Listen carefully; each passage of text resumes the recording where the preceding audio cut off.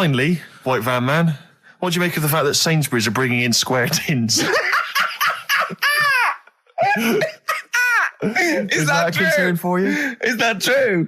Apparently so. Why? Dunno. Like it's easy to stack. This is what the guy in the Sun has said. That should be interesting.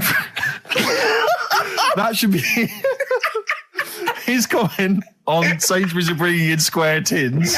Is that should be interesting for meatballs.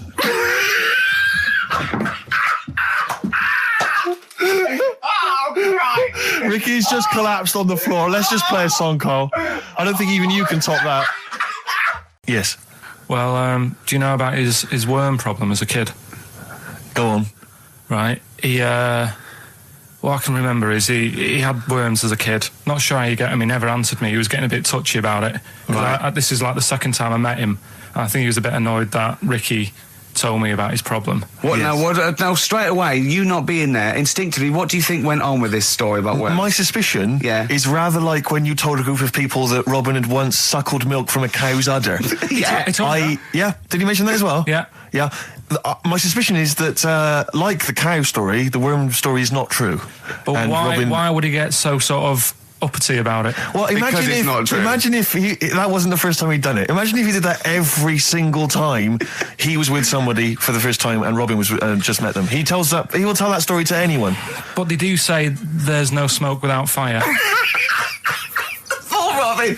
I also told him that the way Robin cured these worms was because the doctor told his mother, right, to hold a piece of ham or cheese near Robin's anus so the worms would come out for the food, and he believed it. I'll tell you why, though. I said to Robin used to sit on spam to try and get the worms out, and he believed it. But Steve, right, do you remember that story about 3 or 4 years ago where there was some bloke in the army?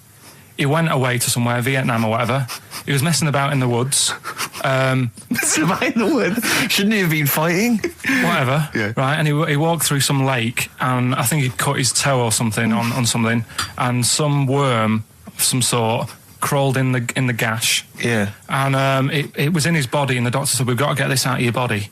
So what they did was, they said, right, the thinnest part or something of your body that things can crawl through is on the top of your head. So they wrapped where the skull is. So they wrapped some bacon. No, they didn't. They did. That's right. Thing. So he's gone in via the toe. So what we do is, I'll tell you what, that worm's probably heading straight for the head. We'll put a bit of bacon on it. The thinnest part of the body is the skull. Of course, it's not the thinnest part of the body. It's where your brain case is, isn't it? It's the skull. There was a reason for it. And it was like they stuck some bacon on his head. And as ever, the vital piece of information, i.e. the reason, Carl seems to have forgotten. Because the worm was in his body, and they said everyone likes to smell of bacon. Including worms.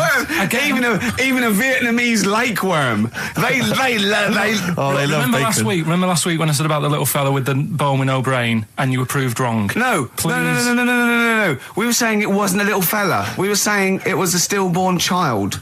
It wasn't a little fella. You're changing it now. You weren't having any of it last week. Right, hang on a minute. I'm getting confused. There was a Vietnamese snake that went inside of a soldier. A little, like, maggot or some sort that you have to get out of your body because it causes problems. Yes, and so in order to get it out of the body, they strapped bacon to his head. Yeah.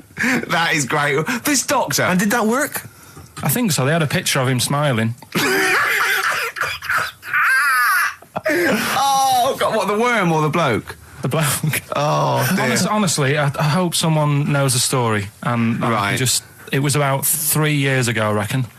Okay. And, it did work. GI bacon. So this is why the worm burrowed out of his head to get the bacon? Get to the bacon. Right. That's great. So this is why when Robin was telling his story, I was a little bit disappointed if it wasn't true. Right. Because in a way... You know Robin's never been to Vietnam. No, but what do you really think that Robin... Well, as Robin said at the time, Carl, why would I sit on ham, then tell Ricky Gervais? It's a very good point. Because if you was a kid, you do daft things like that as a kid. Right. It's the telling Ricky Gervais, though. Yeah. And then, Bless him. Okay. And then anyway, Robin left, and I tried to chase him, but he got away. He knows. And and then we had a few pints, and then Karl embarked on some of the greatest stories ever told. Can you tell the story about your dad? Let me run it by. I haven't spoke to him all week, so let me run it by him. Okay, play records. Because, What we got? We've got one of Steve's... Yeah, well, bizarrely enough, this comes from the Teachers 2 soundtrack, the soundtrack to the current TV series. There's a slight whiff of nepotism in the air. Yeah. Rick, would you like to explain why? Well, that's why you're doing it. My girlfriend worked on it. But Yeah. you were going to play this anyway, weren't you? Well, I was, actually. Bizarrely enough, I was going to play some I Am Clute, and this is from, as I say, the Teachers soundtrack. This is called To You. It's a good track. That's I Am Clute, a track called To You from the Teachers soundtrack. That's also got, I noticed the Electric Soft Parade, The Hives, Star Sailor, Feeder, Turin Breaks, Mercury Rev on there. It's a good little collection. Lovely. Karl has just had confirmation. He's looking smug because someone phoned up and went, "It is true. It's a Laogai chi worm, and you wrap bacon around your head." That's all the bloke knew as well. Yeah. And his name was Gary. Yeah. So I'm not having it. No. And he said, see, that's why the Robin thing isn't so weird. He said, but when you said he tried it with cheese, he said I was having none of it. He's got standards. When Ringo joined the Beatles, now going, boo, Pete Best, but he went... Yeah, and I went, whoa! Oh, God. No, but the teacher just said, it went down really well, you can do that again tonight. Right. When you're in it again. But anyway, so my dad was there, and... And you hadn't told him about this performance, so he just turned up off his own back. I never took the letters home and stuff to show my mum and dad, because it just put me off. So, anyway, he turned up, don't know why, he must have heard from someone else's dad. Yeah. He turned up, and he swore about me, which... Did he? I don't... Could you use a word that's allowed to be said? The word? Of course it is. Right. If you got a kid in the car or anything, you can turn it down now. Yeah. Right. But he said, there was a guy stood next to him with a camera, big video camera, filming it, and he said, "Yeah, film it, but try and avoid getting the twat in the hat in the shot, because I had one of those porters, the little round pork pie hats on." Right. This is so sad. What was this a nativity play? It was about Jesus and stuff. Yeah, well, there was a porter there helping him with his bags. Of course there was, I forgot. I mean, Mary and Joseph, they got there. Yeah, because it was the hope, because the inn was full, but I think the porter doubled up with the inn and the stable. Right, that was nice. So he carry bags over, yeah. You're right, though, I don't know why I was wearing one of them, but I was, and... And your father said that, and how did you know your father said that? Did you hear it? About it later. Oh, he told you about it later? Yeah, I was talking about stuff I'd done at school, and he said, "Oh, God, remember that," and I spoke to him the other day about it. Right. And, oh, God. So that was the end of your sort of drumming career, really? Because it could have been, I mean, the audience loved it the night before. Yeah. You could have, been on, who knows, a whole new world for you. Yeah. Have you done any stuff? I've never drummed. I wish I had, man. That's a movie story, but... and that's why you don't tell, your mum and dad don't know you on the radio, do they? I think when they were down the other weekend, they had to come in, I just said, I'll just go in and press the buttons. Because they could listen on Sky Digital, couldn't they? They could do. But you wouldn't want that, would you? I don't want that. No. Play record. Okay, it's the film review. Karl, you just tell it from the heart. Tell us what you thought about the film, what you thought the... Can I just ask, is this the first time you'd seen Gladiator? You'd never seen it before? No. Okay. And what were your thoughts? Okay. The film review. Gladiator. It's alright. Nothing great. It's like an old, sort of an old version of Rocky done in the olden days, really. Right. A bloke fighting other people. Sure. How sort of well known is the story? Do you reckon people know the basics? Well, just very quickly, just do the plot. Quickly.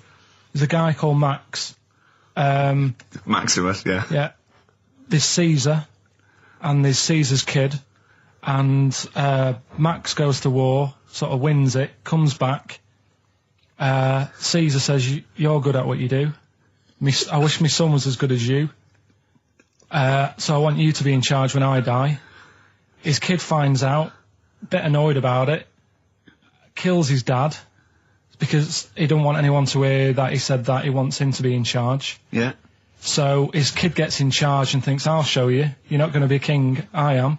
You're going to be a slave or something." And then Next thing you see is... Sorry, can I just stop there? My only thought is the film's 3 hours long, so maybe we shouldn't go through the whole plot. We've done the first 10 minutes, but go on. So, yeah, he's a slave and then... Yeah, but then, that was an interesting bit that I thought, right? I mean, I was watching this with a girlfriend, she was already annoyed because she wanted to watch Friends on E4. Okay. Yeah. It was a good episode as well this week. Was it? Yeah. Don't tell her that. Okay. Right, so she was annoyed and she said, come on then, put it on. And I got it wrong straight away because it says on the back 149, so I thought that was an hour and 49 minutes. It turned out it was 149. No, I thought it was 1 hour 49. Yeah. But it was 149 minutes. Sure. So it overran anyway. By 40 minutes. Yeah. So anyway, the interesting bit was where he was going across the desert on a horse. And I think to show you how long he'd been going across the desert on his horse, he's showing you a shot of the horse's knees and they were bleeding. And I just wondered whether that's what horses do if they run for a long time. Do you know? I don't. Good. Right, so anyway, so he goes on, he keeps going on like this. He's a slave, and then he has a fight at the end with the Caesar's kid, and he kills him. And that's how it ended. Okay, good. What did you think of it? Just generally, what bits... What do you think was wrong with it? Right, well, I've read up on it, and there's already a fact that is wrong. Right. Caesar's kid, he didn't actually kill his dad. His dad died of a natural death. Right, in real life, you mean? Yeah. Okay. And, what's Caesar's kid's name? Comedian or something? I think it's comedian, yeah. Yeah. That's where the name comes from. When a funny person is called a comedian. He didn't actually get killed in real life by Max. No. He died by his sister poisoning him, and he didn't die. No. Are you saying that this is not a historical document? It's wrong. All over the place. Yeah. Well, next week I'm giving you Braveheart, and that is actually true. That is factually accurate. I can't handle it. It is. It was a little Australian fella that helped him out. Just for people who watched it, you know that the guy, Caesar's kid. Yeah. He died.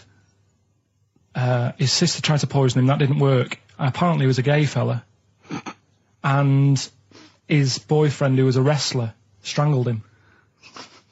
Where did you get this information? On the internet. I thought I'd look it up to see how much of it I actually got right. Yes. And that's what I read. Okay, so out of 10? 5. Really? Yeah. Okay. It's no good. I wouldn't get it out. And it's annoying the way it says, like, you know, this film's got to be seen at the cinema, because I saw it at home and I don't think I missed out on anything. Very good point. I think that's probably the point they're making, but yours is valid too. You had, there's a load of letters there asking for advice. Put them on Claire's desk. That was F. That was for foreigner. I don't know what you mean. Claire Rayner. She took advice. She gave people advice.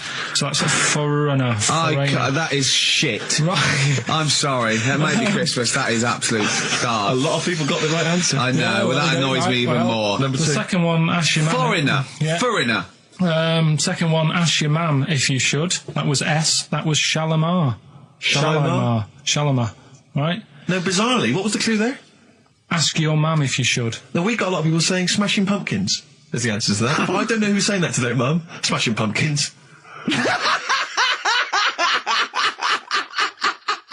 Merry Christmas, Mum. Smashing Thanks Pumpkins. very much. Nice bollocks. Yeah, exactly. Oh, that's great. That's great. Right. Smashing Pumpkins. Your dad bought for me for Christmas. Yeah. And the last one, Lovely plums. What, my Victorians? Oh, God. Right, we've got to wrap it up. Come on, then. A couple of people were arguing in the supermarket at the fruit and veg counter. That was B, that was Banana Drama. They were, like, having an argument. What do you mean Banana Drama? Wait. What group is Banana Drama? What group is Banana Drama? So, you're a fool. You're a twat. Well, you say that, but you accuse Carl of that. You're also accusing lots of the listeners, including the winner, Nicola Rogers, of London, and she wins those great prizes, and she got them bang on, so... Banana Drama. So, can we finish there now? Yeah. What do you mean? What do you mean, can we finish there now? Just play the ads and go. What? No, what are you talking about? We're going to play Jane River all day. Play that then. Goodness me, Carl, look at you. We haven't got time. Merry Christmas, Carl. Merry Christmas, Carl. Enjoy the show. Let's give him a little kiss. Oh, a little kiss. Oh, no, I with tongues, it's Christmas. No, don't. Stop messing about. Get up! You don't talk to anyone or wear a long beard. Yeah, whatever, yeah. No, we're not going to condone that. Please be 18 years or over.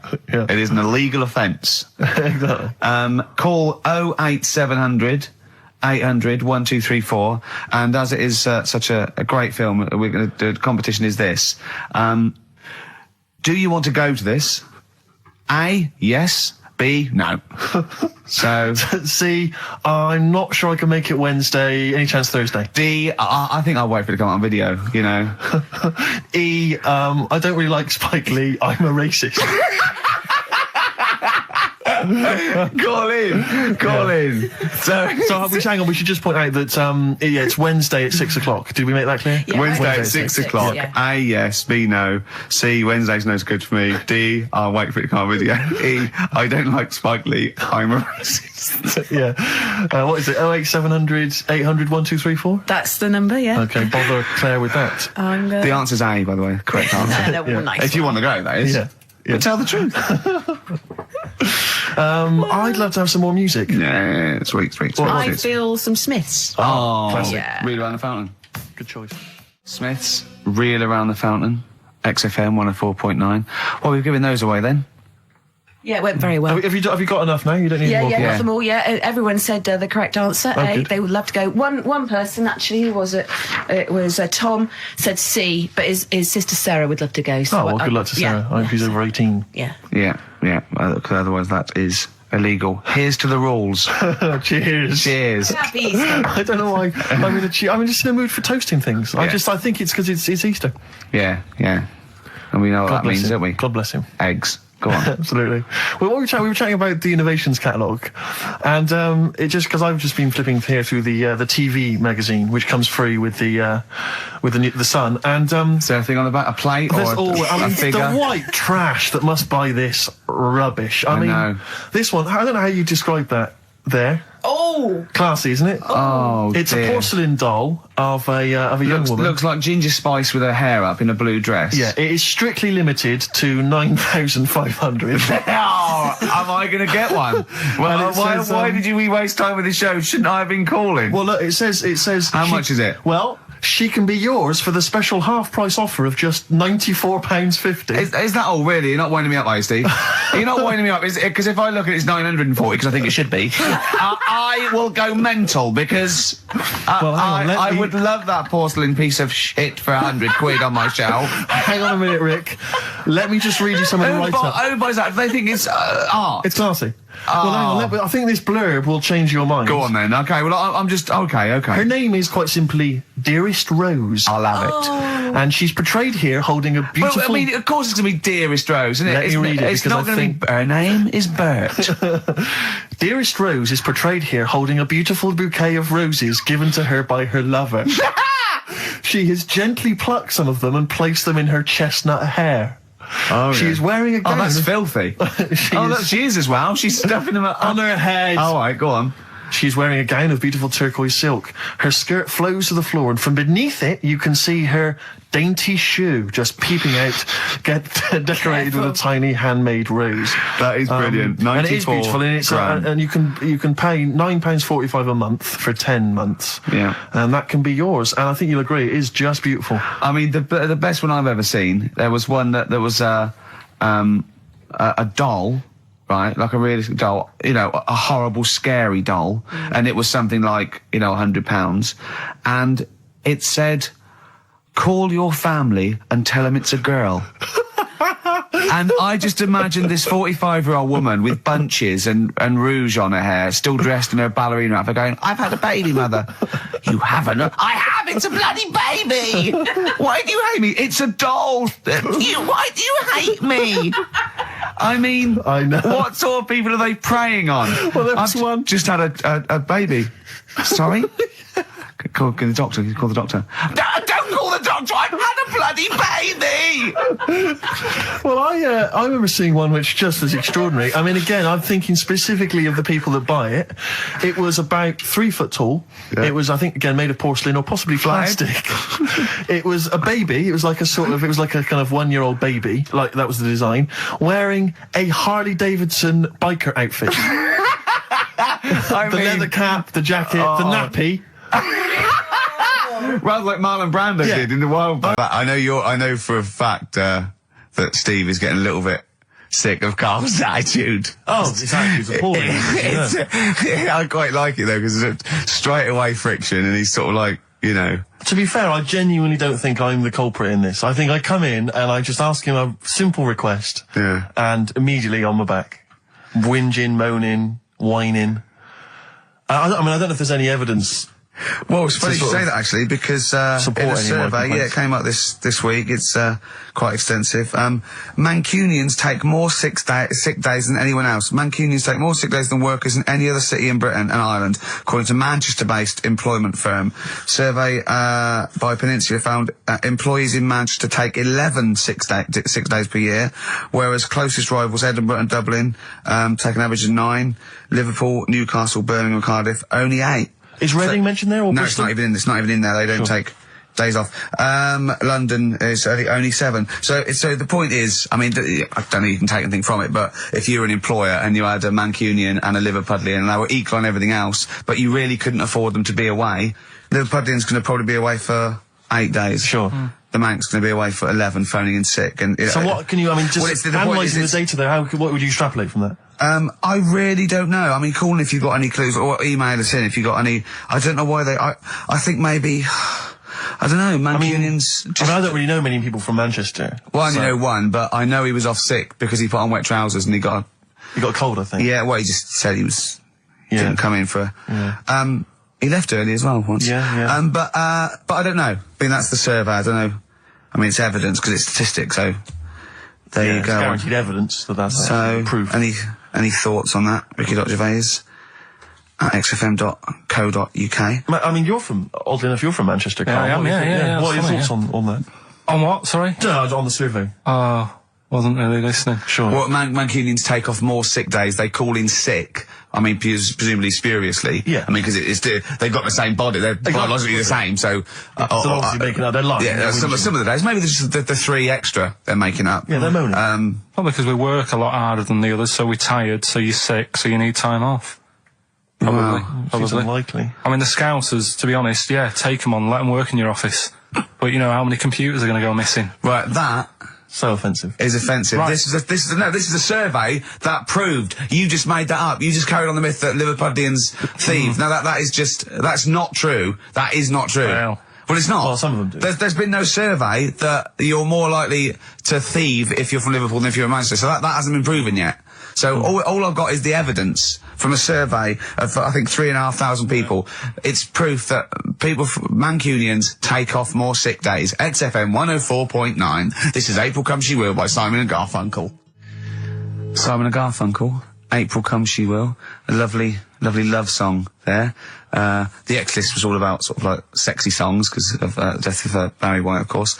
And Carl and Steve having a little argument. Steve said, well, there are such a thing as sexy songs, of course. Carl said, I can't understand it. How can something be sexy? How can you woo a woman with a song? Steve went, well, you don't woo them with it, you just put it on in the background. Carl said, stick the telly on. Stick the telly on. I love that. You don't believe there's any such thing as a sexy song, is that right? I don't think it can get you in the mood. You know what I mean? Right. You're either in with a chance or you're not. I don't think it matters what song you put on. Well, I don't think it ups your chances. I don't think if it does. If you put Channel 5 on a Friday night, right, see a little bit of that action, gets anyone going. It's worked for me, and that's all. What's on when pets go mad? No, you know, like, I don't know the titles of them, I don't look at the titles, but... that show with Chris Moyles? Do you mean the kind of erotic thrillers? Yeah, put one of them on, that gets you going a bit. I might be tired and that, but... What does the woman go, oh, that's an idea. Hey, that's an idea. They're normally called something like illegal briefs. And they're normally about some kind of female solicitor who's defending a guy who may or may not be a killer, but maybe in a former life they were lovers. There's always some nonsense like that, and presumably there's normally some gruesome murders. So how is that getting you in the mood? It's plot development. Yes, the narrative. I love narrative. Yeah. I'll tell you what, that's a lovely twist. I've got the horn. Yeah. Brilliant. So, if you're from Manchester, sorry about that. I mean, it is true. We aren't making that up. We weren't doing a stupid stereotype like Carl did with Liverpudlians. It's just a survey that Mancunians take off more sick days. But there might be... So, these are mine. Number 1. You've been dunking that for too long. That's LB. Right, so... Oh, God, that's too easy. That's but too I always easy. tease them, don't I? I give them something to make them feel like they're going to win something, and then I hit them hard with a tricky one. That doesn't make sense. Yeah, go on. So, the first one, so that's the cryptic clue for a band or an artist. Their initials are LB, and the cryptic clue, you've been dunking that for too long. Yeah. So that's the first one. Second one, you won't be able to play that game in this pub, because the table ain't big enough. Right? Could be an old artist, could be a new one, could be a band. What's the initials? FD. Alright? FD. You won't be able to play that game in this pub. The table ain't big enough. And the final one, well, I've had a rubbish day, so I'm happy it's over. Right? That's the third cryptic clue. The initials being GK. Right? Yeah. Well, I've had a rubbish day, so I'm happy it's over. They're the 3 clues. All you got to do is email in ricky.gervais. That's great. That's genius. Which one? The last one. All right. That is genius. That's the best one you've ever done. All right. Ricky.gervais. That's great. I don't know the middle one. .co.uk. Okay. Email in them 3 answers, you win the stuff. Well, cheers for that, Oliver. Olivia. Yeah. Don't see your email coming up with the Rockbusters answers, so let's you better give us the answers let's again. give them out. The first one was you've been dunking that for too long. That was LB. Limp Biscuit. Yeah, got that one. The third one, we'll jump to that one because you've got it. Well, I've had a rubbish day, so I'm happy it's all over. That was GK. That's a great one. That's Glad it's night. Glad it's night. That is brilliant, Carl. And the one that you're both having a problem with, you won't be able to play that game in this pub. The table ain't big enough. FD. Go on. Fats Domino. Yeah? What? The dominoes, you played dominoes in a pub. The dominoes fat. Pub tables are quite small. You won't be able to play that game in this pub. Fats Domino. Rubbish. So, do you want to pick a winner? Rubbish. Well, you say it's rubbish, but plenty of people got the right answer. Rubbish. Who do you want to go with? The bunch of slightly rubbish prizes is going to Elliot K from Chigwell in Essex. Well done to Elliot. Have you to do the prizes for the Prizes? Okay. Right. In Turkey... Nice. It's not, actually. That's where I went, and there was them little fellas after Suzanne in the kitchen. What? What do you mean? We went to Turkey. You went to Turkey and there were some little fellas. Well, they had quite a few sort of midgets working in the kitchen. Why? Is it a theme? No, Was it a theme holiday? I don't know. Might get them cheaper or something. Was it? So they were get them working, cheaper? They were working in the kitchen, and one of them fancied Suzanne and kept sort of eyeing her up, and she was winding me up saying, Not eyeing up and down, just eyeing her up. Anyway, no, so What was she doing in the kitchen? No, it's like a pick what you want to eat type buffet, but you have people clearing the tables and that ready for you to come along. Are they low tables? And you know, he was just keeping an eye on her. What did he say though? Was he It was Turkish, so I don't know what he was saying. But he was Little fella, yeah. Did he What do you mean a little fella? What do you mean little fella? Sort of dwarf-like. What do you mean dwarf like? He had magic powers or he was 4 foot? No, what do you mean, Carl? A little bloke, just like a normal bloke but small. If you stood him in the desert, you wouldn't know. But he'd be hot and says, right, Carl. You should watch out for the monkeys. Yeah, underground. Those underground monkeys are dangerous. You can't just say there was a little midget fella who was eyeing up my girlfriend and then leave it. What do you mean? What was happening? This is a story to us. This is much more interesting to us than, and she was deaf, right, and she hit her head. That's much more I don't interesting. understand how it manifested itself. Did he come over and say something? No, do you know when it's like girls know, don't they? When someone fancies them. What do you mean there was lots of them as well? Do then? they? That's worth knowing. Listen, right, come on, right. So you went into this holiday, yeah? Yeah. And you went into the dining room or something? Yeah, downstairs. And you looked over. You thought, this is there's no one serving. Yeah, and they go, Wait a minute. hold on, you looked down and there was a little waiter. There was loads of them running around busy. Why though? Why did they It get was summer. What do you mean? Because it was Loads of summer. them. They had more of them They on. come out in summer. They come out in summer. What do you mean they had more? What do you mean? Because it's busy, isn't it? Well, no, but they hibernate in the Why winter. were they all midgets? I don't know, maybe it doesn't heat stunt your growth or something. No! Well, they just happened to, maybe it was a thing that they did for tourists or something, I don't know. I just got on with my meal, it was a holiday, do you know what I mean? So it's a midget serving. I'm not going to ask any questions. Right, okay, yeah. So they're all little fellas running around, and this one always was like, you know, oh, do you want a new serviette? You know what I mean? Going out of his way to sort of... for turning on the charm. Yeah, he was going out of his way. The others weren't. Right. I think what was happening is he'd been working with Santa all the winter. Yeah. This is like a little summer break. This one He was hadn't your seen a girl. waiter, and so he was being polite to you. Maybe. But what did Suzanne say then? Well, she was using it to wind me up. What was she saying? Oh, he's... Oh, just like, you know, look he may be small, but he's built like a... Yeah, he's all man. So... Were you jealous of a midget then? You were jealous of him? It is a bit annoying, isn't it? Why? It wouldn't bother me as much now, because I've been with her for ages. Right. But at the time, that might have been one of our first holidays, and it's like... You don't want to be what's going on? I paid for this holiday. Yeah. And then you get off with a midget? Yeah. Oh. So anyway... But it doesn't matter, because you got chatted by a bearded lady. So. yeah. Tell you what, no, that's got nothing to do with that. What were you going to say? What were you going to say? I was going to say the hotel was half board, and maybe... Oh, right. I thought you were going to say it's just one of her shortcomings. So listen, right? Play a record. People who have tattoos, I've never understood it, right? That they have something put on their arm. Right, sorry. Have we started the educate? Is this part of it? Are you educating me? This is something that will be useful in my life that I didn't know about. Yeah. Go on then. No, it's just like they've got a machine out, right, that does tattoos. Tattoos. You come up with a design you want, and you sort of this machine scans it, and you put your arm in this thing, and you press print or whatever, and then it does the tattoo on your hand or on your arm. Like loads of little needles that follow a pattern? Yeah, the computer, basically, yeah. Is it a real tattoo? It's a proper proper one. The fella said... well, as long as it goes out, it pierces the skin with a I just wondered if it's one of those kind of, those kind of... No, it must be lots of little needles or a moving needle that can go Sorry, along but it. how is this cleaned, like, in between each person? Don't know, probably... I don't know. Well, no, as long it's only that if it's one needle, it's just the head, isn't it? If it's one needle that moves, does it like loads of little... What are we gaining from a machine doing it?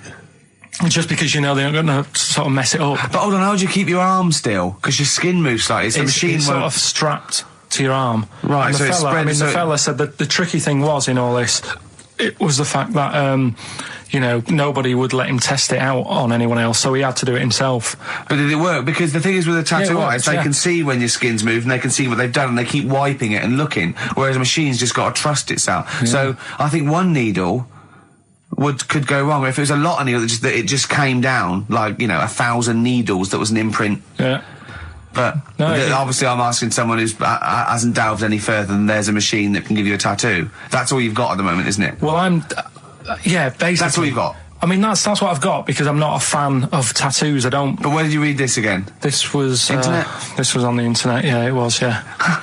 Okay. And I just don't understand why people do it. That's what got me attention. Because me... Sorry, what have I learned from this? That if you wanted to get one, you can get one done by a machine now. People say machines are sort of taking over and that.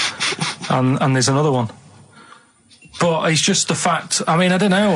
So give us the snappy title of this education again. Why don't they just get a diary or some paper or something to write it on? That's why I always think when I see people with loads of tattoos, like there's that fella who we were talking about the other week in Scotland who was covered 99% in tattoos. It's just like, what have you done that for?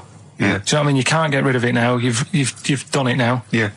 One of my uncles, right, Tattoo Stan, he's just caked in them. Tattoos. Right. I don't think he's my proper uncle, but it's just like my dad's got... Tattoo Stan! No, my dad's got... That's a province in Russia, isn't it? My dad's got loads of mates who... When you say he's not your proper uncle... do you know, like, when just a bloke someone who used to comes hang around around, with you're the alright, Uncle Stan? Yeah. Do you know what I mean? And my dad had loads of mates like that. There was John the Screw. Right. So he either works in a prison or he likes to have sex. Cabby. Cab driver. Okay. There was Jimmy the Hat. I don't know where he Jimmy did. the Hat? Yeah. And, did he wear a hat?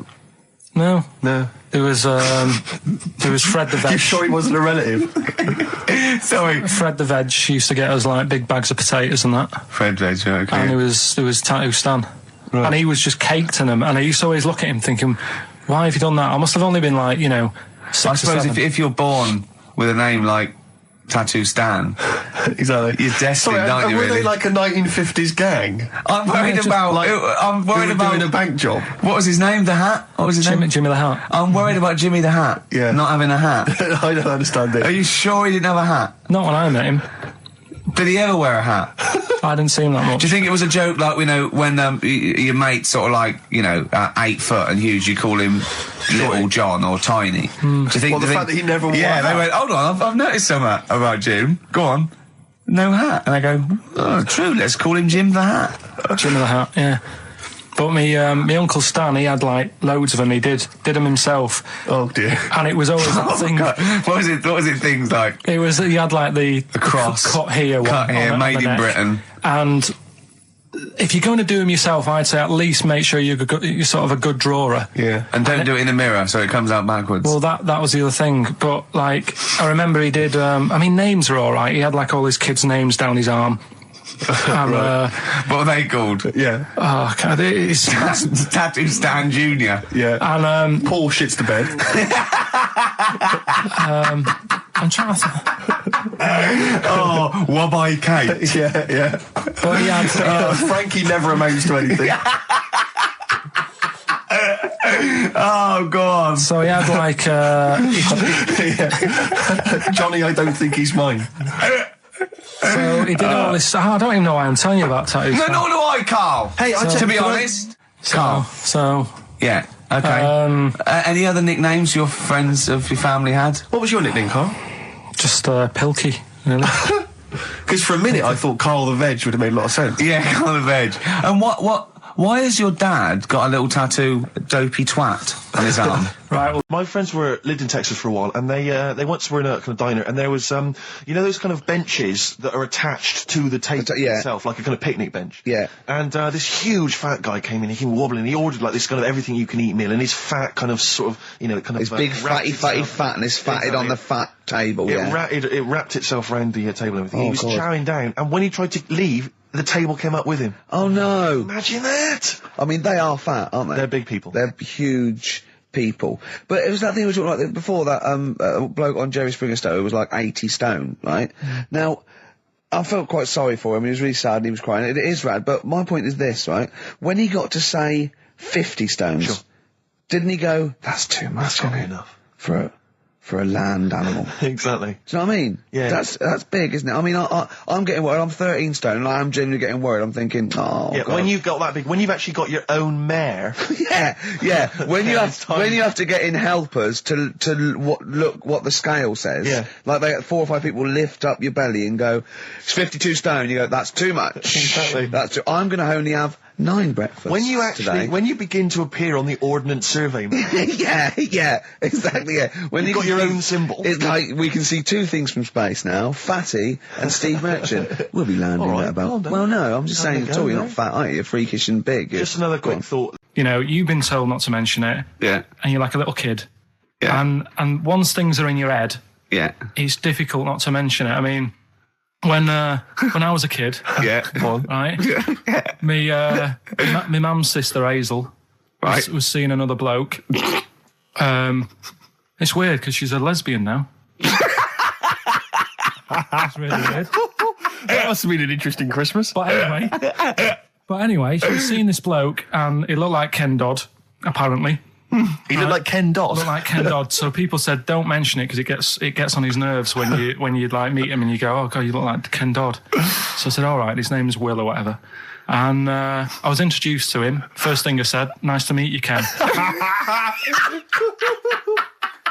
Did you do it as a joke, or did you? No, because Just you know you- when you know that it's like, I'm not allowed to say that. I can't Yeah. say that. I mustn't say that. Can't. And then I saw him. I thought, Jesus, does look like him. It just came out. Was it Dodd who turned her into a lesbo, do you think?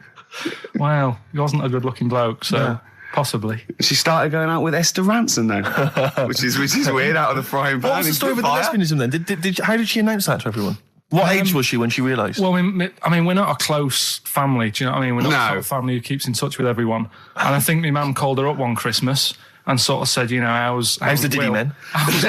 Yeah, how's Nutty Ash? And she said, oh, no, I don't do that anymore. I'm knocking about with Sandra or whatever. Right. And it was like, oh, right. No, my parents won't let me ditch my studies. He's currently reading modern languages at London University. Sure. He wants to follow his dream, but his parents won't let him, of being a dancer. Carl. Worse than that, he says that they're trying to arrange a marriage to a bunch of minging daughters of people they know from good families. He doesn't know what to do, so he's got the arranged marriage coming along, and he's also got, he basically wants to be a dancer.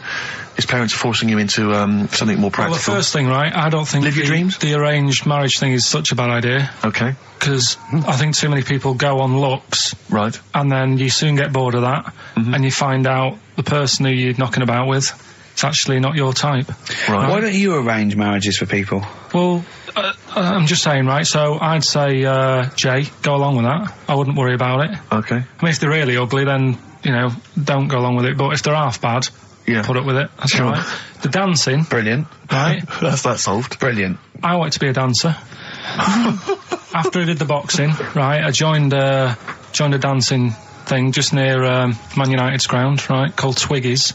Went along, I wanted to learn some moves. How old were you? Well, it was when Michael Jackson was, pretty big, so about 83, 84, 85, something like that, around there. Wanted to do it. When I went, it was shut, and it had become like a warehouse for toilet rolls. So in a way, I wonder what would have happened. Sorry, how is that an anecdote about you going through dancing?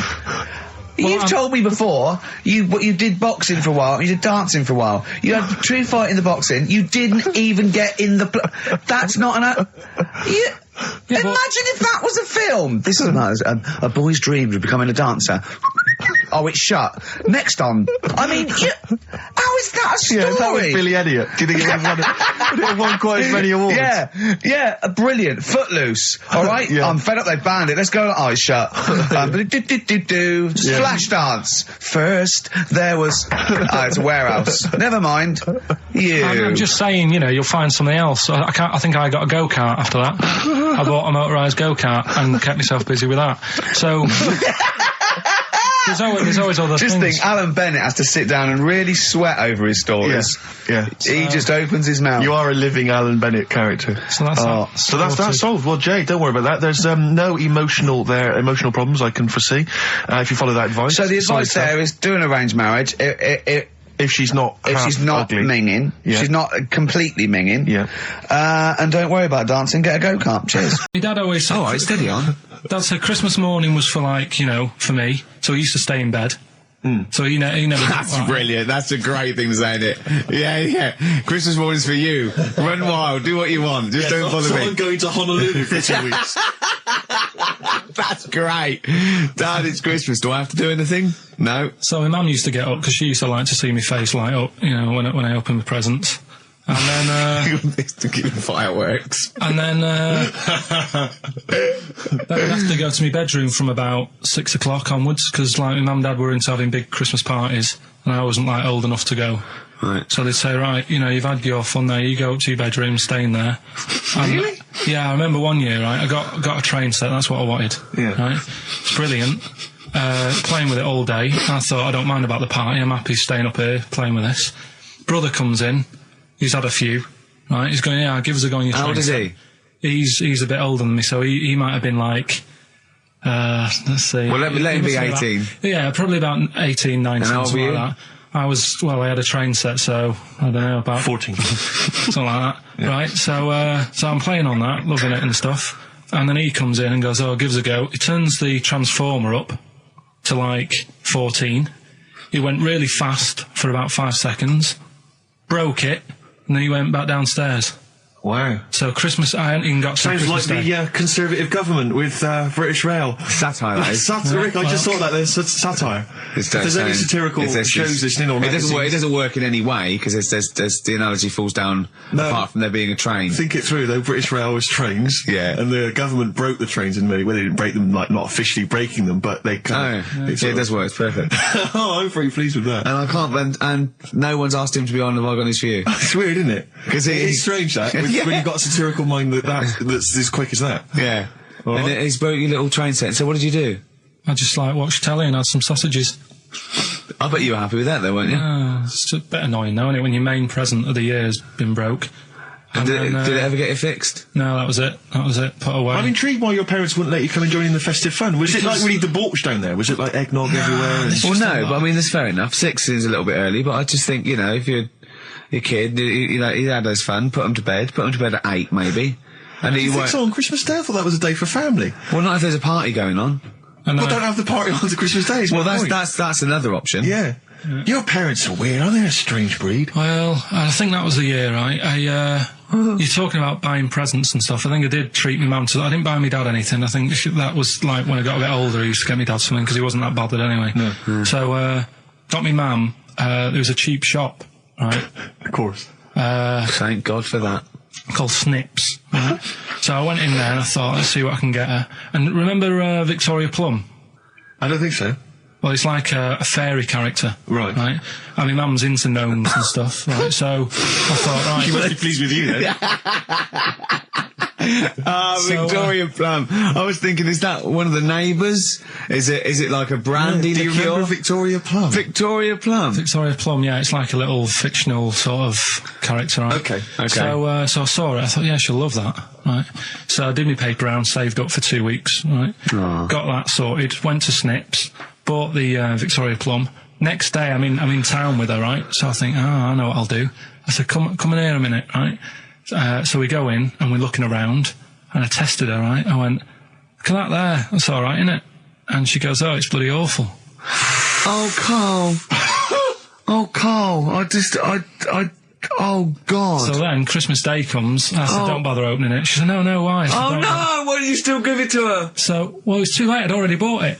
Oh, Carl. So she opened it and I was like, and she said, oh, that's nice. I said, why are you saying that? I said, the other day you said it's bloody awful. She said, oh no, I thought you were pointing at something else. Oh, no. So that's why I don't get anyone anything anymore. Oh, God. Play record. Oh, God. Oh. That's good, isn't it? Not bad. Gold Rush. Let you down. I'm actually quite affected by Carl's Victoria Plum scenario. Just the fact that, like that eagerness, he wants to make sure it's a great present. He's saved up his paper round. He thinks it's like a gnome, but modern. I'm worried that you're using it as an excuse now, and that's why you're not buying anyone any gifts, because you've had your fingers burned once. I mean, you were 6, 7 years old. To be fair. No, you weren't. You were about 13, weren't you, if you're doing your paper round? Yeah, it must have been, 11 or 12 then. All right. Yeah, so I'd saved up. Oh no, I'm not using it as a thing, it's just What did you get your mum this year? I've sent them some money so they can get a passport. So they can get a passport? What do you, where are they? Immigrants? Are they trapped No, 'cause somewhere? Well, they're in a holding bay somewhere in Dover. Yeah, I got What a do you friend mean? who's a truck driver who's going to sneak them across. For New Year. What do you mean? So they can buy a passport. What do they do? Sell it when they were a bit down in their luck? No, they haven't got that much money, right? They've never been abroad, and the mate said they might take them next year, and they said, oh, we haven't got a passport, so You've I got to thought... buy a passport, have you? Isn't that your God-given right as an Englishman? No, you've got to pay for them, they're 30 quid each, so you better had to, otherwise they're conning me. Right. They So said you it's sent them 30 60 You don't quid? get born with a passport, of course You you sent them don't. 60 quid in an envelope, have you? Well, check. Right. I love that. He'll be watching telly and France will come on and he'll go, oh, what do you think of that? She goes, it looks bloody awful. I go, don't open it. no. Don't open it. Don't open it. So you've not paid for a holiday for them. You've No, I've you've just given sorted them- out well, it's the better prize, isn't it? Because they can't go anywhere without it. Well, the passport keeps on giving. Yeah, It's the perfect so- 10 years. That is, yeah. So, but no, I never used to. I mean, I can't think of other things. I used to get me dad once I started getting him stuff. It sort of used to be a dressing gown, Yeah. and then. But as an extra surprise, I used to put like a cigar in the pocket, so he'd think that was it. Yeah. Then he'd put it on and put his hand in the pocket. Right, and then he what's just this? hit you because he thought you'd nicked it. Yeah. Oh, dear. So you bought him a jacket with a cigar? That's quite thoughtful. Did you sneak a cigar once on Christmas? Yeah. Well, it was that's when they used to have like the big do's, like I say. You know, they were known for it. Like the whole estate used to know that you know, we were having a party. Yeah. So, So they'd all come round. so they all come round and just have food and drink and that. And, I cannot imagine how unpleasant that must have been. Awful. And you locked in your bedroom with a broken train set. Yeah, crying. And looking at Victoria Plum, whatever that was. In the bin. Oh, in the bin, yeah. And hear a mum saying, and he got me this. Isn't this piece shit of rubbish? You could hear him just throwing it against the wall and laughing. And all the neighbours laughing. do you believe in palm reading and stuff? No. Yes. Sorry, yes. Yep. Yeah, of Yeah. course. Sorry, I forgot. Yes, of course we do. Right, well, there's a fella who, he used to do palm reading. Oh, yeah. But a lot of people, he found that when he went up to him in the street and said, do you want your palm reading? He was like, a lot of them were like, you know, I'm a bit ashamed of my nails and stuff because they're a labourer or they're a cleaner or something like that. I know a lot of labourers are slightly embarrassed by their nails. Yeah. No, but... Yeah. So he found Look that, at my bloody hands, Reg. well, That's that hod carrying. did I ever tell you that? Did I ever tell you that I got picked at school to make tea and serve biscuits to old people because I've got good nails? No, go on. Is there any more to the story? Well, that's about it. I mean, we used to do like, I think the head teacher must have been getting something, maybe getting his mum in there for free or something in this old people's home. So he offered the kids at the school, he said, right, all sit at your desk and put your hands on the table. And everyone did. And he walked past me and he said, not bad. And he said, you've got the afternoon off. You can go and serve biscuits and tea to the old people. What did you say? I said, all right then. Was good. that? Yeah. Good afternoon. But anyway, Was so it? these... Yeah, so what did you do? He just sort of walked around and went, you all right? Do you want bourbons or digest? I bet you get on with old people, wouldn't you? I'd love to see... Maybe Especially the senile ones.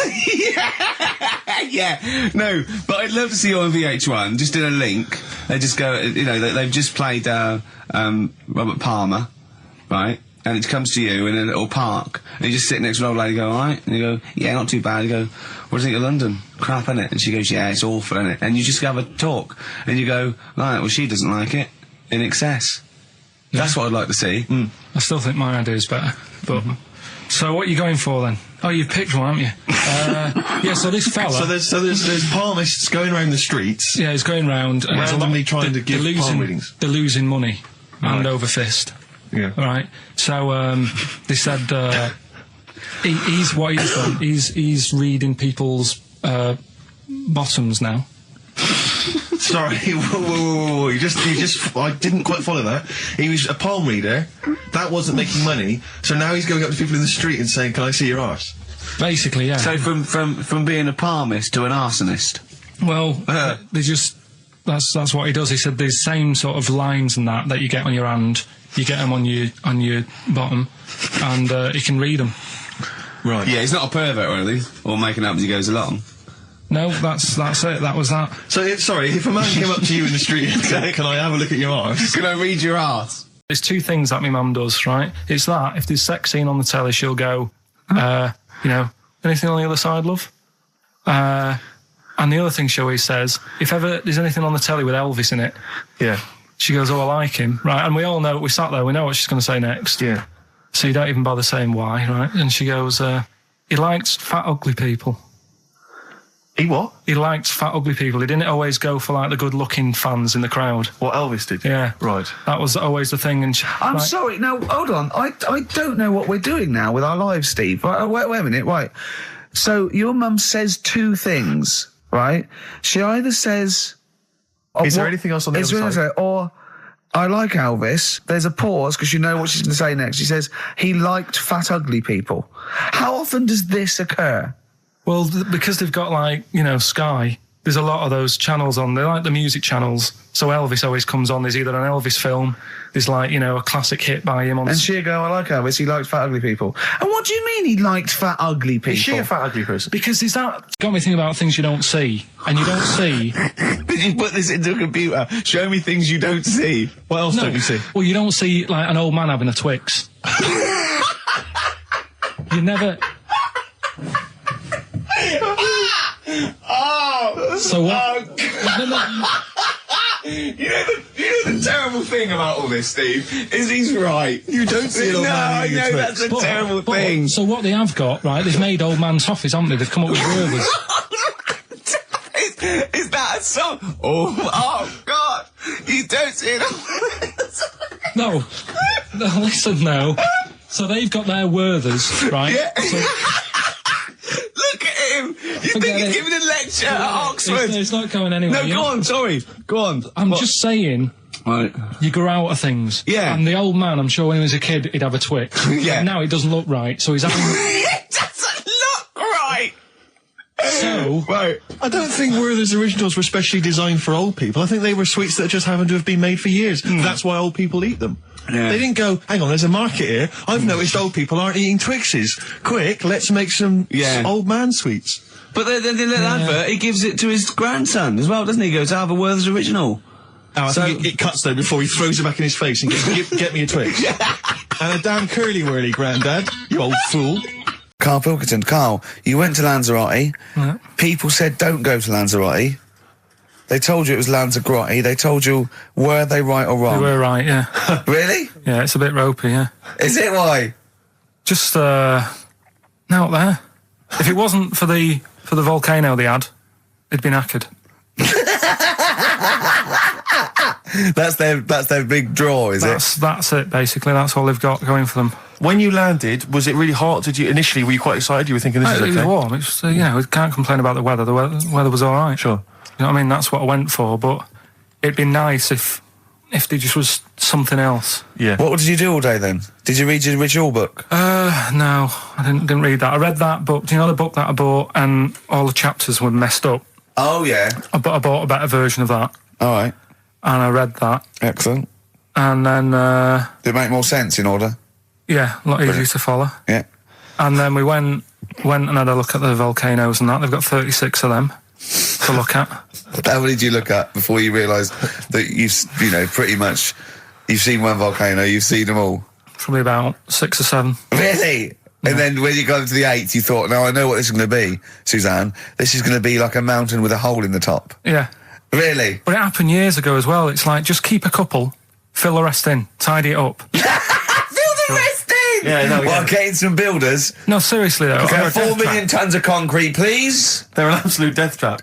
Yeah, what? Yeah. What do you mean, fill them in? Do you know what a volcano is? It's just a hole, isn't it? That's happened. Well, it's more than the happened back hole. It's in- more a portal to the magma in the centre of the earth. Back in 1730 it happened, and they still haven't sorted it out. Well, when you say it happened, volcanoes were made a lot longer ago than 1730. No, but the one that did Lanzarote in. Right. Sort it out. What would you suggest? Well, How tidy can it they up. fill it in? It's joined. It's all joined. No, but what I'm And saying is, it was the a- big it was- plates of the earth are all joined. It All was the a disaster, magma's wasn't it? joined. With the trade centre thing, that happened. They cleaned it up, sorted it out, they've moved on. That's what I'm saying. Whereas Lanzarote have just gone, leave it.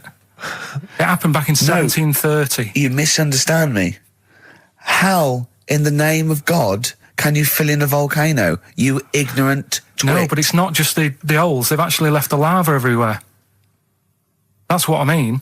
It's not just the big holes. There's lava everywhere. But it's molten rock. They can't just pick it up like they're like a carpet. Put it in the holes. The holes are there ready. Just push it all in. That's what I'm saying. What exactly is there then? Is it just a kind of moon-like kind of surround with just kind of dust and rock? That's exactly what you see. I was there when the Mars thing went wrong. Yeah. I would have just sent a camera crew there, filmed a bit of that, right, and say, here we are. This is it. Ignore the little coffee shop in the background. Right? This is Mars, because that's what it's like. Just loads of dust. Yeah. Holes everywhere.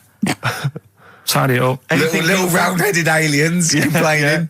Oh, I'm looking forward to it. Was it Nelly?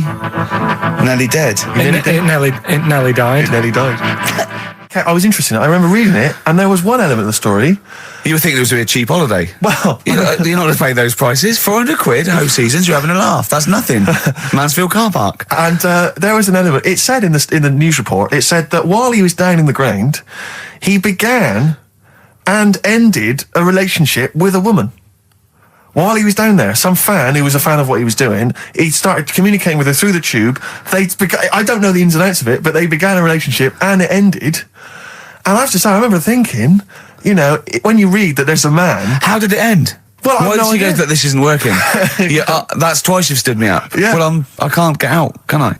I remember thinking at the time, you know, I as I say, I was not the sort of the ladies' man that I am now. I remember at the time reading it and thinking, there's a bloke, you know, he's pulling women 10 feet underground through a tube. Through a tube. I mean, I'm out and about Yeah. with some of the most expensive hair products on the market. I've got to sit down and ask myself some very serious questions. Oh, dear. Extraordinary. I didn't realise. Yeah.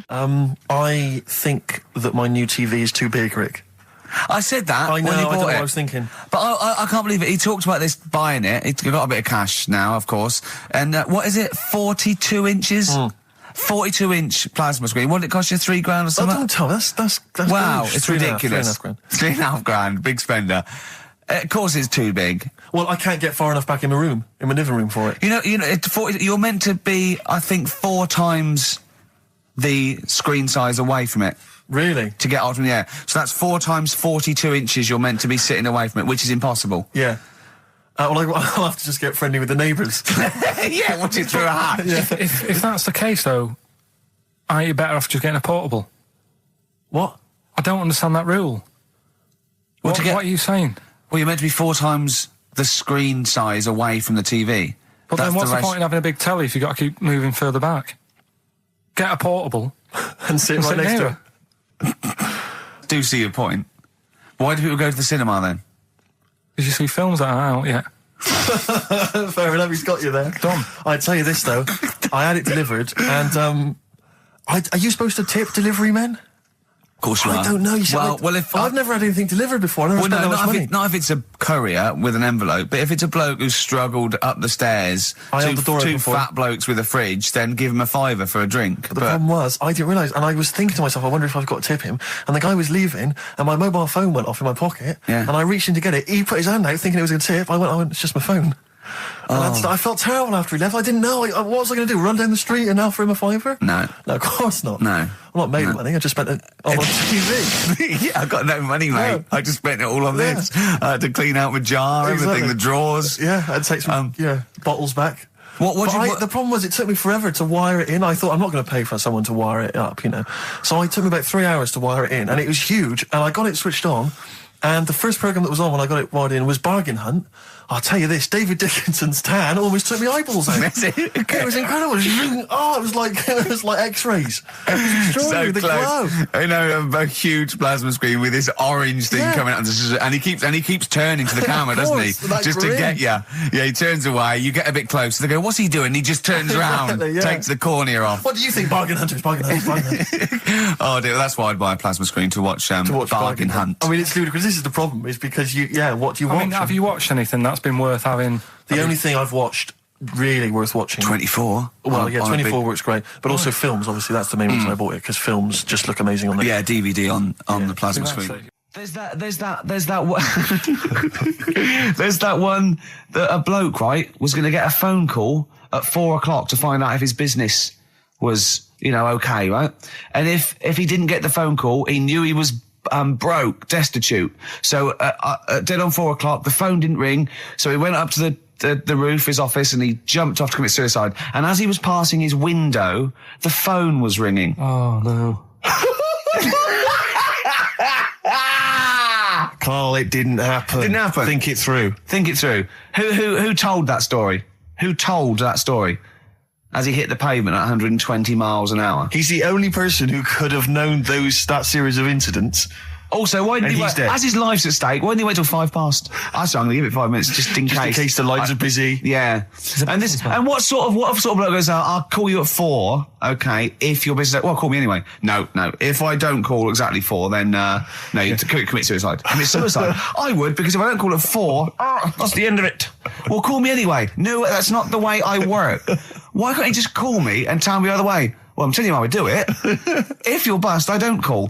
Can't you just call to verify in case something goes wrong? What if it's engaged? If you want to be engaged, just commit suicide at 4, please.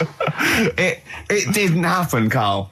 I've only had one upheld, one serious slap on the wrist for something I said. But What was he saying?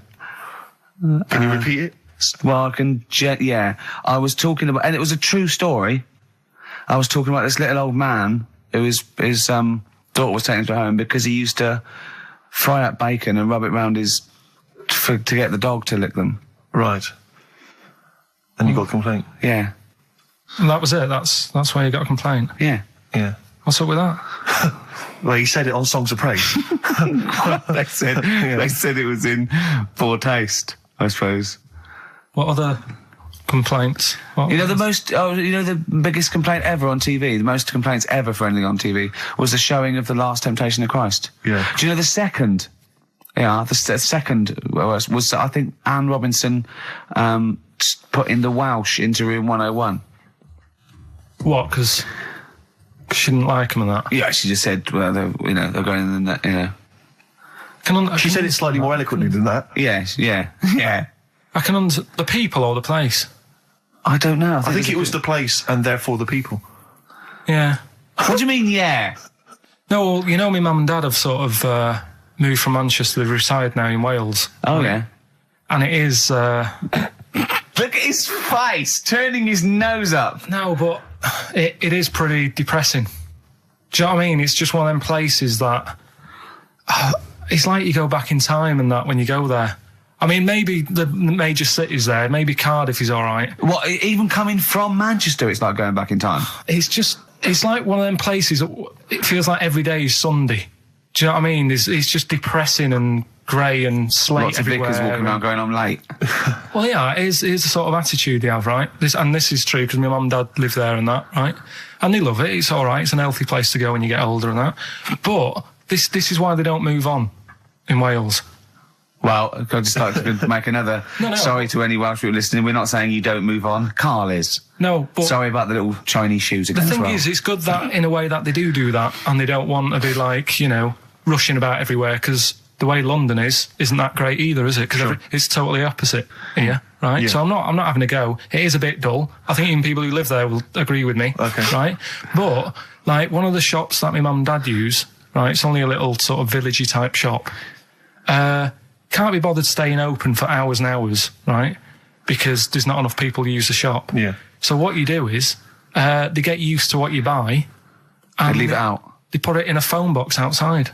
They put it in a phone box? Yeah. So it doesn't get wet. So my dad's loving that. Well, Once he yeah. found that out, it was like, brilliant.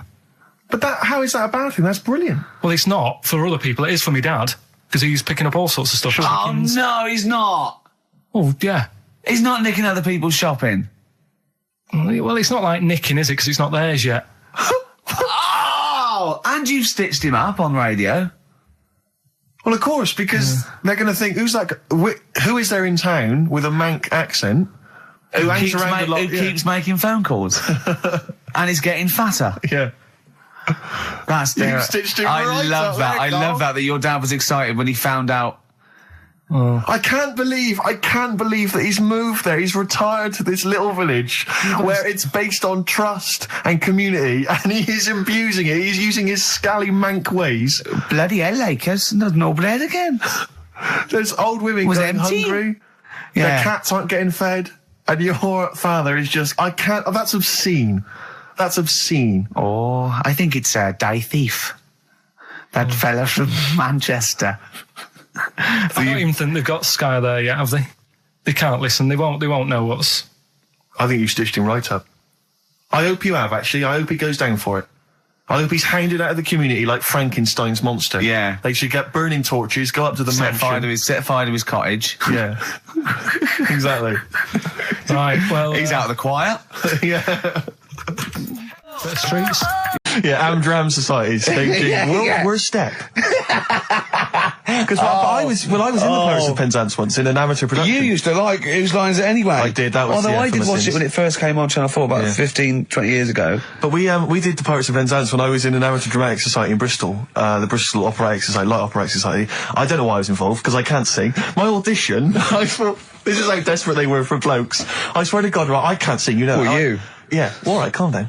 And I went in and they said, so what are you going to sing? I went, well, I want to surprise you. They said, do you want a piano accompaniment? I said, no, I don't think so. I went to the back, I swear to God, I went to the back of the room and I just sang Thumbelina, Thumbelina, tiny little thing. Thumbelina dance, Thumbelina sing. Thumbelina, what's the difference if you're very small? 'Cause when your heart is full of love, you're 6 feet tall. I just did that. And they just looked at me like I was the weirdest freak they'd ever had. Immediately put me in the chorus, because that was how desperate they were for blokes. We rehearsed it. I couldn't remember the lyrics. Thank God you were doing Thumbelina. Yeah. Oh, but dear. I couldn't remember the lyrics. What was it for? Was it Gilbert and Sullivan? It was the Pirates of Penzance. There weren't enough blokes, right? So that we had to double up. So some of the pirates had to double up as the policemen who were chasing the pirates. A little bit problematic in the scene when the policemen and the pirates have a fight. That was a little bit tricky. And the worst things, there's this sequence where, like, the daughters of the Major General all kind of like, oh, beautiful, something like, oh, beautiful little girls are we, la la la la la la la. And the women they must have all been over 40. I mean, real kind of toothless crones creeping around in their 90s. Is it the sort of women that buy one of those sort of porcelain dolls from the TV and go, look, I've had a baby. It's not a real baby. It is a real baby. I'm going to stab you. Yeah. One of those. Exactly. It's the sort of women that you'd see maybe on TV's Bargain Hunt. The kind of contestants you get on there.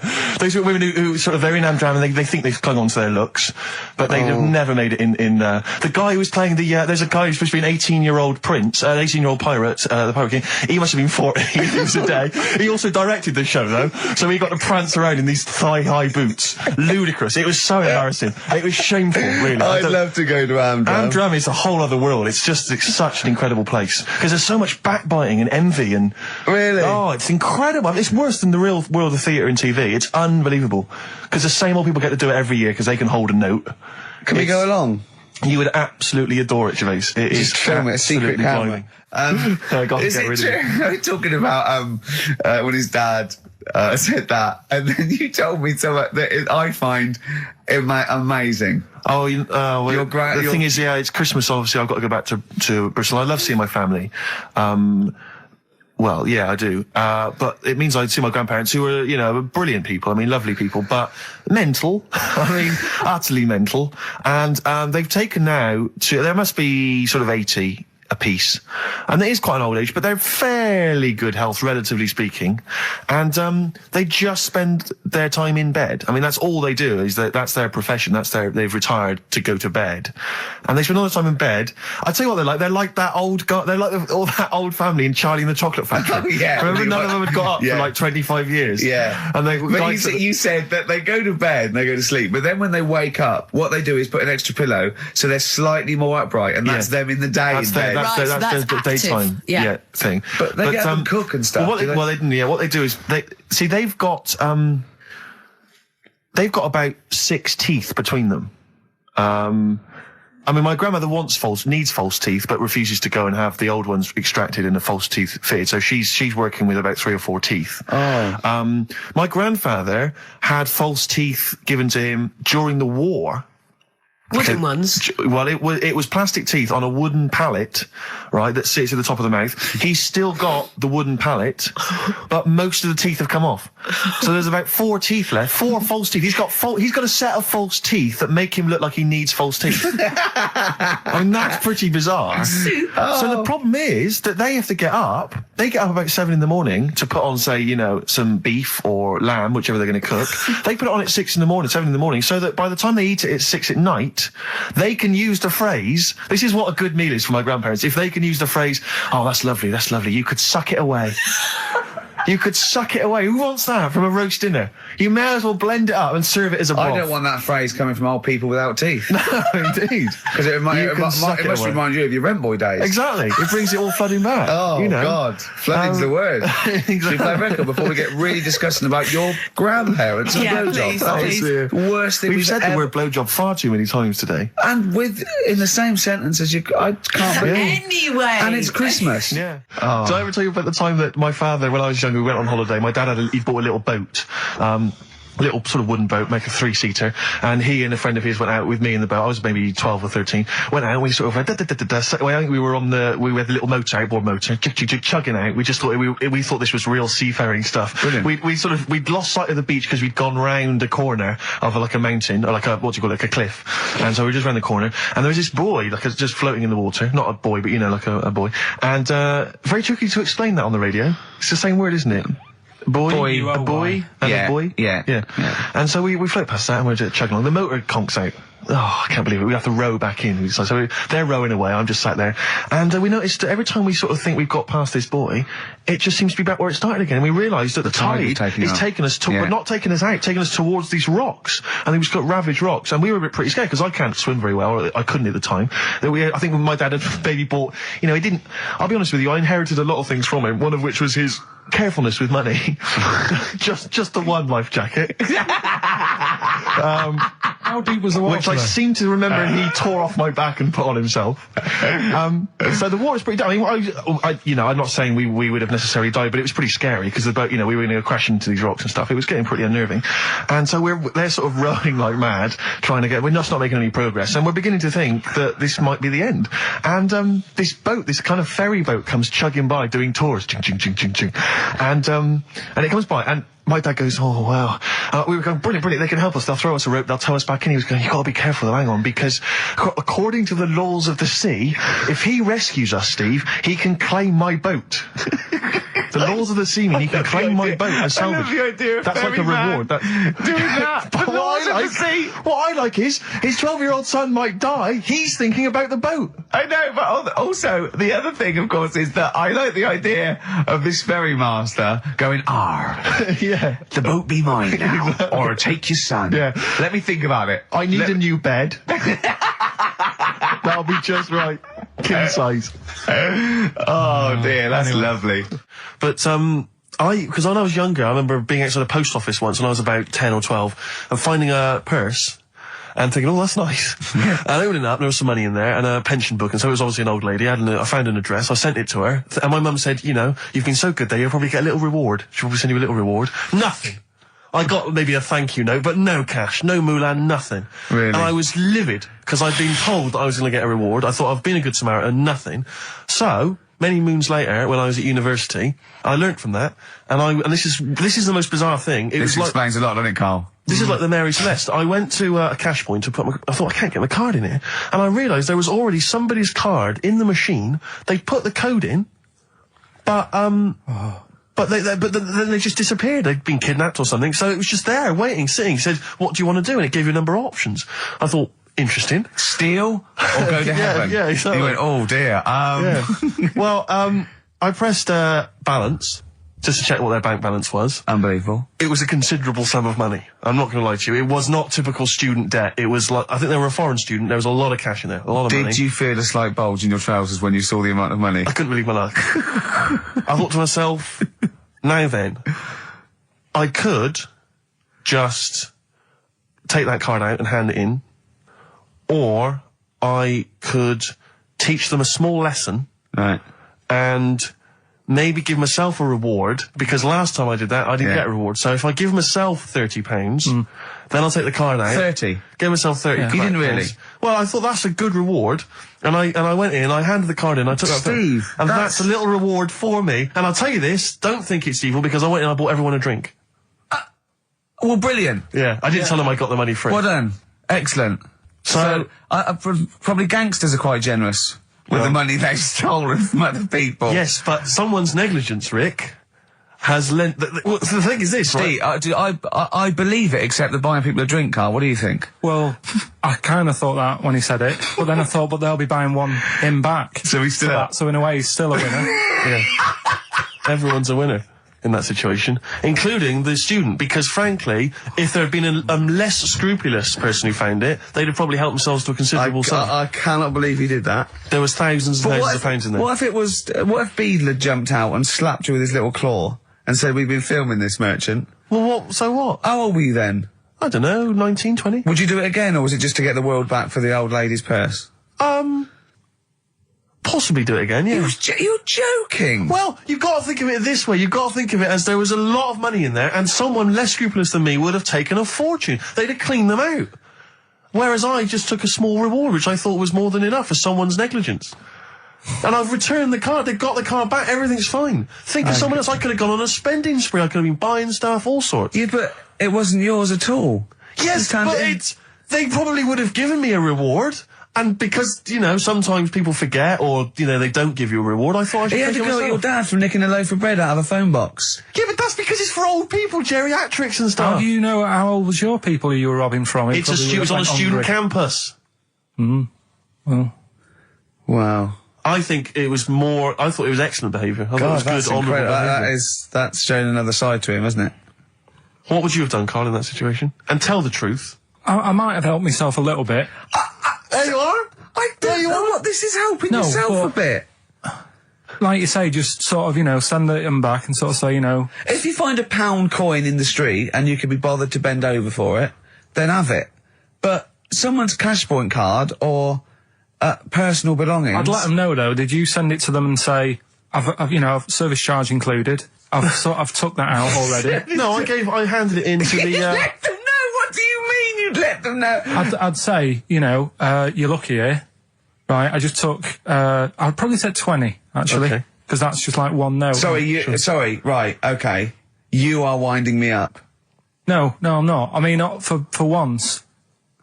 I mean, I know what Steve's like. He is tight, right? He is. And you know that, don't you, Steve? financially, you mean? Well, no, I mean, just the way you are. You're very sort of, you know, you're not wasteful with your money. I'm careful. No, I'm not wasteful. Absolutely right. No, but to the extreme.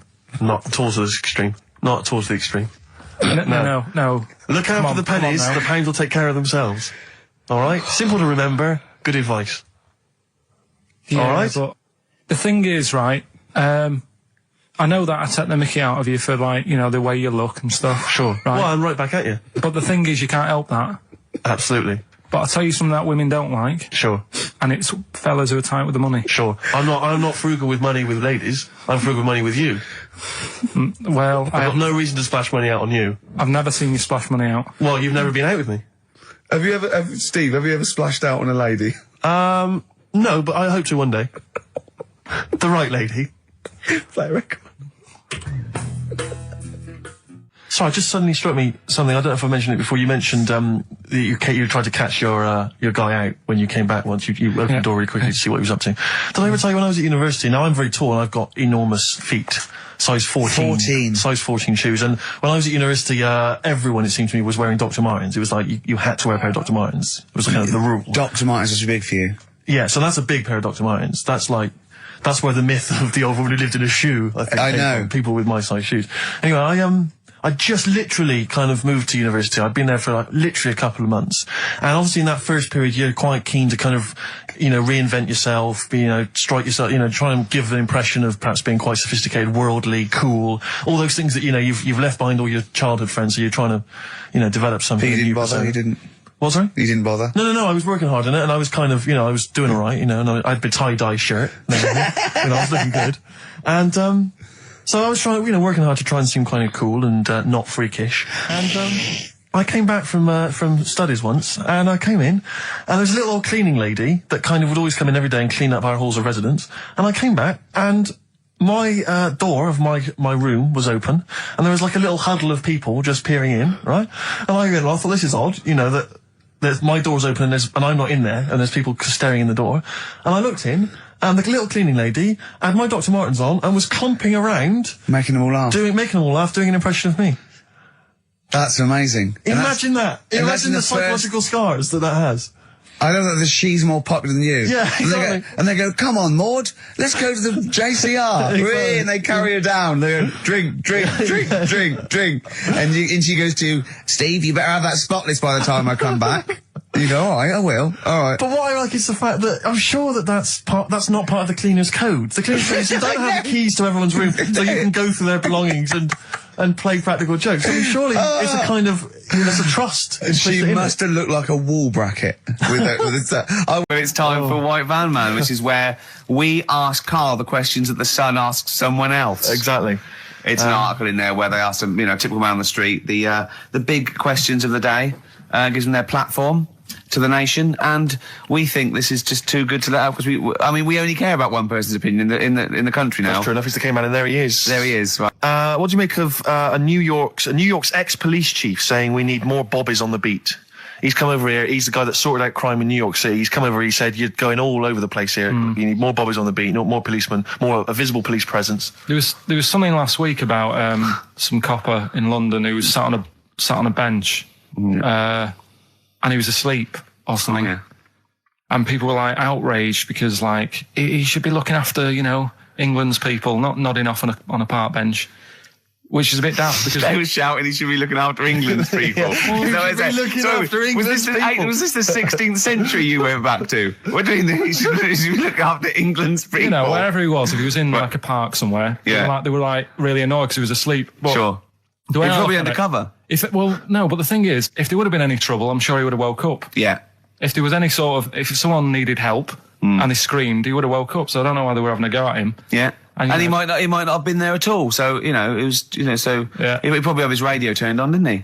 Yeah. Listening to Heart. So you're not concerned then that there's not, the crime's going up? I think there's enough. I see quite a lot of them whizzing around. Okay. You're happy then? Yeah. As long as you're happy, Carl. So you don't think it's too much crime?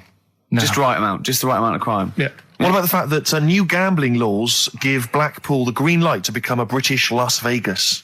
What do you make of that? Are you a gambler? Little bit when I go on holiday, like going in the arcade and having a little flutter. Sure. What's your favourite? I have a go on the fruit machines. Yeah. There's a good one called The Simpsons. Right. Is that your favourite? Yeah, it's quite good. Is that a tie-in with the TV show The Simpsons? Yeah. Okay. Will they make Blackpool the next Vegas? I don't think so. No, nor do I. Can't see it happening. No. You been to Blackpool? Yeah. What was it? It's a bit rank. Is it? It is a bit rough. Okay. Needs a lot of work doing on it. Yeah. No, that won't happen. Okay. And you're not worried about this encouraging gambling, generally? Gambling's not a vice you're concerned about? If you're a gambler, you're a gambler. Do you know what I mean? If Blackpool isn't done up, they'll go somewhere else to have a flutter. Sure. So it's not going to make any difference. Okay. No. Well, it's time. Well. Go on. That time, isn't it? Yeah. Play the jingle. Yeah.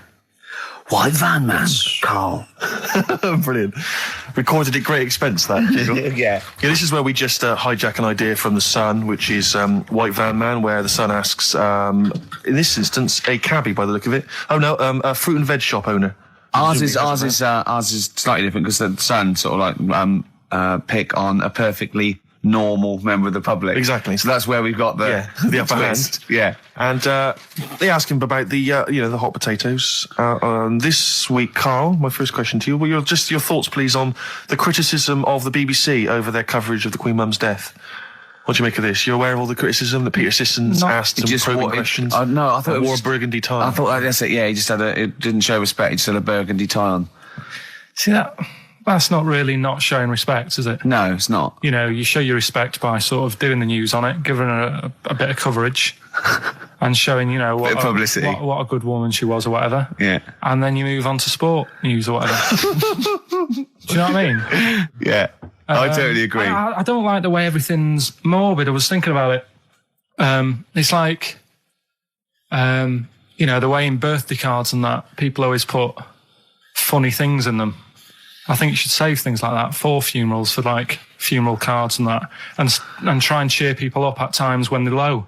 Do you know what I mean? Because on your birthday, you're quite happy anyway, so you don't need someone putting a funny comment in a card. I think, when you send a card... What would you suggest? Well, whoopee cushion, but on the vicar's chair.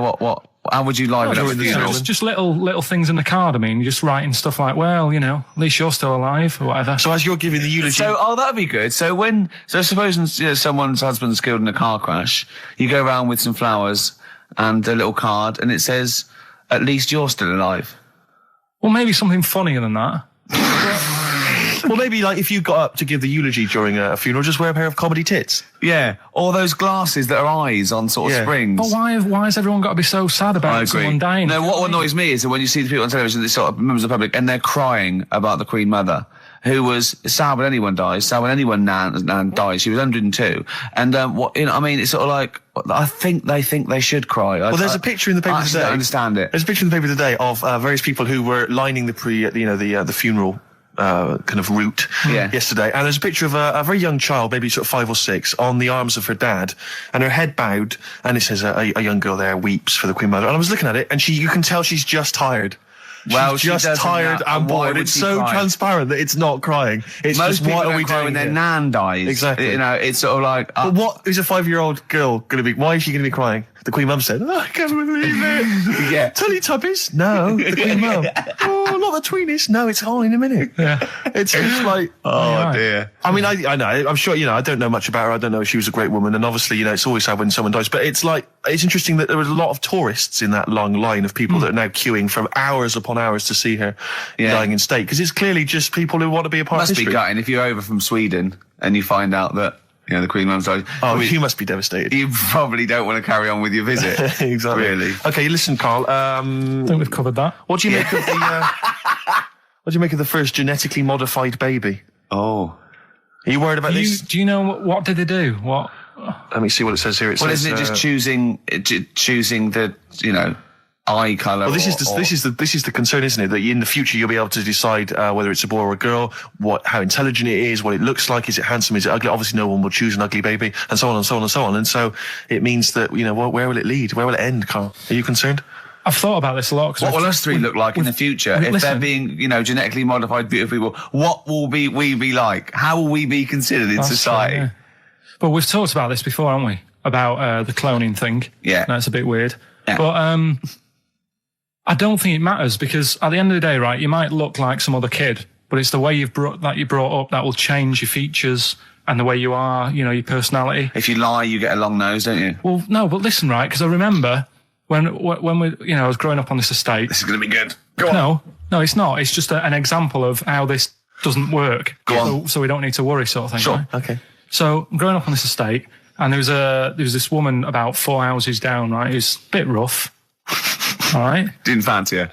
Oh God, no. Right, but she had a Why? baby. Well, tell me about her first. I'm interested in this woman. Why was she? It was a very... Was it like being a man in a dress? I mean, I didn't grow up in a posh house or anything. And I'm not saying that if you live in a bit of a rough house, you're a bad person. What did she look like? But anyone can Tattoos? clean up. Looked like Tony Green with a fag on. They didn't clean up much, right? Oh. Which, even if you've not got a lot of money, you can still try and make the place look nice. Yeah. Right? But she didn't. And a kid used to take a horse into the house. Sorry. Whoa, Neddy. What do you mean a kid used to take a horse into the house? Where did he get a horse? Must have nicked it from somewhere. Must have done. You've seen a horse in it? No. What, is that from outside the saloon round the corner? Yeah, was it just tied up with a bit of lettuce? Right? Oh, that's great. Big Jake coming looking for it. I'd been out. Oh. Sorry, let me get this. This was before the lynching stopped or after. Where did he get a horse from? What do you mean he must have nicked it? His mum said, where'd you get that from? I bought it. All right then, but keep it out of the kitchen. I don't want you going cattling rustling. Where did he get a horse from, Carl? And how long did he have it for? Was he leading it or riding it? Mum, open the door, I can't stop. I can't stop it. Open the patio door as well. Looks like we got us a runaway. What do you mean? I don't know, but the thing is they couldn't afford to buy one because they're not cheap. So I'm just guessing. Maybe that's wrong of me. But I think... He had a horse? Yeah, right. So that's why the family didn't have any money. They'd spend it on the horse. No, I don't think, that's what I'm saying. I don't think they would have bought it. So anyway... Yeah, it's wise to whisper, Carl, in case they're listening. Yeah. And they could be in the room next door. It's not buying it, it's keeping it as well. Oh, so I was like in the car with my dad coming into the avenue, and you used to have to drive down it to turn round and, and sort of go back to our house. You had the traditional method of transport, And the horse was in the lounge, reading a paper, just like walking around. What? And when I was doing, I tried to earn myself some money once by flogging little flowers in plastic cups. What? This is genius. It just keeps coming. What do you mean you're trying to flog little flowers? What do you mean? Wait. Let's play a record. Let's play a record and come back to this. Wait a Because minute, this story's wait a going to minute. just unravel and unravel. It's going to go on for hours. Let's It play a gets track, deeper Carl. and deeper. It's like come an on, Carl. onion, isn't it? We've created a whole world here where there's a man living with a horse. Just walking around the lounge. I come from the West Country. I've never heard anything like that. I just think of a big sort of like orange carpet and it's got a rediffusion telly and this horse going, I'm fed up in here. Exactly. This is really... I am not taking the rubbish out again. Yeah. Right, play a record. Let's have Velvet Underground. We got that lined up. Oh, yeah, the God. classic from the first album. I'm waiting for the man. Let's come back to the horse in a second. Little flowers in pots. What do you mean? Well, that bootleg's going under the name of Nothing, Miss Jackson, I think, by Meats and Poultry. So there you go. I do love these bootleg things because they're so pointless, but they're so enjoyable. Yeah, it's great. It's fun to do. Yeah, exactly. They're really good fun. great. But not as much fun as White Van Carl. White Van Carl, absolutely. Do you want to explain the premise?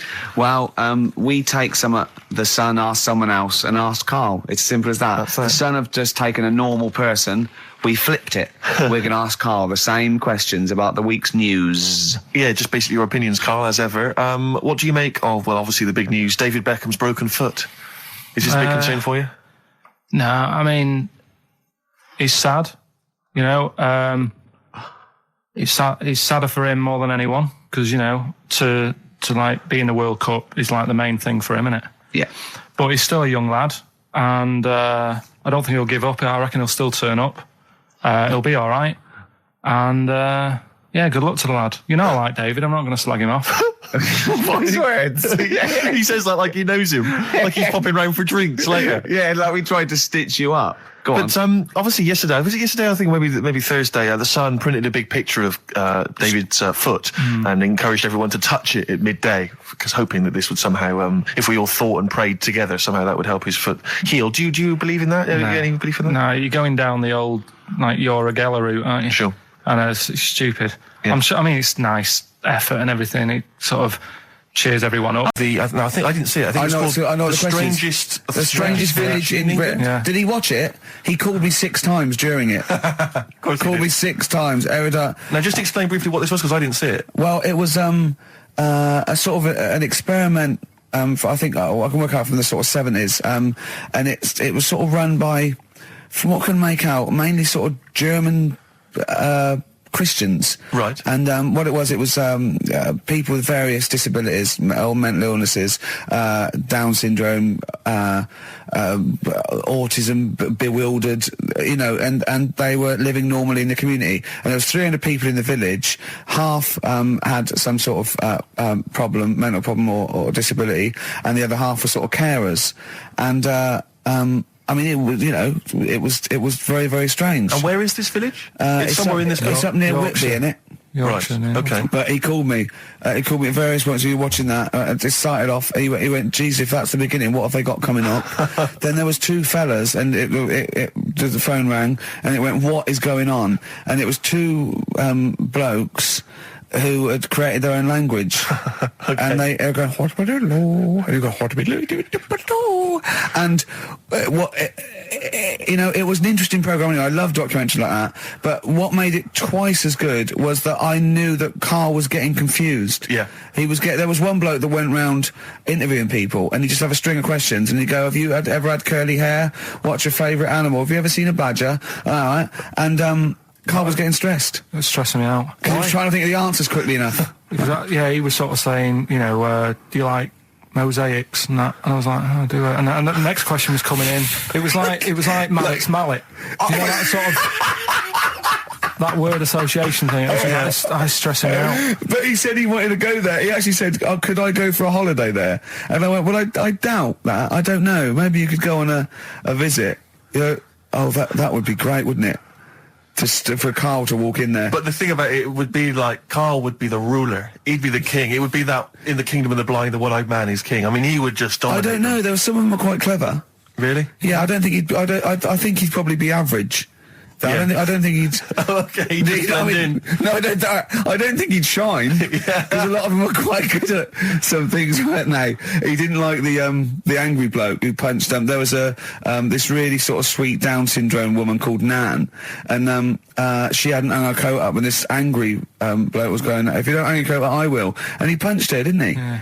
And Really, poor yeah. Nan got it in the neck from everyone. There was another woman bullying her, wasn't he? That, yeah. But you like the little, the little Down syndrome fellow with the woolly hat who was helping that woman. If I went there, he's the one who had sort of hunt down and said, come on, let's go for a pint or something. Sure. But, Incidentally, do you like mosaics? We didn't establish that. He's still thinking about it. What was his name, that one, the woolly hat that you liked, that you wanted to hang around with? What was his name? I can't remember. He was good, I liked him, he was nice, wasn't he? Yeah. He's the one that fell over, then proposed marriage to that woman, didn't he? Yeah. I remember, I was on I don't know if this is alright to talk about. I mean, it happened, so, you know, not What's worrying this about alright to talk about? Everything's alright to talk about. But I was on the train, right, coming from Manchester back to London, right? Yeah. And got on it was like a Friday night, and it was heaving, you know, like the last train is and all that, and absolutely chocker, right? Yeah. So I'm walking through the carriages thinking, oh, is there any seats anyway? Anyway, everyone's like, it's heaving, right? It's people stood up in the doorways, you can't get in the toilet and all that. There's not going to be any chair knocking about, you know, so walking through, and anyway I see this one empty chair sort of in front of me, right? I think, oh, why ain't anyone sat there, right? I'll just rush to that, get to that, I'll get myself a seat, plonk myself down, right, and sort of turn round, you know, see who I'm facing, you know, see who you're sort of having a chat with. Little fella there, right? Little, Down syndrome kid, Right. Sat there, and he goes, all right. And I thought, oh, right, not bad, but do you know what I mean? They're always talking, aren't they? You ask a lot of questions. Right, so I was like, oh, here we go, 2.5 hours, and I couldn't get up because the thing is, that's obvious. Sure. Right, so that's like mean. I'd never want to be mean. Do you know what I mean? No. At the end of the day. So anyway, so I think I know. I'll go to sleep. Clever. Right, so I shut my eyes, and he leaves me alone, all that. So then my phone goes, and I think, right, what do I do? Do I ignore it, or do I open my eyes and see what it is?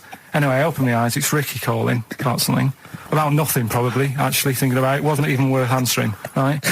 So anyway, but I'm awake now, aren't I? So he's like, hello? And I'm like, all right, mate. And he says, you're muscly. You're right. Oh, God! And I said, yeah. And he goes, you know, why? So I said, no, just am. It's, again, stressing me out, because I was thinking, why am I muscly? I don't go to the gym. And, you know, I'm not muscly, I'm in good shape and that. Well. So then he wants an arm wrestle. On a crammed train from Manchester, so I've got another hour and a half of this. When you talk back, he'd soon have got up and left.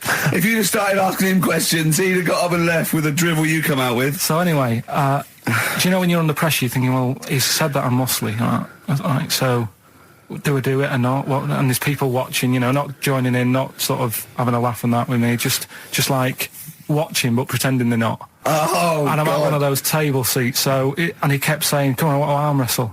So, and he was getting loud, and I thought, I best just have an arm wrestle. What do you mean? What do you mean? I best just have an arm wrestle.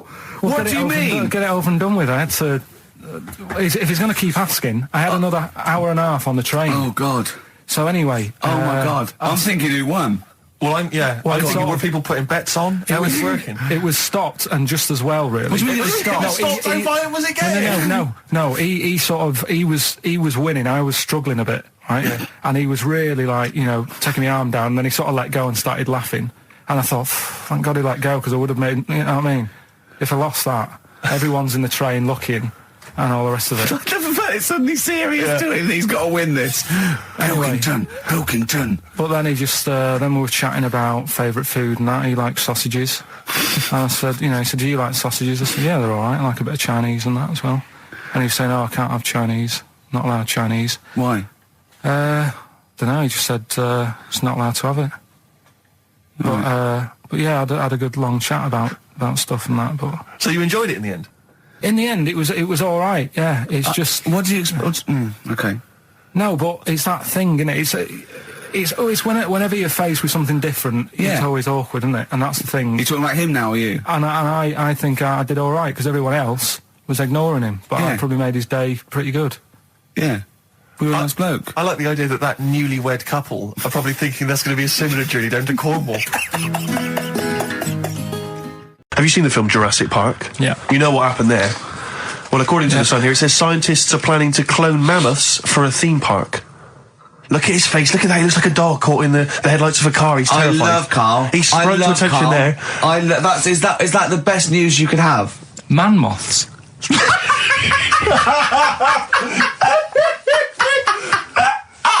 Right, Yeah, man moths. I Man love moths. the fact that that's why he was so excited that they bred a man moth. What is this? Yeah, it's a human being that hides in your wardrobe and eats an entire jacket in a day. Yeah. What do you mean, man moths? Mammoths. Mammoth, the big hairy you heard cow of a from the mammoth? Ice Age. I mean, elephant. You're not so excited about that, then? You can take or leave bringing back mammoths to life, but a man moth... A man moth is a different matter. Oh, if we'd have never brought that up, he'd have gone and told someone now. Yeah. You know, they've bred an half man, half moth. This and is that's what we That's how mean. things start. This is what we mean when you hear these ghost Are you stories. slightly deaf? Is that it? When you hear these stories, you're slightly deaf. And his head was in the basket, and he went, "Count how many times I blink." Is it? Carl, is English your first language? Are you actually foreign? Is that the thing? Yeah. Should we speak when we say slower? foreign, we mean not of this planet. Yeah. Should we speak slower? Would that be a help to you? No, go on. Next What do you one. make of Do that? you think that's good? The Would you think idea that's good of to bring back mammoths? prehistoric animals. These giant elephants. They're slow, aren't they? It's not as if they're going to like get out and run fast and they can't capture them. They'd probably be a like fence, to be elephants, honest, aren't Carl. They'd probably be a fence. they? No, but Big fence. but you're asking it as if like, oh, it could all go wrong, but it couldn't, could it? Well, really? but the point was about Jurassic Park is they thought it wouldn't go wrong. They thought they had it all under Yeah, but control. that was and Have you they- learned Dinosaurs. nothing from Jurassic Park, Carl? Dinosaurs would say, "Oh, think about it before you do it." But with a hairy elephant, it's not going to. Not a concern for you. Would you go along to see him? Would you be interested in that? If it was in the area, He's the best. He's great, isn't he? I'd love a queue, Nothing right? impresses No, him. but what I'd like to do is Carl sitting like Yoda in a little cave, and I'd just like to see people like Tony Blair and Stephen Hawking's in a queue, and they go and say, "Carl, got a bit of a problem." And thinking of cloning a man and a moth. Yeah. Problem? Not an issue. No, if I'm in the area, I might cruise around and have a look at it. Otherwise, just don't send it near my clothes. Oh, that's fantastic. So it's just for a second. As the words "man moth" came into your head, how excited were you? I mean, were you both terrified and excited? For the moment when you thought that they'd cloned a man and a moth? I pictured What kind of face did he have? Did he have the moth's head or was it a man's head? just a little man head. Right, what was his face? What did it look like? He just was like a bit shocked. Perplexed, yeah. It was like he'd been grafted onto the body of a moth without his consent. And when he was asleep, Yeah, he'd woken up. he just went in to have a goiter removed, Yeah. and they said, "We've He replaced woke up your with goiter with the body of a giant moth." Yeah. Is that all right, Mr. Jenkins? So he had the head of a little... Was it a little boy or a man? Little man, Right, okay.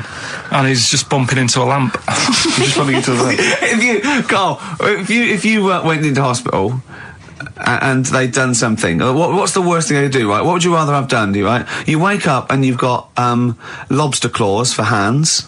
Right. You wake up and you've got duck's feet. Or you wake up and you've got one horn coming out of your head. The worst thing, Yeah. probably the horn coming out of my head. Why? Get in the way. That'd be useful, wouldn't it, in fights and stuff? And for like parties, people would play Well, I suppose quoits. the lobster claws would also be quite handy there. When you take your dog out on that, or maybe on a Sunday, Come on, let him let's finish. taste it. Rick, let him finish. You take your dog there. You might go there on a Sunday. Have a taste of it when you're there. Right, that was AP. The answer. Alex Parks. Right. Alex. Alex Parks. Yeah. It kind of Carl, doesn't work, that one. But That one doesn't work, I know. I know, it's... you know that one doesn't work. Yeah. Okay, good. Okay, well that's Well, fine. that's, then that's that's what fine. I was trying to work out when you were messing around. That's We've been why it isn't that messing good. around. Okay, come on. No, the other ones. The first one was the German These are gonna be fella. brilliant. Can't do any photos because it's been nicked. What's German that? fella can't do any photos because it's been nicked. That was The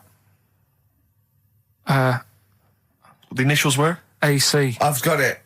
I took... Right, it's Aztec camera. Yeah. But what's that got to do with the German fella nicking it? Because the way he'd say it, he'd be like, you know, Aztec camera. So why ain't you taking any pictures? Can't. Why? Aztec camera. Why is that German?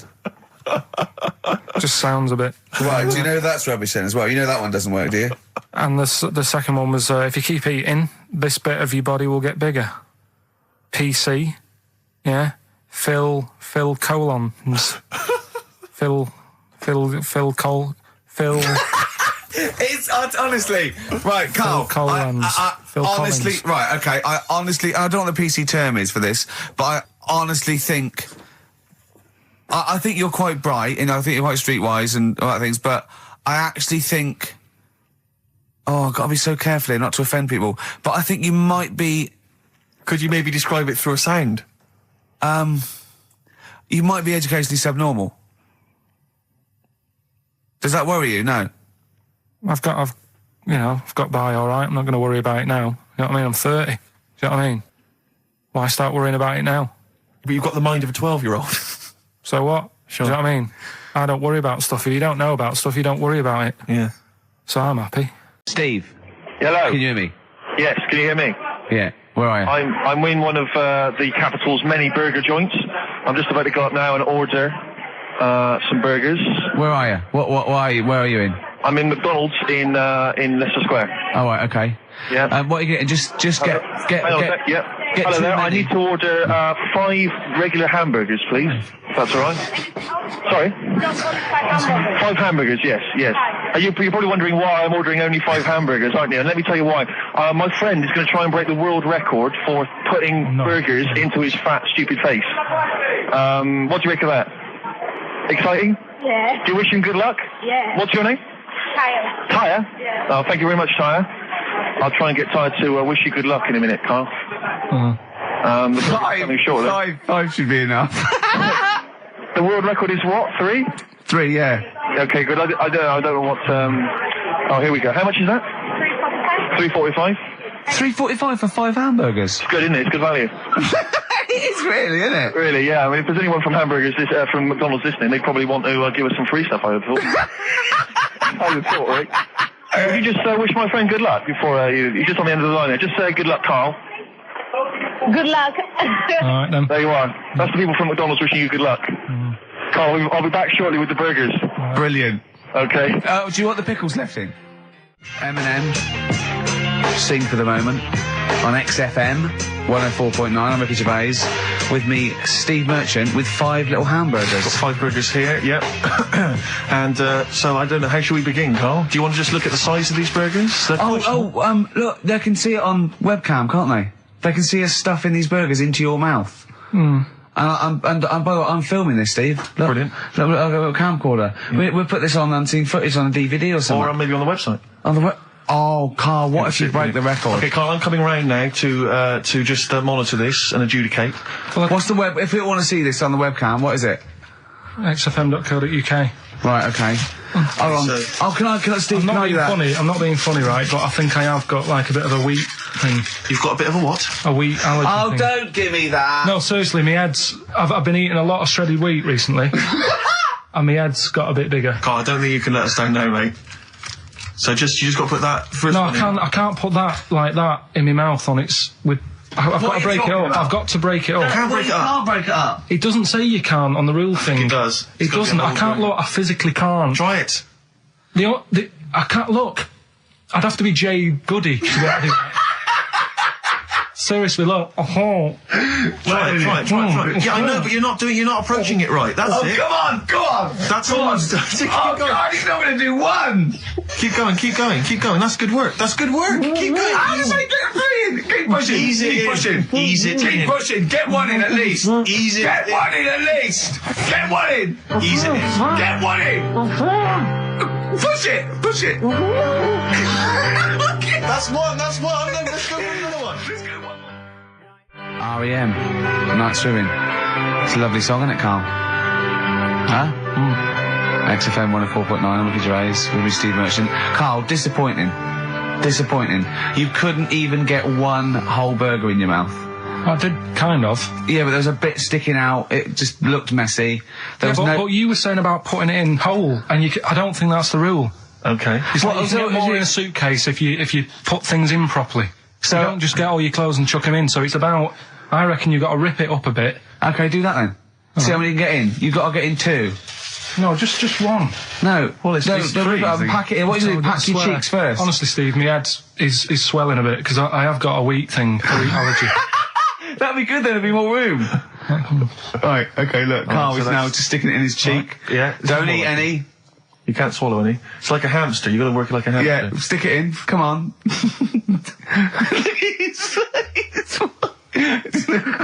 looks like Marlon Brando in The Godfather. Come on. Don't lose any yet. Right. Pack it in, then use your fingers to pack it in. Come on! Wedge it in. Like you're grating the bath. I can't do this either. Keep going, keep going! Keep going, don't give up so early. This is part of the problem. You just give up, Carl, too quickly. You failed again. That's great. When my dad was when he was a taxi driver, Yeah. you used to have to sort of do your bit for the local area. Oh, God. By taking the Forest Gump people to Blackpool. Yeah. Is that what they're called now, the Forrest Gump people? Is that what the organisations that support them ask for them to be referred to? A minibus with Life is a Box of Chocolates.com. Forrest Gump types. It must have been, so you work with these people. It was the people with learning difficulties. And they used to get 5. Coming home must have been a busman's holiday. So he got 5 of them in the cab. Yeah. And he had to go to Blackpool, and 4 of them were really good, behaving themselves, didn't mess about, weren't fighting and stuff, but there was one who was just causing loads of trouble and he couldn't control him. Oh, and what you've got to be able to do with people like that, you don't want them to get stressed out because it's not good for them. It stresses them out, and you could end up with a bit... Thanks, Dr. Carl. You could end up with a bit of a riot on your hands. So he thought, I'll nip this one in the bud right now. And he pulled up just on the outskirts of Blackpool, and he took the one out that was causing problems and put it in a wheelie bin. Oh, no. Oh, I'm sorry. I apologise. He did what? Oh, He did it for the good of the others. He put it in a wheelie bin. He was having a good time. He thought it was one of the rides. Can you stop saying it? He had another problem similar to it where he had a little minibus, and it was his job to take a load of old women to the bingo hall, and it was miles away. And he took him there. There was no problem. About 10 old women in a minibus. One of them was causing trouble, so he pulled over. No, right. So he took him there. Everything's fine. He dropped him off. They had a lovely night. Yeah. Right. They had a lovely night. Won a bit of cash. Coming back, it's a bit of a late night, and they all started moaning at him, going, "I want to be dropped off here. Take me there. I want to be dropped off first. I've got to get up early. Blah blah. My husband's expecting me. I'm already late. Take me here first. Take me there." And he just pulled up in the middle of nowhere, said, "Get out." And he made them get out, and they all called for taxis. They charged that company who was meant to be taking them home in the minibus, and he got the sack. My mate, Anthony, his mum called up my mum and said, I've got to meet up with you. I've got to have a word with you. And she said, what about? She said, I don't want to talk about it over the phone. So she goes, oh, right. Well, yeah, come round tonight then. So anyway, my mum sees me. She don't want to be in an awkward position and, be a bit embarrassed and what have you. So she sees me and she goes, right, Anthony's mum's coming round. What have you been doing? Yeah. So I go, oh, God. I said, I've been nicking stuff. So she goes, like what? So not big stuff. I've had a few calculators and Mars bars and stuff. How many? I'll just work it out. Hold on. Works out at 7.2 per day. So, how many calculators do you need? So it was when that phase. You failed maths, didn't you? Everyone wanted a calculator. It was like a trendy thing, wasn't it? Right. Oh, yeah. In Manchester a couple of years ago, yeah. So anyway, I told her all this and I confessed to computers will make it there one day. I confessed to She's magic in the back of battery. Go on. Confessed to nicking all this stuff. She comes round. She only wanted to borrow some money. Brilliant. She said, oh, I don't like asking. I was a bit embarrassed to ask you over the phone, but can I borrow 20 quid? Oh, that's fantastic. And there's me. That's great. And it's similar sort of thing to yours. And did you? And he went, hold on, Mum, let's just work out the interest on that. I bank 10%. She'll owe you £4.40. Yeah. Oh, so your mum was a loan shark.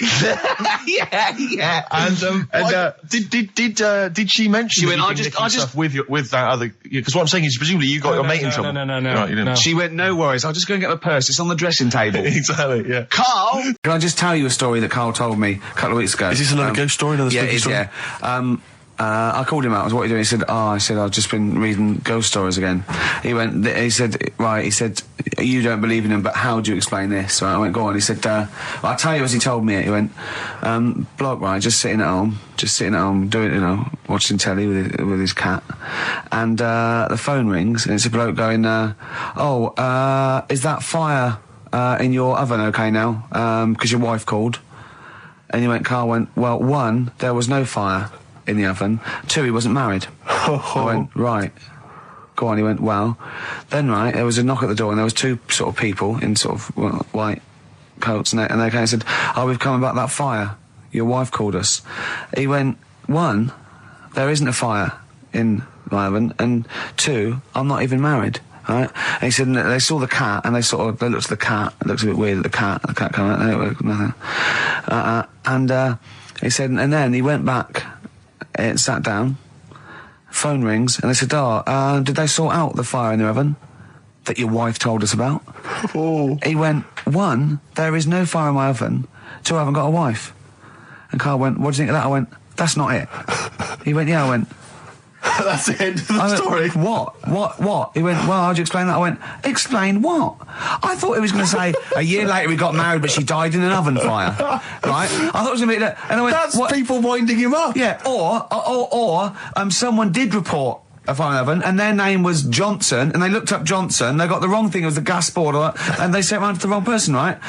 You know, he went, yeah. I said, I explained it to him, he went, yeah. Why did they look at the cat funny? Oh, man alive, Carl. This is really weird, right? I was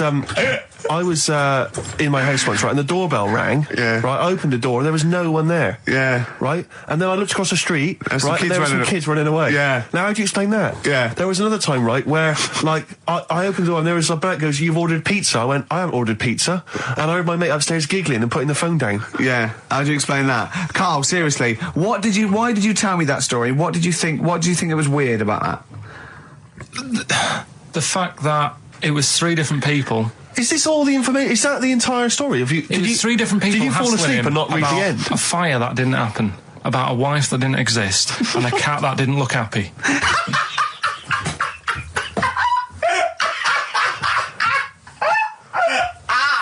Oh, I'm gonna have a heart attack, Carl. What? I mean, why did they look at the cat funny? Because cats don't like spirits, do they? What? The other blokes were ghosts? Yeah. Yeah, that's it. So these are kind of beetle about type ghosts. These are ghosts who walk the earth as the undead, just winding people up slightly. That's lovely. That is lovely. Seriously, and a cat Carl, that did not look happy. but seriously, why would ghosts wander around just like winding people up? Oh, Maybe something did happen there years ago. Some fire, some woman might have died in a house of a fire or something. Yeah. And it sort of all happened again. Bit of a- Yeah, it's certainly a mystery. Well, if you don't it's a mystery. I mean, I can't. What's this book you were reading? Go on. Like the one, do you know the one I read out a couple of weeks ago? That was Man Lives in Dump for 10 years. Right? I remember the Chinese woman eats dirt. Yeah, well, That was a cracker. Man Lives in Dump for 10 years. I read on with that one yesterday. Yeah. I found it in my bag because I took it on, so that I'll read that when I get a minute. Yeah. Right? News. Imagine that. News. I might read last Thursday's Sun. Yeah. Just to catch up. Do you know how he got caught? What do you mean how he got caught? He lived in a rubbish dump. Well, He what's up lived with in that? a rubbish dump. What's No good? one knew he was there, right? Yeah. He was living off food that had been chucked away. He said a lot of people chuck away stuff that isn't off, so you can survive on that. He had a nice little place to sleep and that, an old mattress that was all right and stuff. Got away with it for 10 years until he decided to celebrate bonfire night with some fireworks. Can you believe that? Well, he's happy that the gunpowder plot was foiled and the Guy Fawkes was beheaded, Anyway. thus saving our system of government. There's got to be a couple of news headlines, surely. Hold on, wait a minute. Bong. Pierce Penis Man off the hook. Bong. Man changed his name to Bubba Bubba Bubba Bubba. Bong. Dwarf to live in a glass box. Dwarf to live in a glass box. Yeah, it's meant to be art or something. It's not though, is it? What? Meant to be art? Why is... Yeah, well, whose idea is this? Is art, or is someone hired a dwarf to live in their box? It's just a box, and he can even leave when he wants, apparently. He can, like, go, I'm hungry, I'm going for a walk, and he puts a little note. If it's Damien Hirst, he might end up in 4 bits. So just be careful. But to me, that's like that thing when I said to you about the woman in the jar. What woman in the jar? The woman in a jar, they go, oh, come and see the woman in a jar. And then it turns out it's a big jar. So Yeah, it's it's a like, big well, jar. put me in there as well then. Exactly. It's not special. Yeah. And that's the same with him. It's a big box, he's a small fella. What's good about that? What do you want to do, though? To compress matter? But hang on, it's not a world record-breaking attempt. It's supposed to be art. No, what's art about that? Well, I'd like to What's try and art justify about it. that? Oh, can we do a show for BBC 3? Karl Pilkington going around, what's art about that? Yeah. That is brilliant. What's art about that? I'd love that. Would you? I'd love that. Me and Steve are going to do a thing called Is Art Rubbish, where we go round and we chat about it. Yeah. But we can hand that over to you if you want to do that. If anyone from BBC 3 is listening, Karl Pilkington, what's art about that? All right? Weird, isn't it? And what would you go around like Sensation and things like that and Saatchi and go and... Dali and that. You put a sheep in formaldehyde, what's art about that? Our butcher does it. All right. Weird, isn't it? What do you make of Dali and the melting clocks, all that stuff? Talked about it, haven't we? Have we? Told you, yeah, told you. What do you about think it. of it? He sort of milked the idea a bit. Right. Yeah. Because Sure. everything had a melting clock on it. It was like he had a bit of success with it once, and then he just ruined it. Do you know what I mean? It's like... It's like you with the monkeys. Like status quo? Yeah, or... Yeah. Sure. What's your favourite artist? Don't say Lowry. Lowry is my favourite artist. Why is Lowry your favourite artist? Captures life, doesn't he? Going on and In that. stick form. I know you're a big fan of Where's Wally as well, aren't you? You've never found him, have you? I've never found him yet. No, Carl, that's not Wally, that's a stain on the table. You've come off the book again. I'll tell you something I do know. Go on. Right? But I can't really get a question out of it. Go on, just tell us. There's a shadow somewhere. It's already good, isn't it? I'm loving it already. No, right. There's a shadow. I think it was in America. Yeah.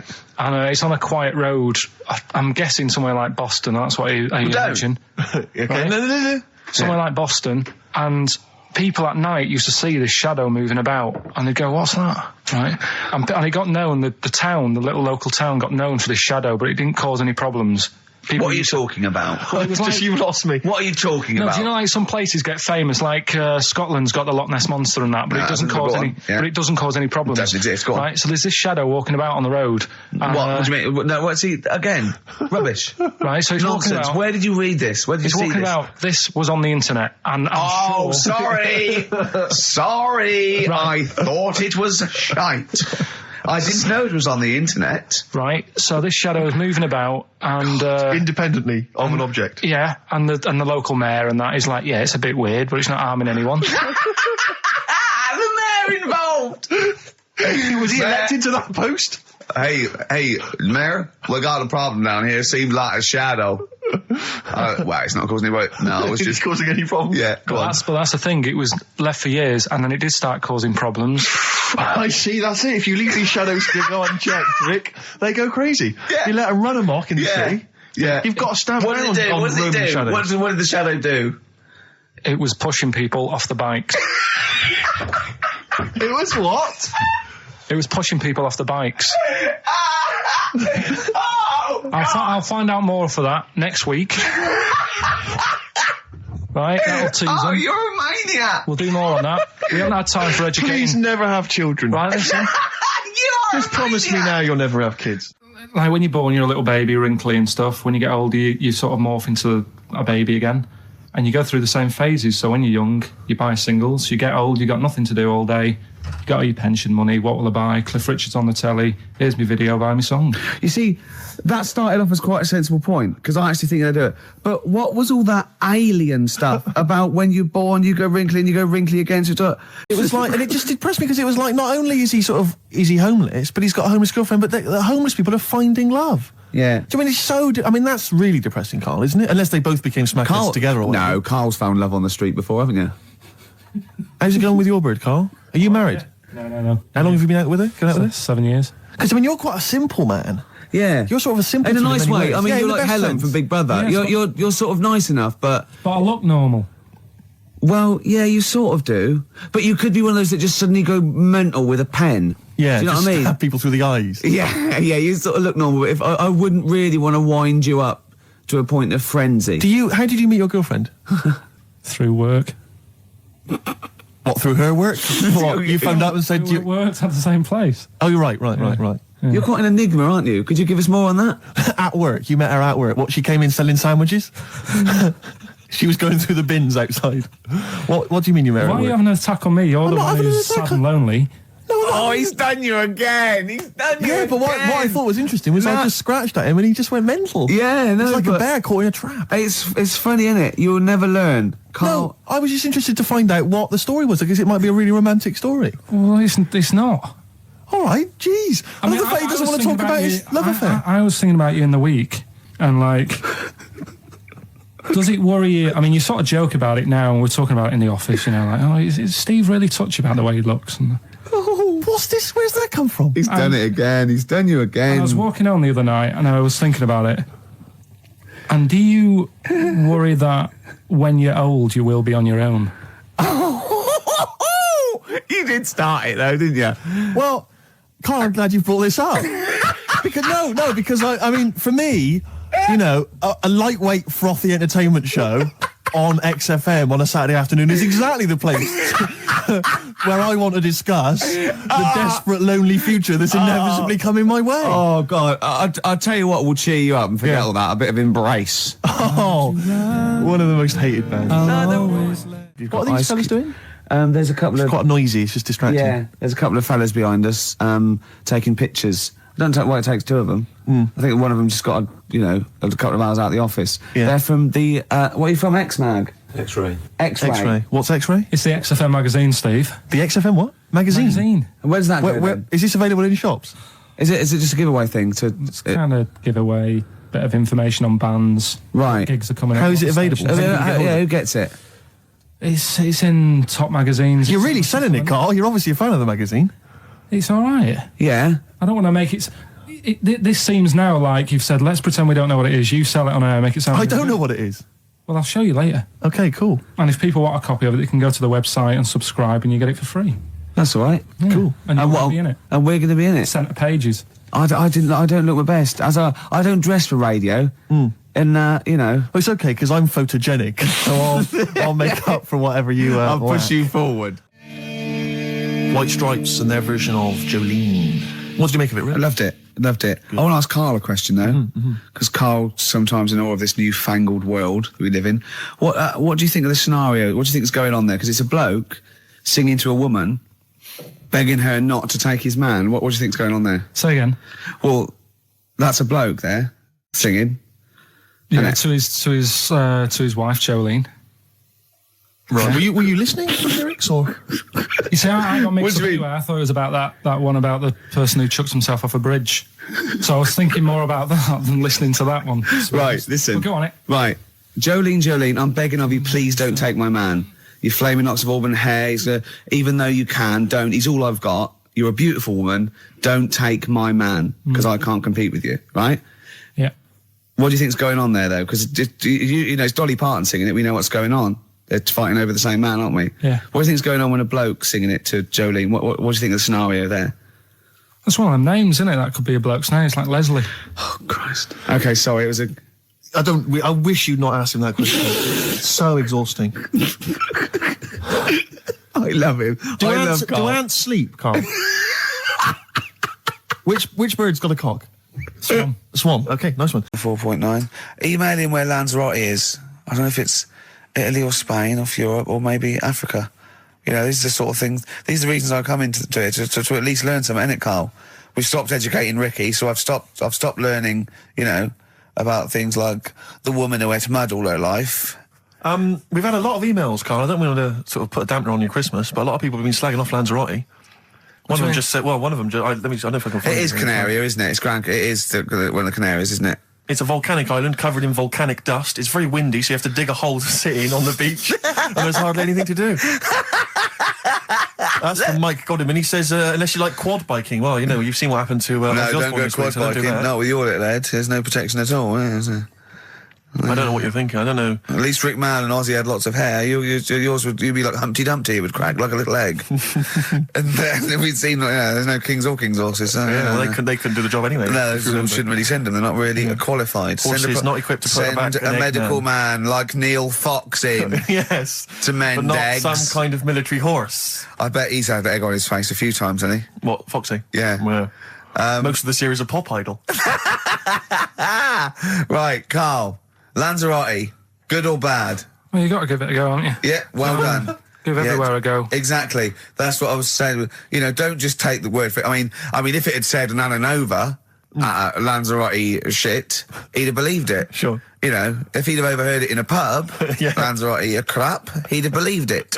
He'd have seen it on a website that was mainly concerned with monkeys and witches, he'd have believed it. Yeah. As it is. Everybody raves about New York, and when I went there, I thought it was rubbish. Well, you're an idiot then, because that is possibly though, the innit? greatest city in the world, Subjective. along with London. Subjective, though. That's why they have holiday programmes and that, innit? So you see it and you decide for yourself and that. Yeah, but you saw Venice on a holiday programme, as you put it. You went there and you went, it was rubbish, full of black bin liners. Well, it is. Right. Didn't they show them? It stunk. Didn't Judith Chalmers say that? Oh, it stinks here and there's loads of rubbish everywhere. No, she didn't. Did she mention that? Oh, that's what I mean. So it depends what you want from holiday, doesn't it? Well, yeah. But So, you're an idiot if you don't like New York, so next. Anyway, come on, break up, guys. Kiss and make up. Yeah. right, there's this monkey. Right? Oh, yeah. It's called Jack. Right? I got pally with this bloke who worked in a railway station. How? Pen pals? I don't know, I didn't say all that. I'm Internet, just telling probably. you. Internet. I'm shortening Chat it. rooms on the internet. So, anyway, he's helping him out all the time. It's this fella's job, right, to sort of make sure it's safe for the trains to come in, that sort of thing, right? But he's always working on his own, so he's got his mate Jack in with him, right, this little monkey. Yeah. And, you know, they're having a good time. They share lunch together and stuff like that. Anyway, it gets to a point when the fella whose job it is, right, starts getting old, and Jack, the monkey, starts getting more involved. Presumably this is a chimpanzee as opposed to a monkey, you mean? When you say think it's, monkey, it's generic term, you mean chimp usually, don't you? Yeah. Go on then. So, you know, he's clocking the fella doing his job, and he's thinking, I can do this, right, the monkey. I love it. Yeah. He's helping out, he's pulling down the levers and stuff, Yeah. so the train's sort of coming on the right lines. Sure, yeah. He's clocking it, he sticks his head out of the little window, see the trains coming and that, I hope British Rand are listening. Yeah. right? In the end, Oh, yeah. the fella whose job it is, he lost a leg for some reason, couldn't work anymore, Lovely. gave Jack the job. Yes. Right. Okay. The railway company are happy with that. I'm sure they interviewed a number of people, but he was the best monkey for the job. And that's good, isn't it? Well, it's not true. Right, once again. Well, it's not true. Don't hand Steve a piece of paper that someone put on the internet who is probably a bigger mentalist than you. That's not proof. It's not true.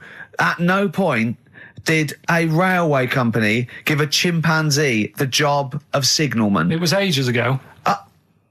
What? Steve, when was it? It was Before- about before 18, trains, 19, probably. wasn't it? Well, it's in the 1880s. Yeah. According to this piece of paper, which is what you've based your monkey news on. Now, of course, I think ITN and a lot of the news channels, they tend to get lots of independent confirmation of their news before they give it out as fact.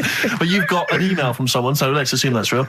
It says, for this, Jack was officially put on the railway payroll, earning 2 cents per day and have half a bottle of beer on Saturday.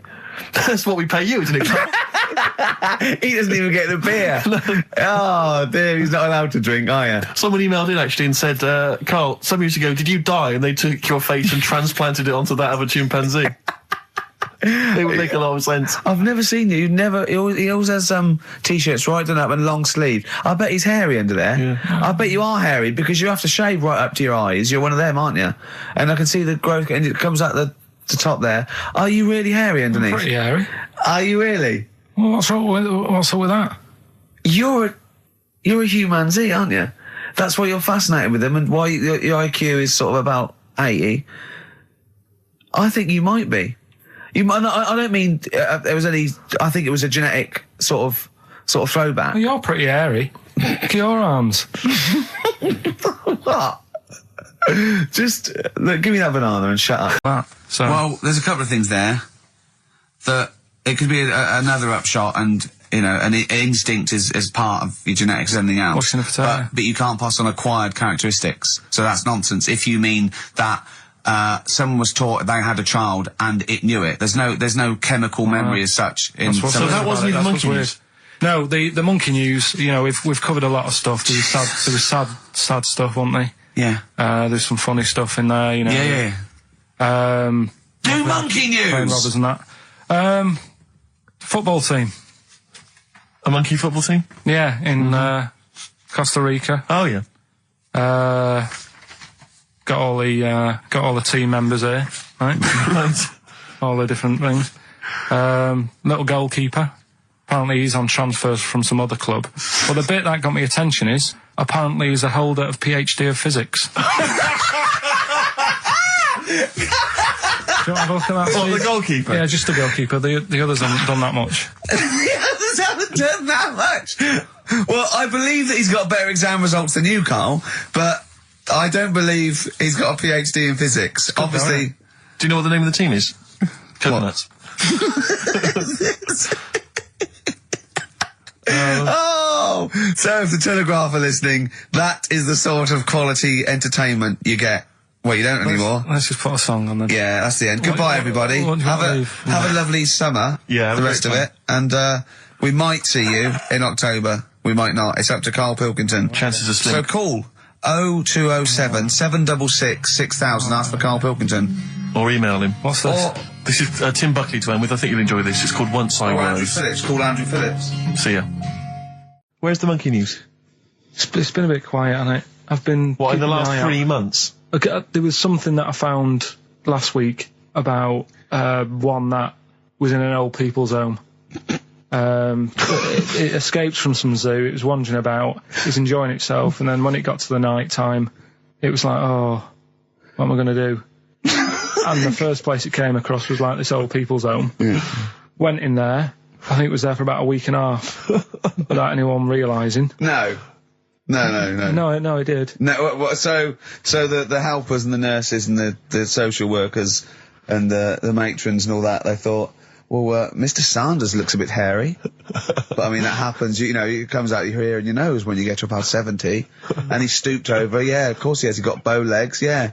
And he eats more fruit, of course he does. Well, that's when they realised. Why? Because someone in the kitchen said, hang on a minute, getting through more bananas than we normally do. What else you got? Monkey news. Right, let's do monkey news. You want to do it now? Yeah. Oh, we may as well have some monkey news. Let's have some monkey Do news. some monkey news. You made enough noise there, Rick? You want to... Sorry, but sometimes I like to move around, lounge and that, and the mic, Sure. you know what I mean? Yeah. Yeah. Well, let's have the jingle. We've not heard it for a while. Oh, chimpanzee that monkey news, you Right. I haven't read this through properly. So I'm just zoomed Right. What do you mean you haven't read it through properly? basically, right, it's about problems with chat rooms and that, right? A lot of people, it's like the new way of meeting people and that in it now, chat rooms. You get on there, you can have Right, a chat. if you say someone was having a meeting with someone, they Please wanted to don't meet. preempt it. Right, okay. Please don't preempt it. Right, there is not an animal in the world that Right, can it doesn't operate matter. and Do you want to understand. know the story? You said that Did they get monkeys- married? It was 3 months later. She realised, oh, there's a lot of bananas gone from my fridge. See, what annoys I me want is, a divorce. This is what annoys me. Bobo. You say that monkeys can do Shakespeare if they're given the time. No, that's not it. Let's not get into the whole It's a Shakespeare and philosophical monkeys. conundrum. Please, let's not get into that debate again. We'll be It's here all about night. it's about Yeah. Right, so infinity. this one then. Oh. So this chat room, right? And the thing is with chat rooms, you have like a big boss who's looking over it and making sure nothing dodgy is going on. Right. Right, so certain keywords come up and Who's that, Dr. sort of thing. Zayas? Right. So anyway, they were looking over it, trying to look for dodgy stuff, but they kept coming over like really strange things. Like instead of saying, "Do you want to meet in a restaurant or bar?" Right, it'd be like, Do you want me in a tree? "What tree do you want to meet?" Right, okay. Are you shooting off? That's the end, yeah. I'll see you later, Seriously, mate. 'cause that's gone. I'm just going to listen to the end of it anyway. You're an idiot. You're an idiot if you believe that shit, honestly. No, I'm just telling you what's online. Let's hear the rest of it. How you're nearly you're ill. Okay, well, I don't know the PC term for this, so I really apologise. You're nearly retarded in some aspects. Instead of sort of saying wear something sexy, they'd say make sure you bring plenty of bananas. Right, you're like talking absolute... Okay. Are you making up the monkey news now because you can't find it anymore? And instead of saying, should we get married, they're saying, how swollen and red is your arse? You stupid fool. That was me. Mark Ronson and Ooh-wee on XFM. Well, what a great show. We've had... Informative. It's been fun. Yeah, we've learnt some, haven't we? Yeah. What have we learnt? All sorts of stuff. We've learnt that Carl is an idiot. Yes. That he believes that monkeys can get on That's chat more of a sites. confirmation of... It really, we yeah. We always suspect it, but that's... I just read a little email from someone who just said that in Northern Ireland there is a town called Muff. Is there? Yeah, it's worth knowing. Yeah. What else we learned? Monkey news.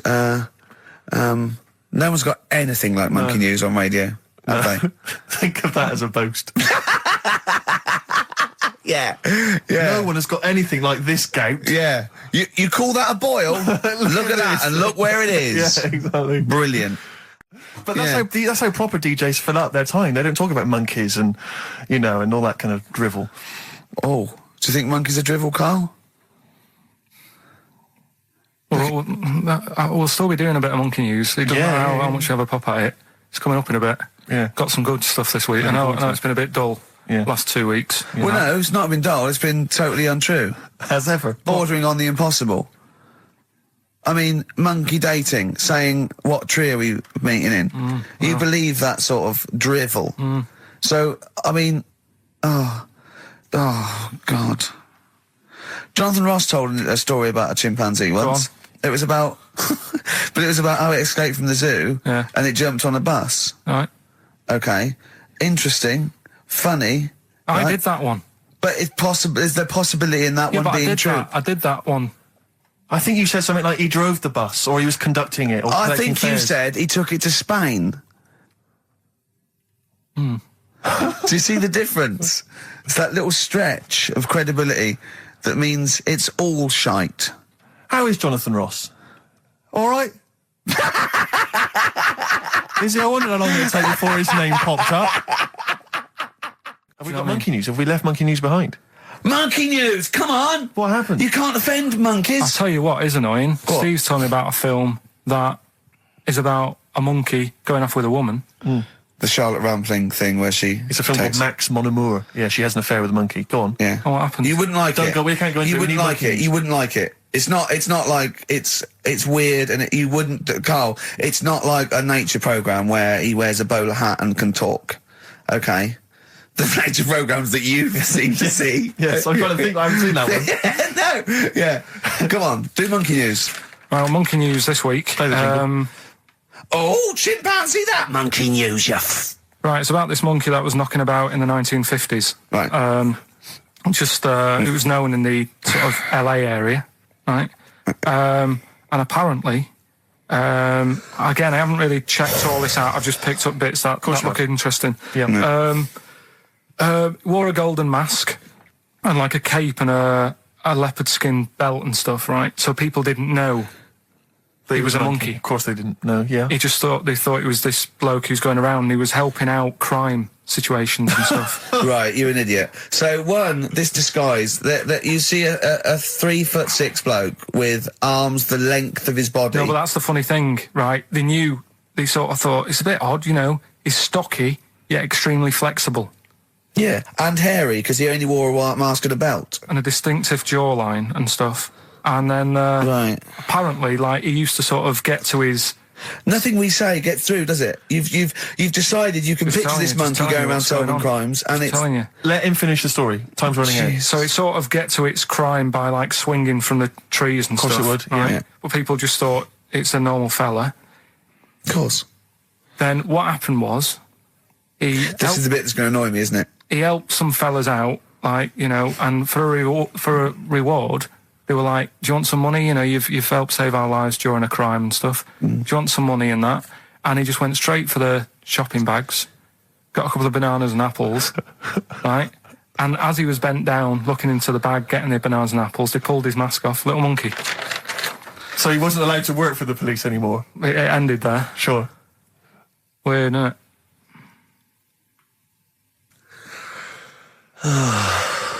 Rick, can I tell you the meaning of One Flew Over the Cuckoo's Nest? Yeah. Can we never speak of monkey news again? Yeah. It comes apparently from an American children's nursery rhyme. 1, 2, 3, 4, 5, 6, 7. All good children go to heaven. Some fly east, some fly west. Some fly over the cuckoo's nest. Brilliant. Now, thanks to Ian for emailing that in. Shall I give someone the prizes? Yeah. Phil Corbett. There you are. That's the first one I've pulled out. He correctly guessed that it was E. It was an E that Karl got in history. The only qualification he's got, and it's an E.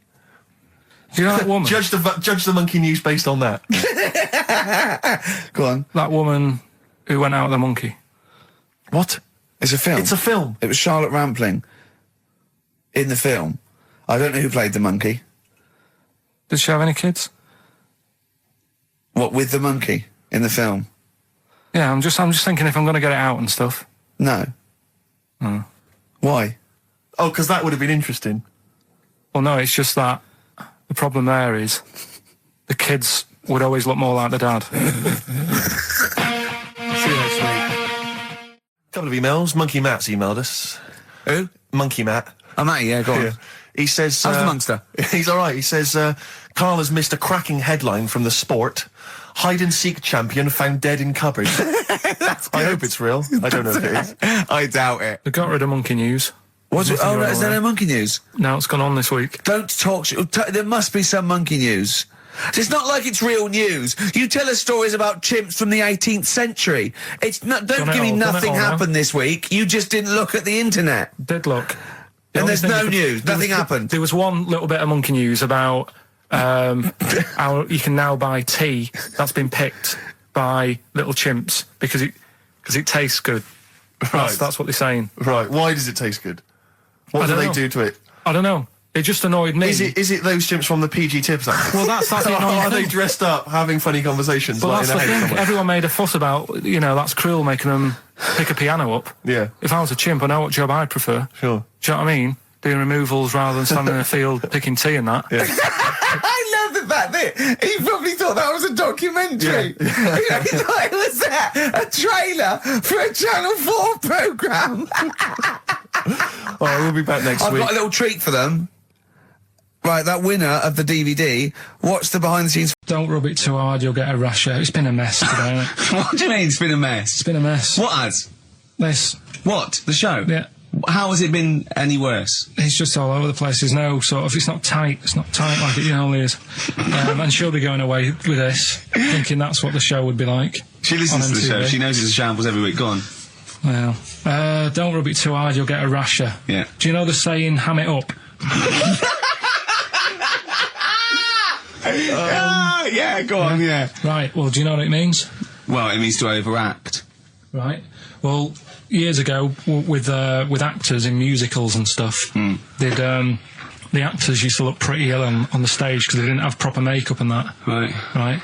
So what they used to do, to make themselves look... Rub their face in pigs? Well, they got bacon, rubbed it on the face, and it made the face a bit sticky because of all the, the pig fat and bit of lard and stuff like that. And then they'd go and get some bricks. Bricks? Yeah, house bricks. Rub them together, make some sort of red dust from the brick, and then put the dust on the face. And the fat and the lard and that would make the dust stick to the face. And they'd look well under the lights. And that's where they're They'd saying... smell great as well.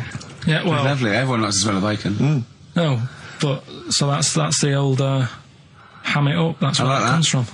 If it's true, I've no reason to think that it's not. So that's your third educating Ricky today. So, what have you learned? Nothing. Absolutely sod all. You've got your hamming it up. Yeah. Rams are gay. They know which ones are gay now. Now! And At last, thank God. the fella who can hand read an arse. If you missed the rest of the show, what are you going to make of that? If you've just tuned in. You are a maniac, Karl. So- And you've had your screen test. I reckon we'll be seeing you on MTV or VH1 in the near future. He started off with a fella who had a bit of meat and got a tapeworm inside him. Yeah. And he grew it for however long, and then it came out at the end, it was about 7 foot long. On purpose? Yeah, he did it on purpose, yeah, for the programme, right? I think yeah. Probably slimming, isn't it? Well, I was thinking that, you know, I mean, you're a fan of Waller. Could he purposely have about 8 of them? What, Rick Waller? Yeah. It's a good idea. Because they were saying how they eat, you know, a lot of stuff when they're in you. They just eat all Well, of they take enough so you don't die, and nor do they, yeah. But I mean, you've got to keep taking them out, haven't you? Because you'll still have the same weight, because it's got to go somewhere. So you'll have them in you. What you got to do is, like, let them eat your meal and then take them out. Do you think worm watchers will catch on? Yeah. So anyway, so that happened, right? And then, there was a woman with a maggot in her head. A woman with a maggot in her head? Yeah, she went on holiday, it got in there somehow. And, Stowaway. It just, it was massive. And the thing is, she had a hole in her head, and she's there being interviewed with the doctor, like, and you can see it just sort of sticking its head out. Like, do you know when you see a cartoon with a maggot in an apple? Yeah. And it looks around like that? Yeah. Why didn't they just take it out there and then? I think they could have done, but the doctor's messing about. It's like, well, it's good for the show, isn't it? And they left it in there. Johnny, I don't think he's mine. So he did all this. I don't even know why I'm telling you about tattoos. No, nor do I, Carl. Hey, to be honest. Don and Blitzen from the About a Boy soundtrack by Badly Drawn Boys. Christmas theme there. Christmas theme there. You spotted the Christmas theme? Yeah. Carl's not really in festive mood, but I can't imagine Christmas is your time of year, is it, Carl? Well, I'm not sure any time of the year is, really. I liked it when I was about... I think when I was about 7, I enjoyed it. Was that the one? Was that the year, the big year for you? You get loads of stuff, you don't have to worry about anyone else, but once you've, like, got a job... What did you get when you... When were you doing your paper round? How old were you then? I was about 13, 14. Well, that was then your own man, wasn't I you? had to buy stuff. Oh. But you're still not You're quite a having a good selfish time. man, aren't you? I didn't realise this. No, it's just that Christmas... And that's coming from him, Carl. My dad always said... All right, steady on. Dad said Christmas morning was for, like, you know, for me. So he used to stay in bed. So he never... That's brilliant. That's a great thing to say, isn't it? Yeah. Christmas morning's for you. Run wild. Do what you want. Just don't bother me. I'm going to Honolulu for 2 weeks. That's great. Dad, it's Christmas. Do I have to do anything? No. So my mum used to get up because she used to like to see my face light up, you know, when I opened the presents. And then, to give fireworks. And then I'd have to go to my bedroom from about 6 o'clock onwards, because, like, my mum and dad were into having big Christmas parties, and I wasn't, like, old enough to go. Right. So they'd say, right, you know, you've had your fun there, you go up to your bedroom, stay in there. Really? Yeah, I remember one year, right, I got a train set, that's what I wanted. Yeah. Right? It's brilliant. Playing with it all day. I thought, I don't mind about the party, I'm happy staying up here playing with this. Brother comes in, he's had a few, right, he's going, yeah, give us a go on your train. How old is he? He's a bit older than me, so he might have been like, let's see. Well, let him be 18. Yeah, probably about 18, 19, how old something were you? like that. I had a train set, so, I don't know, about 14. something like that. Yeah. Right, so I'm playing on that, loving it and stuff, and then he comes in and goes, oh, give us a go. He turns the transformer up to, like, 14. He went really fast for about 5 seconds, broke it, and then he went back downstairs. Wow. So Christmas, I hadn't even got to Sounds Christmas like Day. the Conservative government with British Rail. Satire, that is. Satire, Rick, I just thought that there's satire. If there's any satirical shows listening or it doesn't work in any way, because there's the analogy falls down apart from there being a train. Think it through, though. British Rail was trains. Yeah. And the government broke the trains in many ways. They didn't break them, like, not officially breaking them, but they kind of... It does work, it's perfect. Oh, I'm very pleased with that. And I can't, and no one's asked him to be on Have I Got News For You. It's weird, isn't it? Because it's strange, that, when you've got a satirical mind that's as quick as that. Yeah. All and right. he's broke your little train set. So what did you do? I just, like, watched telly and had some sausages. I bet you were happy with that, though, weren't you? It's a bit annoying, though, isn't it, when your main present of the year has been broke. And did it ever get you fixed? No, that was it. Put away. I'm intrigued why your parents wouldn't let you come and join in the festive fun. Was it like really debauched down there? Was it like eggnog everywhere? Well, no, but I mean, that's fair enough. 6 is a little bit early, but I just think, you know, if you're a kid, you know, he had his fun, put him to bed at 8, maybe. And you think so on Christmas Day? I thought that was a day for family. Well, not if there's a party going on. Well, don't have the party on to Christmas Day. Well, that's another option. Yeah. Your parents are weird, aren't they? A strange breed. Well, I think that was the year, right? You're talking about buying presents and stuff. I think I did treat my mum to... I didn't buy my dad anything. I think that was, like, when I got a bit older, I used to get my dad something, because he wasn't that bothered anyway. No. So, got me mum, there was a cheap shop, right? Of course. Thank God for that. Called Snips, right? So I went in there and I thought, let's see what I can get her. And remember Victoria Plum? I don't think so. Well, it's like a fairy character. Right. Right? And my mum's into gnomes and stuff, right? So I thought, right... She must be pleased with you, then. Victoria Plum. I was thinking, is that one of the neighbours? Is it like a brandy Do you liqueur? remember Victoria Plum? Victoria Plum. Victoria Plum, yeah, it's like a little fictional sort of character, right? Okay. So I saw it, I thought, yeah, she'll love that, right?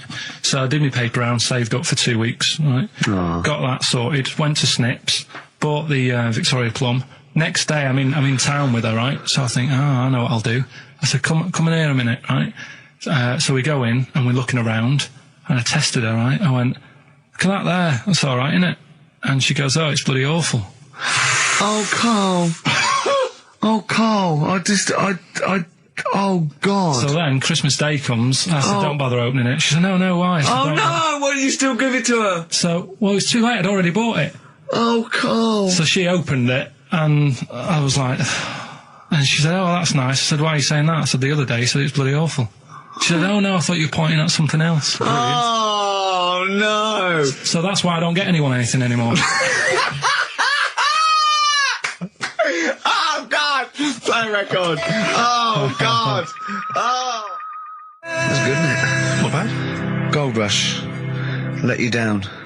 I'm actually quite affected by Carl's Victoria Plum scenario. Just the fact that, like, that eagerness, he wants to make sure it's a great present. He's saved up his paper round. He thinks it's like a gnome, but modern. I'm worried that you're using it as an excuse now, and that's why you're not buying anyone any gifts, because you had your fingers burned once. I mean, you were 6, 7 years old. To be fair. No, you weren't. You were about 13, weren't you, if you're doing your paper round? Yeah, I must have been, 11 or 12 then. All right. Yeah, so I'd saved up. Oh, no, I'm not using it as a thing, it's just that... What did you get your mum this year? I've sent them some money so they can get a passport. So they can get a passport? What do you mean, where are they? Immigrants? Are they trapped No, somewhere? Well, they're in a holding bay somewhere in Dover. Yeah, I got what a friend who's a truck driver who's going to sneak them across. What do you mean? So they can buy a passport. What do they do? Sell it when they're a bit down in their luck? No, they haven't got that much money, right? They've never been abroad, and the mate said they might take them next year, and they said, oh, we haven't got a passport, so You I haven't got thought... to buy a passport, have you? Isn't that your God-given right as an Englishman? No, you've got to pay for them, they're 30 quid each, so you better do, otherwise they're conning me. Right. So you sent them 60 You don't quid? get born with a passport, of course You sent them don't. 60 quid in an envelope, have you? Well, check. Right. I love that. He'll be watching telly and France will come on and he'll go, oh, what do you think of that? She goes, it looks bloody awful. Yeah, Don't open it. no. Don't open it. Don't open it. So you've not paid for a holiday for them. You've No, I've you've just sorted given out well, it's the better prize, isn't it? Because they can't go anywhere without it. Well, the passport keeps on giving. Yeah, It's perfect. so- 10 years. That is, yeah. So, but no, I never used to. I mean, I can't think of other things. I used to get my dad once I started getting him stuff. It used to be a dressing gown, and then. But as an extra surprise, he used to put like a cigar in the pocket, so he'd think that was it. Yeah. Then he'd put it on and put his hand in the pocket. Right, and then he what's just this? hit you because he thought you'd nicked it. Oh, dear. So you bought him a jacket with a cigar? That's quite thoughtful. Did you sneak a cigar once one Christmas? Yeah. Well, that's when they used to have like the big do's, like I say. You know, they were known for it. Like the whole estate used to know that. You know, we were having a party. Yeah. So, So they'd all come round. So they'd all come round and just have food and drink and that. I can't imagine. I cannot imagine how unpleasant that must have been. Awful. And you locked in your bedroom with a broken train set. Yeah, crying. And looking at Victoria Plum, whatever that was. In the bin. Oh, in the bin, yeah. And hear a mum saying, and he got me this. Isn't this piece shit? of rubbish. You could hear him just throwing it against the wall and laughing. And all the neighbours laughing. And you'd come down just be in pieces with loads of spit on it. Just loads of gob on it. Eyes. And all the Polaroids of them just like laughing at it and pointing. stamping on it. Yeah. Alright. Well, that's brought all flooding back. But no, I used to get up in the morning and then like they'd still sort of all be there asleep on the floor and on the sofa. Oh, that's awful. Oh. That's terrible. Christmas is surely the one day a year which is a family thing. It's for the kids. They're the ones No, but that that was Boxing Day. Well, I know. Oh, that's all right. It's over. Yeah. Back on the Christmas is bike. over. All right. Who's going to pay for this? What, me? Yes, Carl. You're doing 2 rounds today. Yeah, was your paper round supporting the entire family? Yeah. No, so I used to get up and like go downstairs, and they'd be asleep, so I'd be mooching about trying to find like another present that's still working. I love the idea that these people from the estate had like squashed his presents. So I found a cigar that had been sort of lit up and then put out, so I thought, I'll have a go at that. I went outside and had a go, and that's the last time I smoked. Right. I tried it, I thought, I don't like that. I love the fact that he does everything once. Yeah. In his life, it's a line of, I've done everything once. I don't need to do it again. Teenage Fan Club from the XFM Christmas album, and that's Christmas Eve. Their guitar sounds are just brilliant. They're just always so nice. All right, Carl, do you like that? Do you like Teenage Fan Club? Yeah, they're good. Carl, I feel like you've never kind of enjoyed the wonder of Christmas. I can't ever get the sense, maybe except when you were very, very young, that kind of bright-eyed, thinking of Santa, kind of landing on the roof and coming down the chimney and drinking the sherry or whatever. So I like the idea of it, right? Sure. The sort of, I used to get a couple of annuals every year, Yeah, so did I, yeah. And I was allowed to open one. Okay, the film review. Gladiator. It's alright. Nothing great. It's like an old, sort of an old version of Rocky done in the olden days, really. Right. A bloke fighting other people. Sure. How sort of well known is the story? Do you reckon people know the basics? Well, just very quickly, just do the plot. Quickly. There's a guy called Max. Maximus, yeah. Yeah. There's Caesar, and there's Caesar's kid, and Max goes to war, sort of wins it, comes back. Caesar says, "You're good at what you do. I wish my son was as good as you. So I want you to be in charge when I die." His kid finds out, a bit annoyed about it, kills his dad, because he don't want anyone to hear that he said that he wants him to be in charge. Yeah. So his kid gets in charge and thinks, "I'll show you. You're not going to be king, I am. You're going to be a slave or something." And then, next thing you see is... Sorry, can I just stop there? My only thought is the film's 3 hours long, so maybe we shouldn't go through the whole plot. We've done the first 10 minutes, but Yeah. go on. So, yeah, he's a slave and then... Yeah, but then, that was an interesting bit that I thought, right? I mean, I was watching this with a girlfriend, she was already annoyed because she wanted to watch Friends on E4. Okay. Yeah. It was a good episode as well this week. Was it? Yeah. Don't tell her that. Okay. Right, so she was annoyed and she said, "Come on then, put it on."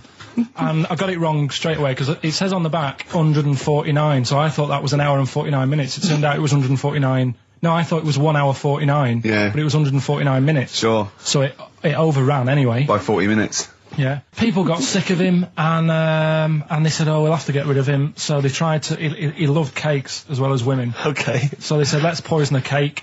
And they poisoned a load of Easier than cakes. poisoning a woman, wouldn't it? And he ate these cakes, and it just didn't kill him, and they were like, "God, what's going on?" And they kept giving him more and more cakes, and He was suspicious. and that didn't work, so the fella said, "That's it, I'm going to shoot him." So they were like, I'd be there sort of punching people in the arm. Oh, that's a great game. Oh, I love that, punch people in the arm. Is that part of the Olympics now? it's I think it was exhibition this year. Right. But it's going to be a pro next year. It's going to be the Winter Olympics because you've got to do it in just a cap sleeve shirt in winter. Yeah. So you're playing that? She, but whilst I But was she didn't doing appreciate that. She used to go, "Ow!" No, I always think whilst I was doing that, they were like the Charlie's Angels, and they'd be sorting out a mission somewhere because they were really like there was something about them that you thought, they're special. They were private detectives. What do it work for a man they never see? Tell us the story. What have you learned? Do you want to ask some questions? No, not really. Just sum it up in a minute. What do you Can't think? do it in a minute. Well, can I ask some questions then? Where was he born? Austria. Tell us about his early life. Right, he was a young lad. Brilliant. What in his early life? Okay. Yeah. What's the name? His mum was his dad's second cousin, which is a bit weird. Yeah. That is weird. They had 5 kids. Steve's going, "Yeah, it's usually first cousin where I come from." Oh, that's unfair, isn't it? There's no need for that. No, it's What not. do you do in your leisure time? I like, going out for food and that. For foraging. What do you mean going out for food? going They out. come have a little hole and go, Go hunting. Yeah. This is Karl. He's hungry. He knows he has to get to the greasy spoon by 11. Wow. Wow. Wow. Many of Karl's close friends have never made it across this road. There was a zebra crossing installed just for the safety of Karl. Beep, beep, beep, beep, beep, beep, beep, beep, beep. Can I have a bacon butty? And Karl is enjoying his... Wow, but he has to get back. His girlfriend's asked for one as well. She's home with a PlayStation 2. Wow. Oh. We just had a call from someone saying his company would sponsor Karl, right, to be raised by all these balloons if he could have a walk-on part in the office. And we immediately went, we're worried about that sort of thing. You can't really promise that artistic, And I was worried about the legality of it as well. How can you promise someone that for personal gain that's a private and all that sort of stuff, right? And I went, I don't know. And anyway, put the phone down to him and Karl went... I love the fact you're more effing worried about that than me being raised 30 feet in the effing air. You started getting scared, did you? Are you worried about it? Well, You're quite excited about the idea of the challenge, aren't you? I like the idea, but I want, Why do you like the idea, Karl? Oh, what if it went all wrong and we're there going, the humanity of it. I think we need Karl to get... he's just I'd turned... be around the rope would pull out my trousers. Oh, no, it's definitely got to be Dr. Fox if that's going to happen. God! Oh, we've got to do this! I both think she's a fine presenter, and I think she'd do very well on it, and I think it's a good move as well. Yeah, but can you just say it's not forever? Isn't it? No, I think she's done... she'll become more popular than us. And I mean, think that'll be the end of us, to be honest. Well, she can string a sentence together. I think she'll get lots of PR and everything. And she goes out with Big Boy Slim. Big Boy Slim. Who's, A good DJ. he's a good DJ. And, is her name Zoe Slim now? Yeah. Right. There will be nothing. The reason you became king of the universe, of course, is because of your fascinating French bread anecdote. Oh, yeah. Yeah, come on the then. How did baguettes come about? If this is going to be someone cooked a loaf a bit wrong and said, I can still make a sandwich out of it, I'm going to hit you. No. Go on then. Right. Napoleon, when he was at war and that with Russia. 1812, yeah. Yeah, all his soldiers were like, not used to the cold weather and that. So they said, take some clothes in your bag with you because it's going to be nippy out there. So they put all the clothes in the bag. Sure. They were told, it's Napoleon, for Christ's sake. No room for any food. You're joking. So couldn't they make some sort of sandwich? No, it wouldn't fit because of all the clothes. You had to take extra gear. Sure. So, anyway, he said, I can see where this is going. I'll be honest. Is there a baguette-shaped gap left in their holdall? They thought, let's make some bread that you can fit down your trouser leg. What? That's not true! No, it's not, I Karl! read it in Euston train station. I was waiting to go back to Manchester. Where did you read this? Scrawled on the wall in graffiti. Yeah. Do you know Was it also meet me here for cock fun at 12 o'clock? The upper crust sandwich shop, Euston station. It's on the wall. What do you mean it's on the wall? Do you know it says sail on at Dixon's, whatever? Yeah. Next to that there was a bit of information. Once you've read the stuff on Dixon's, I get information. There's a big thing about the history of the baguette. I read it and I thought, we got to make a sandwich we can split down our trouser leg. But how can you march and fight with a huge piece of bread down your train? Although it would be intimidating. You see them coming, you go, sacre bleu, look at the size of them. They're big fellas. Well, blimey. I can't help but feel that could be a practical joke at your expense. Yeah. do that. Well, the Earl of Do you Sandwich... ever question anything you read? If it's printed up, is that, fact for you then? Well, it's not funny. I mean, if they were trying to be funny, it's it's not, is it? So it's information. Have you heard us? Things sometimes want to be funny when they're not. That's exactly what happened with the sandwich. The Earl of Sandwich wanted something he could fit down his pants. And it was those triangle cut sandwiches wrapped in cling film were perfect. You might be right. You might be right. I am. Because the Cornish pasty, so they could drop it down the mines, isn't it? Is it? They wrapped it up they wrapped up meat and vegetables in pastry, and they sort of crimped it, and it was and they dropped it down the mine, so. Yeah, that's how that came about. And bagels were originally made so that people could play hoopla, but then eat afterwards. I don't know if you're aware of that. That is true, Carl. Well, anyway. Call my bluff. Is one of them true? Yeah. They're all true. They're all true. Yeah. Tell your kids that when you have them. Yeah. You know, if they're still alive in a million years. Well, it might be true. Can someone confirm that baguette fact that it was so Napoleon could stick it down his trousers? Not him, his soldiers. His men. Yeah. Fascinating information. Fascinating bread information, Carl. Radiohead. Yeah, now this is my song for the lovers. It's a beautiful track. It's Let Down off OK Computer. It's one of my favourite Radiohead tracks. It's lovely. Right, set the tape going now if you want to tape these songs. Avalanches, Frontier, Psychiatrist. Absolutely. Well, we've had lots of emails. People, obviously, we inflamed and provoked about the Cornish pasty. I've got a couple of amendments to that. The crusty bit, is actually as a handle, because obviously the miners had dirty hands, and they'd eat all the stuff in the pasty, and they'd be left with this sort of crust, and they could throw that away. Also, someone told us that at one end was an apple, so you have a little sweet as well. A little dessert. So, there you go. You noticed how, over the years we've been doing this, way back when we started XFM, no one ever contributes when we ask about the music, when we ask about hip-hop, or their, opinions on that, anything important. But start talking about pasties. Yeah. We've had about 5 phone calls. Yeah. And someone phoned up to confirm. They used to work for Upper Crust, and basically, Carl got all excited. So it is true. She went, well, I don't know if it's true. I've read the same sign you did, Carl. Interestingly, there's an email here that says, which basically offers a history of the baguette, and talks about after the revolution, the government decreed that all of France must eat the same bread, and it was up to the bakers to bake this bread of equality. And then Napoleon kind of made sure it was a particular, he kind of set in. Obviously on the bread you can eat anything you find in the garden, frogs, snails, bits of horse, But squid. the interesting thing is, Rick, that there's no mention of sticking it down your trousers whilst going to war. The French have tried to keep that secret for over 100 years, It was only Steve. the upper crust people. Nearly 200 years, that is a top secret. Somehow Euston Station upper crust got hold of a document, left behind in an old sea chest, possibly Napoleon's, could have been Josephine's. Unfortunately, jotted it down. He's kicking himself now. Oh, Secretary, I cannot believe I left a note. If he talked like that. He did. He did that, yeah, he talked English, but in a very funny French accent. Play a record. No, go on. Go on. Right, it's this woman. I don't even know if it's ghost, really. It's just a bit weird. Sure. Yeah, sure. There's this woman, and she's not a woman, she's a kid. Sure. Okay. Sure. She's walking down, like, a street in her area. It's a nice day and everything. Everything's normal. She's walking down, and a woman comes up, cycling past, right? The woman on the bike looks at the kid, absolutely terrified, right? Got a really scary face on her. Yeah. The kid's thinking, why is she doing that? Yeah. Right? So anyway, she thinks nothing of it, goes, I think she was playing in the park or whatever, goes and has a nice day. About 15 years later... Oh, right, yeah. She's, I don't know, I think she was going to work, right, on a bike. She was riding her own bike.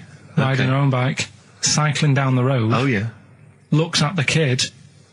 That's the thing that happened, like, 15, 20 years ago. Right. It's her on the bike looking at her as a kid. Right. Not another child. No. So it's her, she's seen herself. Carl? I mean, I don't know where to start. Firstly, where's this information come from? But I mean, why do you ever... I don't know what part of that you think can be true.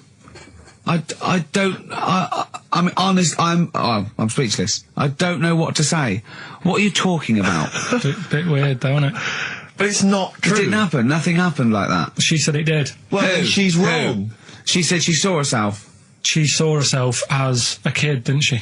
Did she carry on riding and as an adult when she was a kid. Did she stop and talk to herself, or did she ride on by and think, that's a bit weird, there's me as an 8-year-old. I won't stop, I'll be late for work. Yeah, if I'm late again, the boss said he'd be in trouble. Yeah. Oh. Well, And where is this information? Did it happen to someone you know? No. You overheard it on the bus? No, it was in the 14 Times. We've had a lot of emails saying, could you bring back White Van Karl? Oh, yeah. Which is that section of the show where we ask the questions that the Sun asks Someone various else. random punters Yeah. of Karl. But sadly, recently, they've got very politicised and very kind of, basically a little bit depressing.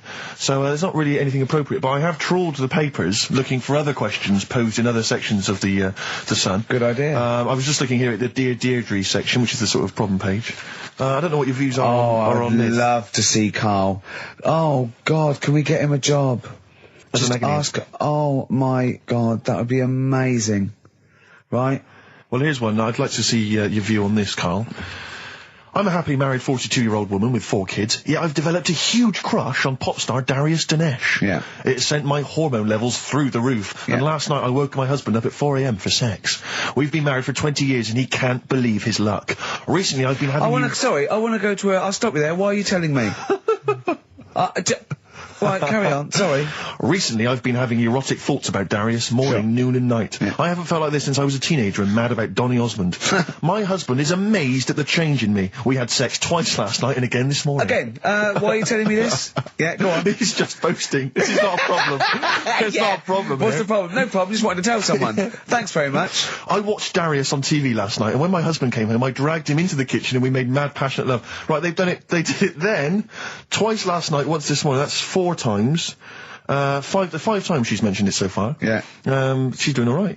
My husband. This is a great bit. My husband thinks it might be his new moustache. Or that I'm going through the menopause, but I You know were thinking different. of growing a moustache? I was Just do you thinking think of it would growing a change your moustache. luck with the ladies? I love the idea. That's what he thinks it is. He's telling his mates in the pub. You should go grow mad with to me. these. Grow The with old these, Tom right? Selleck. 5 times in the last 24 hours. Hooray for sexy Darius. So, what do you make of that then? What are your views on that? Hold on, though. If that bloke is reading that paper, that narrows it down It's a gotta bit. be, yeah. Who else did he know? His wife likes Darius. He's had sex 5 times that night, and he grew a new moustache. He's thinking, I wonder if that's me. Maureen. Yeah, go on. But what's your concern? Because I'll tell you what her problem is. She's worried that, the reason that she's now kind of overly excited and she's having this great sex with her husband is because she's actually fantasising about someone completely different, younger. She's having these wayward thoughts, isn't she? She's a bit concerned about that. What's your concern? What are your thoughts? I reckon she's going to start shoplifting soon, coming out in hot flushes. Go on. Just, they're both happy, aren't they? He's getting what he wants. She's happy. I'd say, yeah, whatever, get on with it. Do you think that she should confess? She wants to be honest with him. I wouldn't, because not that many fellas like Darius. Right. So if you're sort of thinking, oh, she'd rather have him than me, I don't What do you think it's gonna Darius would think of this? work. He'd probably be happy with that. I mean, What would you do if you got loads of phone calls, right, from women going, Karl, whenever you're on the radio, I just have to do it. I just have to do it. Your voice makes me... I'd say, right, well, it's all right. I'd be happy with that. Would you? Yeah. I mean, just in case anyone is doing that. What would you do to sort of like egg them on a little bit to help them out? What do you think? What sexy things would you say? What do you think is your quality? What do you think people would find, pretty horny about you? Is it your sort of mank wine, do you think, that? It's the best of. You've been voting in all week, sending your emails. So here's the clips that you wanted. Alright, so, here's the first bit. Yeah. Some doctor or something who was into, like, the way bodies work, they got their head cut off. The doctor? Yeah, he was doing a bit of an experiment. And he cut his own head off? Yeah. Okay. And it was about, he said, when my head's in the basket, I'm going to blink my eyes. Right. Okay, sorry, hang on, let him finish. And, so the doctor has chopped his own head off, and he's told everyone, I'm going to blink my eyes to prove that he's there's in the life after basket, death. and he goes like, right, I'm going to blink my eyes about, as many times as I can.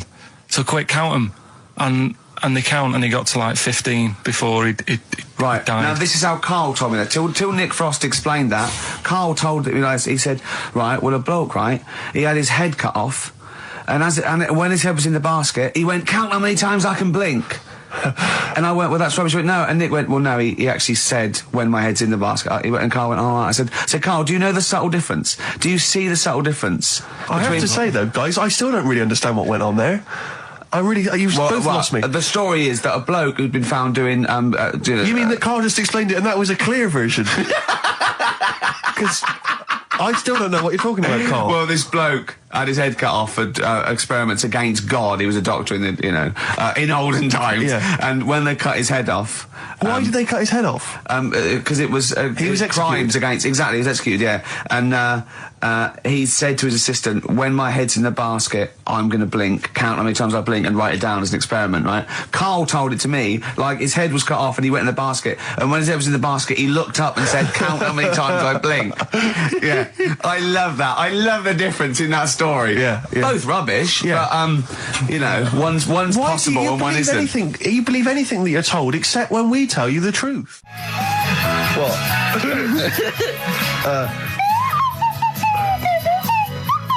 Someone's left one of those little things in here. It's brilliant, isn't it? It's amazing. What are they called, those things? I imagine just there. I was thinking of being in the front row at a Morrissey concert and going, can I just play along? They are brilliant. I don't know what kind of sound that is. I don't know. It's only used for when Kenneth Williams sees someone undressing. Yeah. That's the only time that is used, that noise. Exactly. That is brilliant. But it's like it was specially created for the Carry On films. Yeah, we need... I don't know what it is, but we need something when I walk in and see someone changing. Well, what about this? There is a light that never goes out by the Smiths. I phoned Carl up in the week, yeah, and I said, what are you doing? He went, well, even though it's one of my days off, I'm just doing some research on the web. Found anything that said, yeah, I'm doing science. And then he said, you can get wigs for dogs in Tokyo. That's his scientific fact. And I went, what do you mean? Dogs, if they need a wig? I said, if they need a wig, what? Dogs going bald? And he went, like, this is fine to him. He went, it's a stressful city, Tokyo. The world's all right with Carl. He's always got an explanation. I've only ever seen him confused once. When in Edinburgh, he looked out of his window one day and he saw a bloke putting a parking ticket on some rubbish. Yeah. And that genuinely confused him. Yeah. He couldn't work out, could you? It's a bit weird, isn't it? And the woman breastfeeding her 8-year-old child, you didn't like, did you? I don't like that. But what's the name? Animals with wigs. I kind of thought, after I put the phone down to you, I kind of thought about it, thought, yeah, it's a bit daft, that. Are you sure he's not the ageing pop group? No. The Animals? But when you think, have you ever seen, like, a bald pet? No. It's weird. What do you mean? Because my mum, we had a cat, we used to get through loads of cats because we lived on a... Oh, God, it started early today, isn't it? What do you mean? It's only 10 past 1. What are you doing? No, running a restaurant? We lived on... Oh, God, what do you mean? No, we lived on like a main road. Oh, yeah. Right? So we used to get through a lot of them. My dad kept saying, risk. Stop wasting money, it's not Stop good. wasting money, not wasting cats. Right, so anyway, we had this cat that was ill all the time. And It's just bag of nerves, probably. Yeah, malingerer. Yeah, I'm terrified. I'm going to which house? Rome. Oh, God, bloody hell. Rome. Don't let me go to the Pilkingtons. and it, for some reason, it kept being sick all the time. Right? Yeah, that is nerves. That's definitely nerves. So my mum kind of thought, I've had enough of this, and she shaved it. Whoa. Whoa. Now, I know you're not vets in your family, but what correlation did your mum think there was between you being sick and shaving it? Because it kept being sick, and it was a pain to wash, because it kept getting So caught she up. wanted a dry wipe cat. So... Why didn't you just varnish it? What?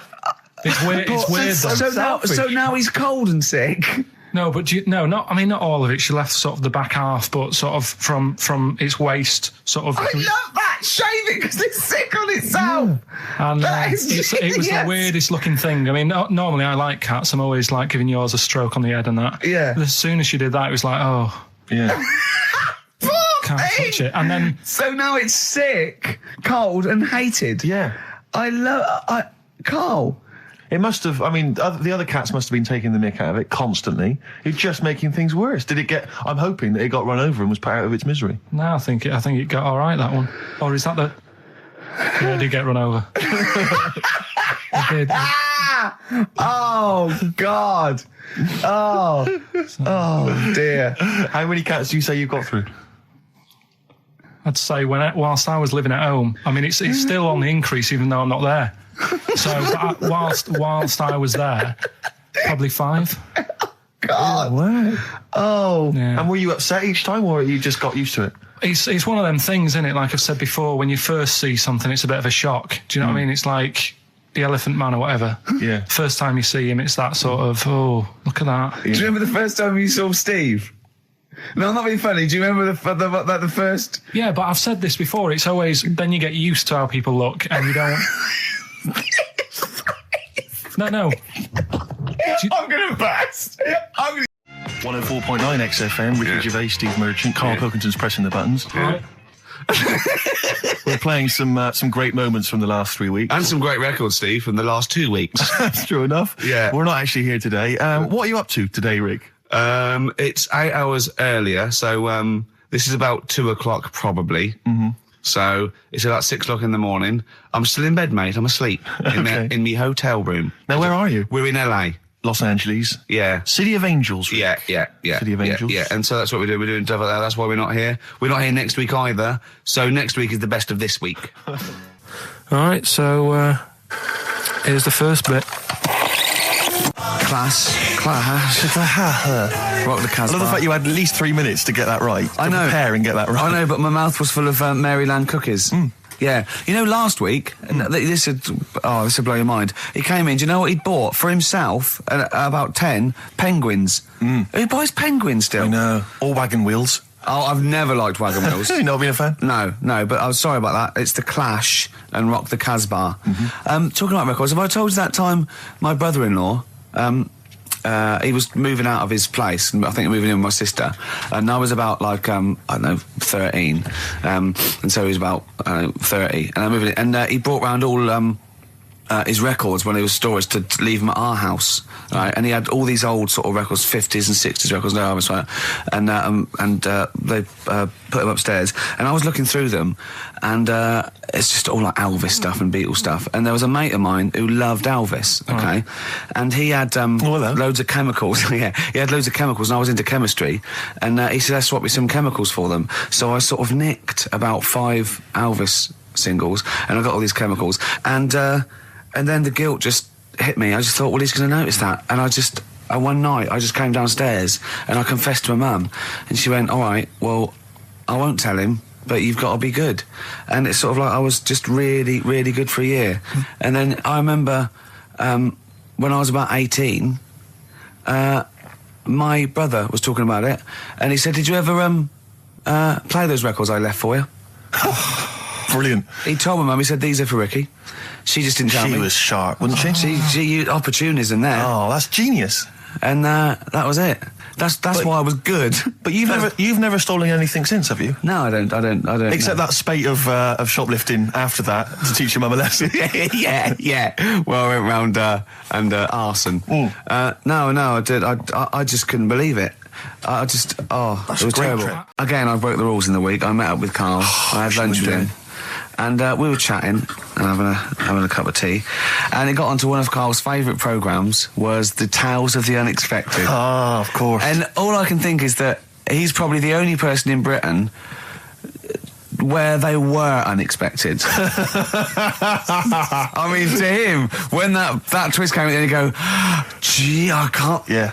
Oh, God. Can't believe So it was the tree that did it. I mean, he was probably the only... And we were telling all these stories of horror, and he liked horror stories. And I told him this story, and I don't know if this will come across in the way, but I told him this story. It was a short. It was a horror short. This was a film you saw, was it? Yeah. And what it was, it started off just there'd been a car crash. You see, it's a horrendous wreck, and you saw it from the point of view of the person in the car, and he was calling for his mate, and he was going, Dave... And he sort of looked over and saw a body without a head that had been thrown. He goes, "Oh no, Dave!"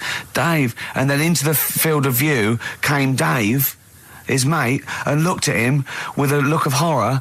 And then it sort of went black, and you realised that he was just a head, and it had been his body. Oh, wow. Right? Yeah. And I said, then it came up at the end, at the executions in the French Revolution, people experience consciousness for, and he went, oh, no, he said, it wouldn't be for that long. And then he went, if it was a chicken, it would work. Imagine remaking that film, but it's two chickens in horrendous car crash. Their own fault for driving. It would work. No, he wasn't having that. Yeah. No, it was too long. I think he said, how long was this film? I went, 5 minutes. He went, no. It would work if it was a chicken. I like the way that Carl is something like, when you relate an incident like that, he's appalled and offended and annoyed by the people that made it, even though he's never seen it. Oh, he's annoyed, yeah. Do you have a favourite Tales of the Unexpected, one that you remember particularly that shook you up? Yeah, we were talking about the one on where there's some woman in prison. Have you seen that one? I can't remember them all. Right. This woman's in prison. Yeah. And she gets a bit friendly with the guy who takes the dead bodies out. Right. And he said, I can get you out of here. He said, what you've got to do, right? You've got to, at midnight... When you hear the bell toll, that means there's been a dead body. Yeah, there's been a dead body. So what you've got to do is go into, like, the place where all the dead bodies are, get in the first coffin on the right, and then I'll come along and carry you out and you can run away and escape, right? So she goes, yeah, all right then. So she hears the bell go. I'll bury you, right? And then I'll come back later and dig you up. Right. Yeah, but that's the point. It doesn't matter. It does matter. Trust me, Carl, it really matters. Okay. Listen, I don't know if I'm going to ruin this for people at home. Yeah.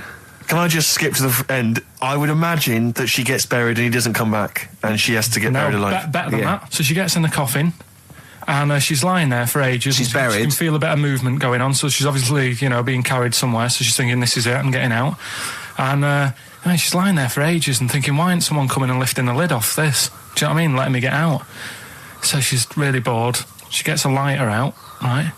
Lights it to have a look at who she's lying on. It's only the fella who said he'd help escape. Oh. What have we got now? Right, so we're looking into animals that we get rid of. I've spoken to someone about snails. I've spoken to someone about jellyfish and that. And looking at cockroaches today. She's an expert. She's just not just some random person. No, she works in a museum, a good museum. I said I'd give it a plug. It's the one near Knightsbridge. It's got dinosaurs and that in it. It's worth seeing. Natural History Museum? Yeah.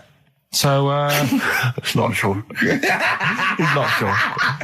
This is what happened.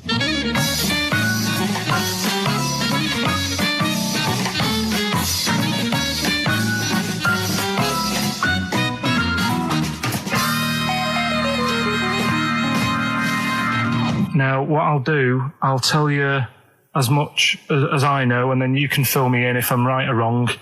And then at the end of it, we'll get to the bottom of whether we need them or not. Okay. All right. So first of all, the first thing that I found out is that they have 18 knees. That's not exactly possible. They're insects, so they have 6 legs. Yeah. And a knee is usually the junction between femur and tibia. That's sort of classic human knees and every other animal knee. So with 6 legs, you can only have 6 knees. Could somebody sort of got mistaken for seeing one that was a bit double jointed? I think you're grasping at straws or something. All right. Well, we might have to come back to that one then. Okay. They can hold the breath for 40 minutes. Well, they don't do that because they don't breathe in the same way as us. They breathe through little spiracles, holes down the side of the body. So, no, they're not a very apt simile because the method of breathing is so different. What do you mean? Because insects have a totally different system. They don't have lungs in the way that we do and just breathing through one part of the body. They're actually breathing through every segment of the body all of the time. So even though they've got their mouth shut, they might be able to slide. Nothing to do with breathing. So only just feeding. So you see, maybe that's where someone's gone wrong. Someone's got hold of one and sort of taped its mouth up or something and got bored after 40 minutes and said, well, we'll call it right. It's a pretty unkind thing to do to an insect, even to a cockroach. Yeah, but it's all... You can't do that. Yeah, but... No. Pretty unkind thing to do to anything, even a cockroach. Something else I found out. Yeah. They can live for a week without an head. Well, that's that's true if they don't bleed to death in the process. But the weird thing is, when I told you that they had 18 knees, you seemed a bit sort of like, don't talk ridiculous. But then we're talking about an animal that can live without an head. So there's a little bit of truth in that one, yeah? Yes. Why, when it was invented, has it got that facility? Say if someone said to humans, we could do that with humans, and, you know, if you lose your head in some accident, it gives you a bit of time to sort of go back to your family and maybe write them a note. You won't be able to have a chat, but write them a note saying, it was my own fault, and it was nice knowing you. Well, that would be a useful facility, I agree, but cockroaches are great survivors. I mean, they've been around for over 300 million years. They're one of the most primitive insects. All right. Well, I've also, is it true that they do a lot of resting? Apparently they can sort of rest for 75% of the time. Rest? Yeah, they just sit about doing nothing. It's probably true of a vast proportion of the world's fauna. I mean, maybe the 25% that they are working, they're really giving it some, so it might make up. They're probably searching out food, and they can slow down considerably. You can chill insects in the fridge, and they'll become very, very quiet. You might think they're dead. Yeah, but I'm sure, you know, if we were sat in a fridge, you know, we'd go a bit quiet, wouldn't we? You know. Well, you might not know much about it, of course. Yeah, but You're not quite reading the right sources. Well, I've been using the internet.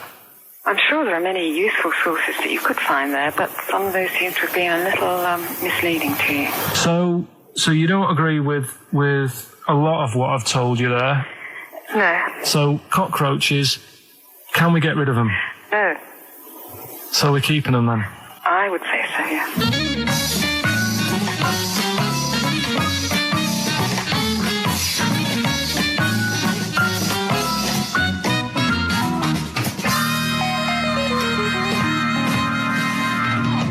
I think we should get her on more often because she sounds like she'd be a bit of an ally, really. Because she knew immediately that you were talking nonsense. She even said, I think you should be more concerned about your sources, which I've been trying to tell you for a year, right? The fact, I mean, 18 knees, where did you get that from? It was on the internet. They can hold their breath for 40 minutes. I mean, I don't know what you read and take on. Hey, Chinese kid. Right, well, we've talked about airy people in the past. True enough. Haven't we? Yeah. You know, the little kids who grew up in woods and hung around with wolves and that. Yeah, again, you're confusing it. Yeah, they're not, there were some people that were born very hirsute. They were not the people who were brought up with wolves. Yeah. You just put that together in your Homer Simpson type mind. Right, well, this is like a sort of close to that sort of story. But the weird thing is, right, Chinese people aren't that hairy as a nation. No, seriously, that's a well-known fact. They don't have that much body hair and stuff. Okay. So this little kid who was born over there, he was like covered in stuff. Was he? And it was only his nose that wasn't hairy. The rest of his body was caked in hair, right? And his hair sort of What grew. sort of hair was it? Was Thick hair. No, what I mean is, was it sort of like a pony's mane, so he just looked like an Ewok? You know what I mean? Just like hanging down sort of straight, dark hair. In the picture, it looked like it grows from his eyebrow. It grows from his eyebrows quite thick, and then it just goes all the way over his head. You don't think it was just really long eyebrows that he'd done a comb over? No, it was all over his body. It had a picture of like his back and that. Yeah. And Had he styled it? Had he styled it at all? Did he have it a quiff or? no, it was just hanging everywhere. all over him. Yeah. And they were like, you know, this is a bit weird happening in China, where we're not normally that airy. That was the scientist speaking there. Yeah. And the local press and that were getting him down, calling him monkey boy and all this. Oh. And Thinking Chinese press. but the doctor, Yeah. Oh. They're cruel, aren't they? The It's like doctor- those game shows. That's Japanese, isn't it? Yeah. That's what. Yeah. and the doctor said, I was talking through all that time while we were just like talking to each other then. Because I turned round and I still saw he was talking. Go So on. anyway, the local press came in to see the hairy boy, the monkey yeah, boy. and they were like being tight, taking the mickey out of him, and the doctor said Showing him nuts. he's only airy. Said he's a healthy young kid. The only faults he's got is he's got a little bit of eczema and a boil. And he said everybody should just treat him the same. And I think he grew up a healthy kid. Yeah, so that's the end of the story. That's not a story. Why? But I've got nothing. I don't know what to say to that. So someone in China was born slightly hairier than the rest, and he was normal apart from eczema and a boil. That to me isn't a story. But if it is, I've got a million. I mean, it's sort of like bloke from Manchester went a bit bolder than the rest, got a job on radio. He was normal. I mean, that's not a story, is it? So that's educating Ricky. Will we? Brilliant. Do that next week. That is brilliant. No, I think that was good. I did. I mean, I enjoyed that. I learned something from that. I mean, I want to get. I mean, this is all from one book, is it? Yeah. That's an interesting book. With the, I don't want to dwell on it, but with the hairy Chinese kid, what did they say about that? What was the, I mean, was it once there was born a kid who was slightly more hairy than everyone else? But yeah, it's all right. He only had a boil. Oh, how did they word it? How did this capture your imagination? It was a picture that grabbed me first of all. Yeah. Sure. And it was like, God, what's up with him? And that's when I read it. Did you see the boil and the eczema or just the hair? No, you see, because his face is like, just under his eyes is sort of nice and smooth, and his nose is sticking out, and that's not hairy. But the rest of him, it looked like he had the sort of a balaclava on or something. And then I read on, and it's like, this is a hairy kid in China. Yeah. Yeah. So. Yeah. Okay, good. Anything else in there? Because, I mean, I like that. No, we'll do more of that next week. How is that alongside, hanging bacon, alien abduction, a hairy Chinese kid, and a little interesting fact about the derivation of a phrase? What do you mean? He didn't understand a word of that. I knew the word derivation was going to cause problems. I thought derivation shouldn't have come out. I wasn't disputing. He's all smug because he just had a phone call. That was Beck, lost cause. Go on, tell him why you're all smug. Because Adrian just called up. Yeah. After hearing the story about the Chinese kid. Yeah. And he said, yeah, that's true. He said that there was a TV programme on it. Yeah. He had a chromosome defect. Yeah. And it made him hairy. And his mum and dad used to have to shave him. That wasn't in the book. But thinking about it, that's not a good move anyway, is it?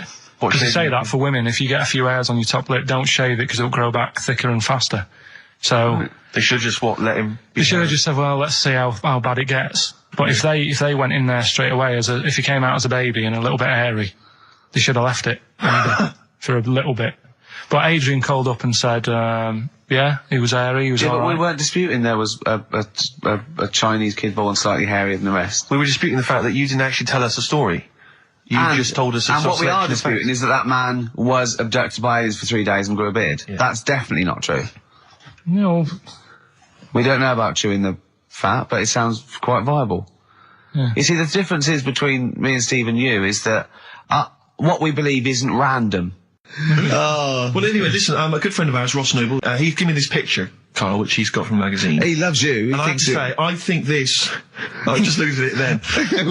Obviously, it's not going to mean much to the listener. Oh, this is but it is currently available. I think it's in the current edition of Bizarre magazine, so you might want to buy that. It's not horrible, though, is it? There's a certain grotesqueness about it. Oh, it's a deformed person, isn't it? Well, to a degree, but I think what it's going to do for Carl is give him, I think for you and I, Rick, we're going to see his face. Lighten up, like opening a wonderful Christmas gift. Oh, you know what? I think I've seen this. Is this the one with the kid with the big head?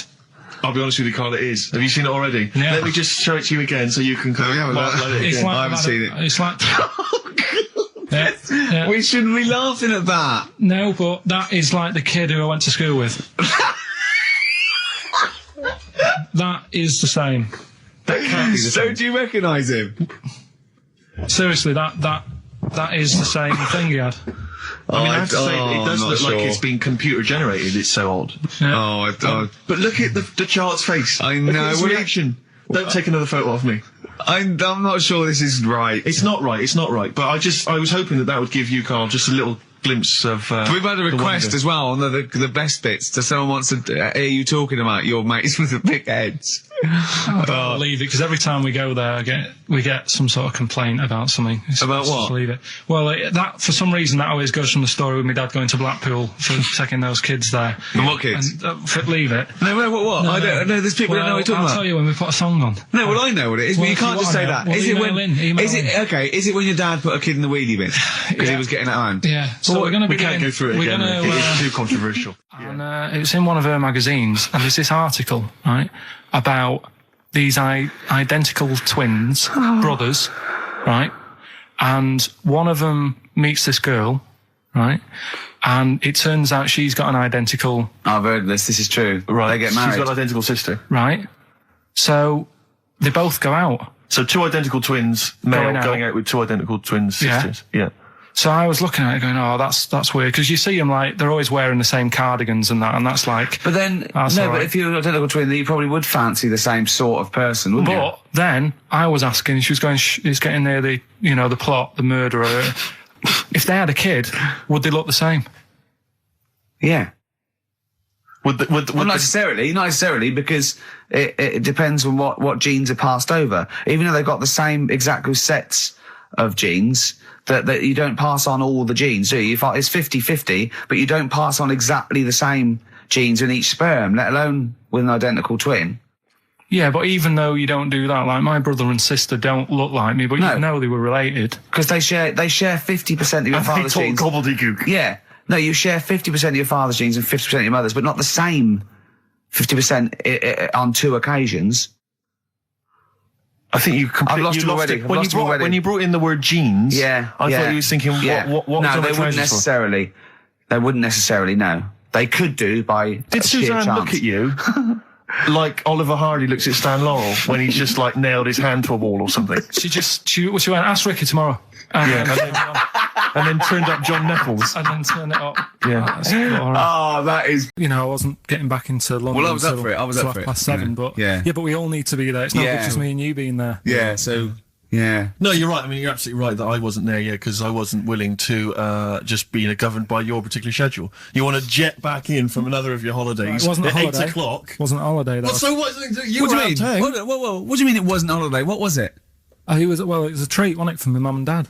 So it wasn't a holiday. I What, took so them you away. didn't enjoy the 5 days off? You'd rather have been here moaning 8 hours a day, 7 hours a day? You see, we said last week that you're always whinging. Here you are whinging now. I'm not And you're moaning. saying it's not even a holiday. You're saying it's not even a holiday. What was it then? Would like a nurse who take sick children to Florida, would they say having a great holiday? Sorry, what particular ailment did your parents have for the week that they had to fly in? Karl Pilkington, MD. Yeah. What are you talking about? Well, all right, it was a holiday. Well then, good. Now some honesty, now some truth. So you came back from your holiday. You wanted to start back to work straight away. Steve couldn't be bothered to meet. Is that what you're saying? That's what I'm saying. So we've got nothing prepared for this. Well, you can rely on Rockbusters. Right, that's We've coming got up. nothing. Monkey News. Even though you were away, you were still working. Still doing stuff. Did you go to That's- the Monkey Sanctuary? I'll tell you about that. Tell us about it. Play a record. All right. Do you want Smashing Pumpkins? Smashing Pumpkins. I thought an old classic from them, Cherub Rock. Yeah.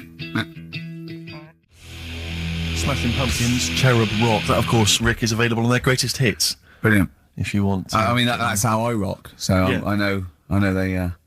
I'm very much the shape of a cherub as well. Well, indeed. Naked with a couple of and a rosy big arse. and a trumpet. Yeah. Do they have trumpets? I don't know. I've just had an email here. Monkey News Yeah. from a listener. Monkey spotted holidaying in Cornwall.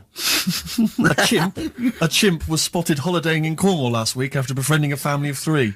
One onlooker said, "It was incredible. He dressed and behaved exactly like a human being. He even settled the hotel bill at the end of their stay. The only telltale sign was his lack of table manners and the incoherent babble when he opened his mouth."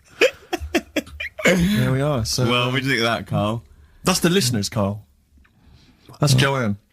Amusing, articulate, accurate. She remembered Accurate. exactly who's there and everything. Setting in the bill. It's all there. So I mean, even though people think that you're slightly simian, slightly less than human on the evolutionary ladder, they do listen to you. So I mean, I don't know who's more stupid in the end, you or the listeners. Well, you may recall, Rick, at the end of last week when Carl had to shoot off early, we issued a little request for listeners just to bombard Carl's email with just pointless emails that really weren't about anything, just to clog up his email for when he returned. Yeah. Rick, they sent them all to us. Brilliant. I mean, that's the kind of listeners that we've got. We've got reams here on our email of just junk. I mean, it's like a Marx Brothers plot, isn't it? I mean, just ludicrous. listen. Listen to what we say. I got one about a shaved cat. Well, that's not pointless. I'll be reading that later. Oh, you're loving it. Yeah. I'm happy. That'll keep me going for a couple of weeks. I'll be reading that. 104.9. All right. Carl, just an email. A question for you. Can you please let me know which school Carl went to? What school do you go to? Cessav. What? Cessav. Cessav? Yeah. What does that mean? It was on Cecil Avenue. Cecil Avenue in Manchester. Yeah. It's just he says, I'd like to know so that I don't send my kids to the same place. He also says, he says, P.S. Does Carl look like Gollum in Lord of the Rings? Yes. He does, doesn't he? Yeah, that's very good. Yeah, in fact, I was just putting a little bald wig on you, wasn't I? Like he needs one. Yeah.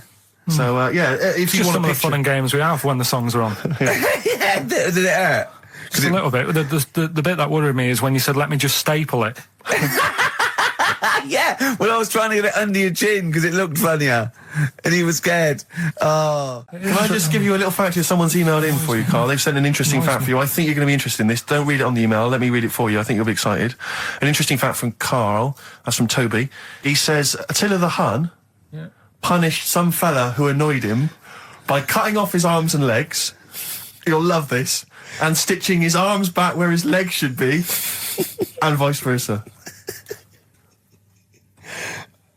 Look at his face. Look at the little smile that's just cracked on his lips. That is the kind of fact you've been waiting for all day, isn't it? So go on, again, so... Attila the Hun, right? Some guy didn't like. He cut off his arms and his legs, and he stitched his legs on where his arms should be, and his arms where his legs should be. Look at him looking at his body, trying to picture it. Yeah. I'll let it sink in for a little while, then I'll ruin it for him. Carl, what are you thinking? I'm just picturing it. Right, he would have died.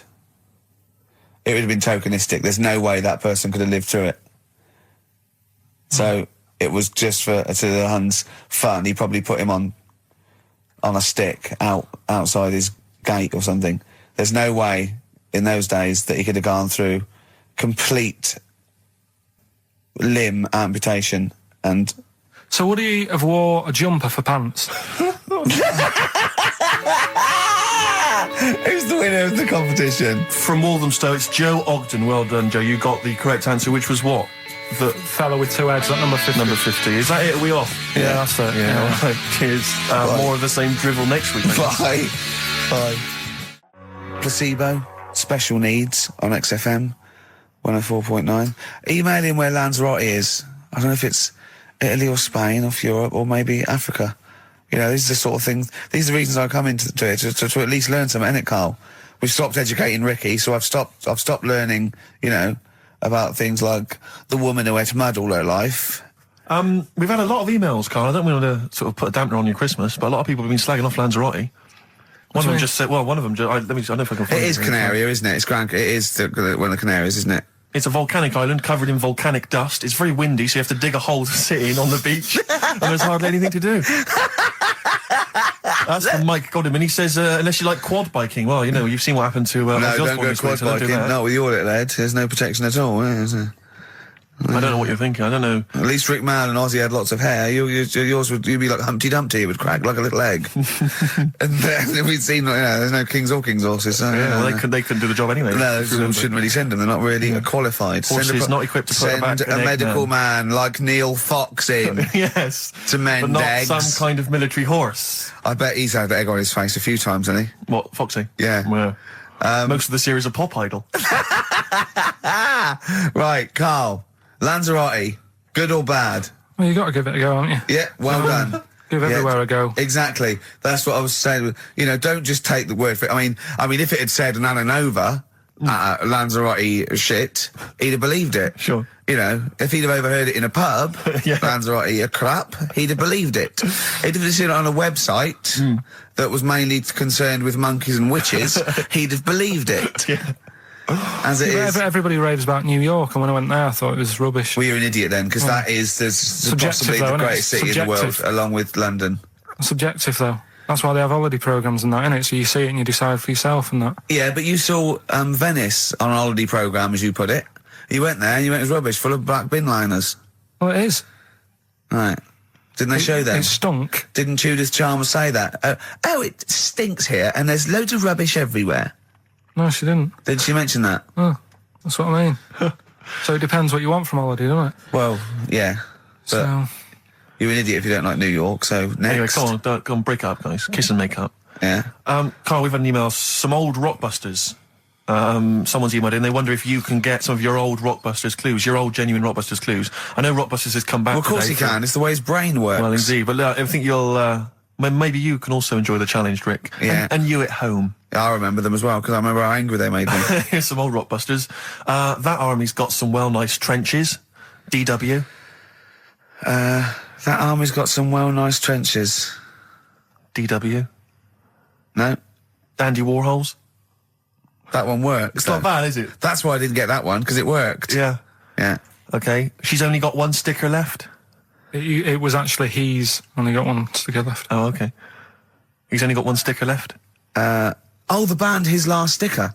Exactly. With Justine Fishman, yeah, His Last Sticker. They were brilliant, weren't they? What happened to His Last Sticker? Are they still going? He'll strap some chocolate to your feet. That's A. A band or artist. A. He'll strap some chocolate to your feet. Go on. Aerosmith. I don't know really what that means, but... And finally, you'll have to... Aero Cobbler. Well, yeah. The well-known Aero Cobbler. And you'll have to stick her in the oven. AB. You have to stick her in the oven. See, he thinks blacksmith means, like, just shoes. Like, there's not the smith. It's the smith part. A smith is just a right, isn't it? So it doesn't... I don't know... Aerosmith. What does that mean, Carl? What does that mean? Come on, you'll have to stick her in the oven. AB. Yeah, I know that one. Yeah? Yeah. What is it? But it doesn't work. Apparently it does. You'll have to stick her in the oven. AB. Single or artist. What, Anita Baker? Anita Baker. Why you have to stick her in the oven? I need to bake her. Oh, I need to. But why didn't you say, like, you'll have to, get his hair cut and put a nice white, chef's hat on? That's Anita Baker.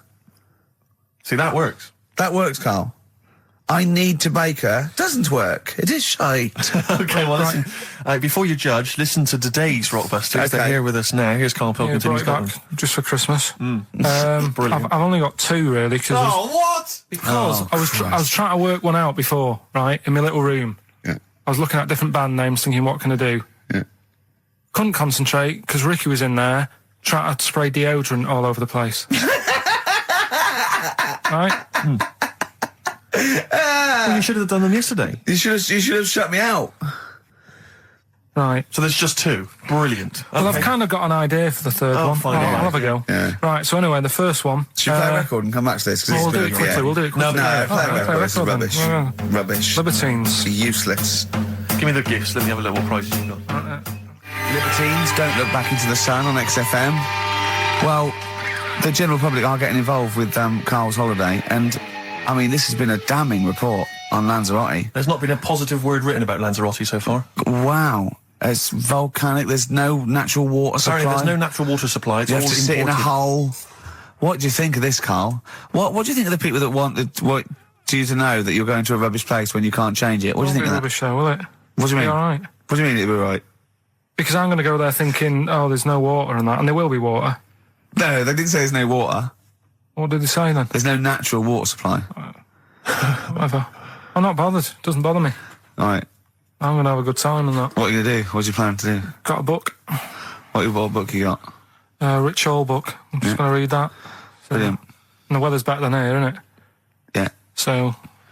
gonna have a good time. Someone emailed just now. They said they're listening online and there's a problem with their computer and everything's sped up. The music's sped up. Our voices, Rick, are sped up, except Carl's.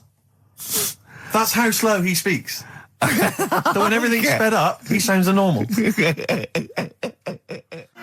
No Blue Sky, The Thorns. That's beautiful, isn't it? On XFM 104.9. Carl, you're losing your rag a little bit. What's the matter?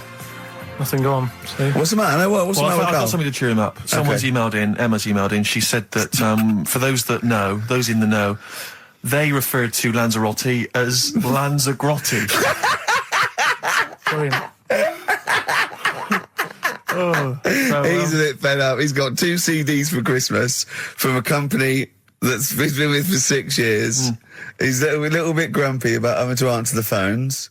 Don't bother telling the story about Men in Black 2 either, because I don't think people will be interested. Actually, on the subject of Men in Black 2...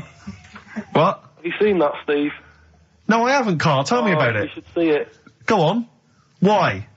Because there's this thing in it. Go on. What, a stupid, bald Mancunian tosser? No, weirder than that.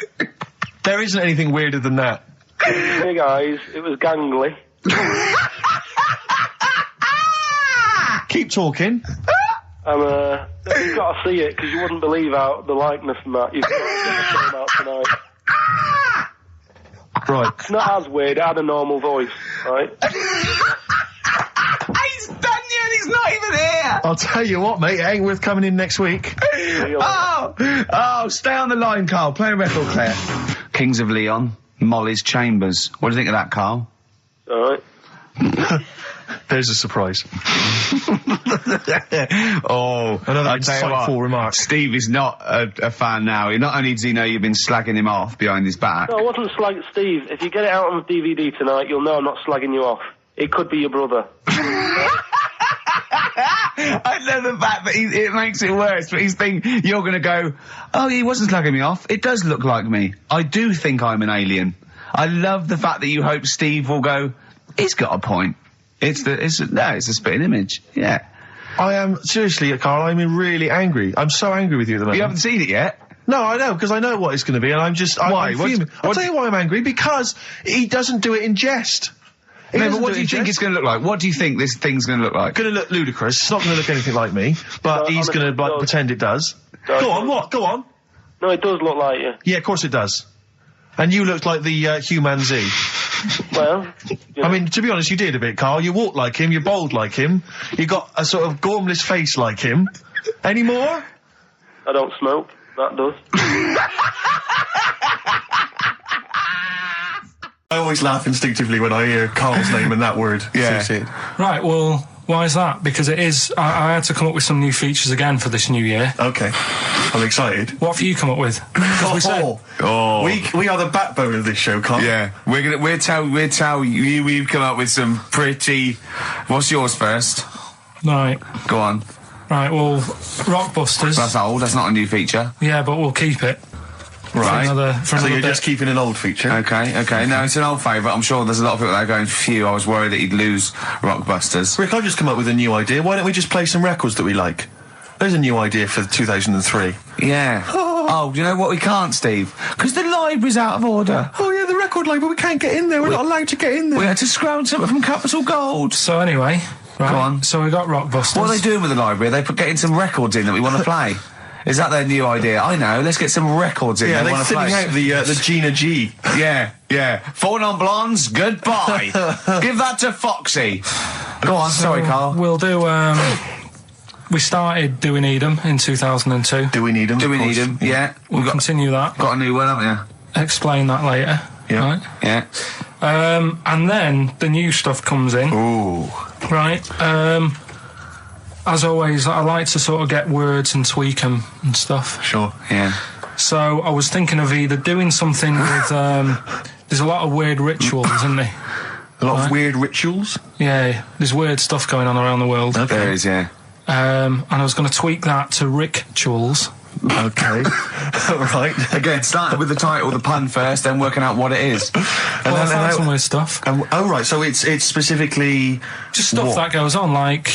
rituals. There was, most of the weird stuff I've heard about happened to you in Manchester in your early years. Well, in India, apparently it's good to have a flat head. So the Again, just flirting, just bordering on the racist, but never really gets there. Always. Well, because there's no intent. There's no hate. There's no hate. It's just clumsy. it's just stupidity. Yeah. exactly. Go on. What do you mean? What do you mean? It's good to have a flat What head. do you mean? It's good to have a flat head in India. We'll talk about it later. Brilliant. That's rituals. So You've you're hooked loving a few that already. people. You've hooked a few in. Go on. All right, so we'll have that later. So it's hold on. essentially like Educating Ricky, only it's specifically about rituals. Is that strictly speaking what it is? I suppose so, but then again, you could say radio is all the same because it's people talking. Okay, Carl, brilliant. A brilliant comeback. Yeah, So- brilliant comeback. Not all talking nonsense though. Well, So that's where we're different. Go on. also, right, I like teaching you stuff. Yeah. And you've done well. So what I'm thinking is, rather than just touching on a topic, sort of giving you a few bits of information on one See, topic. this is what I'd like to do, because the last thing you taught me, I remember, was there was a blind girl, she hit her head and she could see, and that's all I got. Yeah. So if you could go into that a little bit more, that would have been educating me. Well, today we're featuring stuff on World War 1 and 2, right? Oh, So that's that little title for all this little thing is, what do you think of that then? What do you think of that then? Play a record. So that's Rick, that. can I just thought of a joke? Go on. What's the similarity between Lord of the Rings and this show? They're both rubbish. Travis, Level come through on XFM 104.9, Ricky Gervais, Steve Merchant, Karl Pilkington, etc. Got some great tunes actually lined up. Excellent. I've brought in some Amy Mann, some Neil Young. I'm playing my favourite Clash track. What have you got for us, Steve? I got a dynamite hip-hop tune by The Roots, which I think you'll enjoy. Love it, love it. Got a little bit of Joni Mitchell, maybe swing that on later. Oh, excellent. I nearly And, brought in some Joni Mitchell. Good job I didn't. yeah, exactly. It wouldn't have made any difference. It wouldn't have made any difference. No, we would have probably played yours, and then I'd have been told to go away. with Flea My Ear. Carl, what have you got lined up for us as the producer? Right, well, Rockbusters. Been off this week again. Has he? Yeah. Another week off? Another week off, yeah. No, I didn't have a full week off. I had 3 days off Yeah. because I was working all over Christmas. Yeah. And still didn't stop working, preparing stuff. You've got a nice load of prizes there that I've sorted out. I had to come in especially to sort that out. Yeah. Rockbusters. Did you will rifle continue. through the drawers up at Capital Gold instead of down Yeah, here? yeah. Rockbusters, we're still doing that. Yeah, you're bigging it up. Yeah. He's bigging it up. Yeah, still doing that. We've got that. Last week, we sort of changed Educating Ricky a bit. Just a little Don't bit. say we. I don't want to be incriminated in it. Well, changed it in a sense that rather than giving you too much information about different things, it's hard to sort of keep it all in. Yeah. I'm giving you sort of information on one thing. So last no, week, because some of your stuff was a little bit too intense. My favourite story was there was a blind girl, she hit her head and got better, and I couldn't take all that in at once. So you should really ration some of the education. We sort of Wasn't started last week war-related stories? Yeah, it was War. Do you think of that then? What and do you it think was of that? three things. And it was the French battle.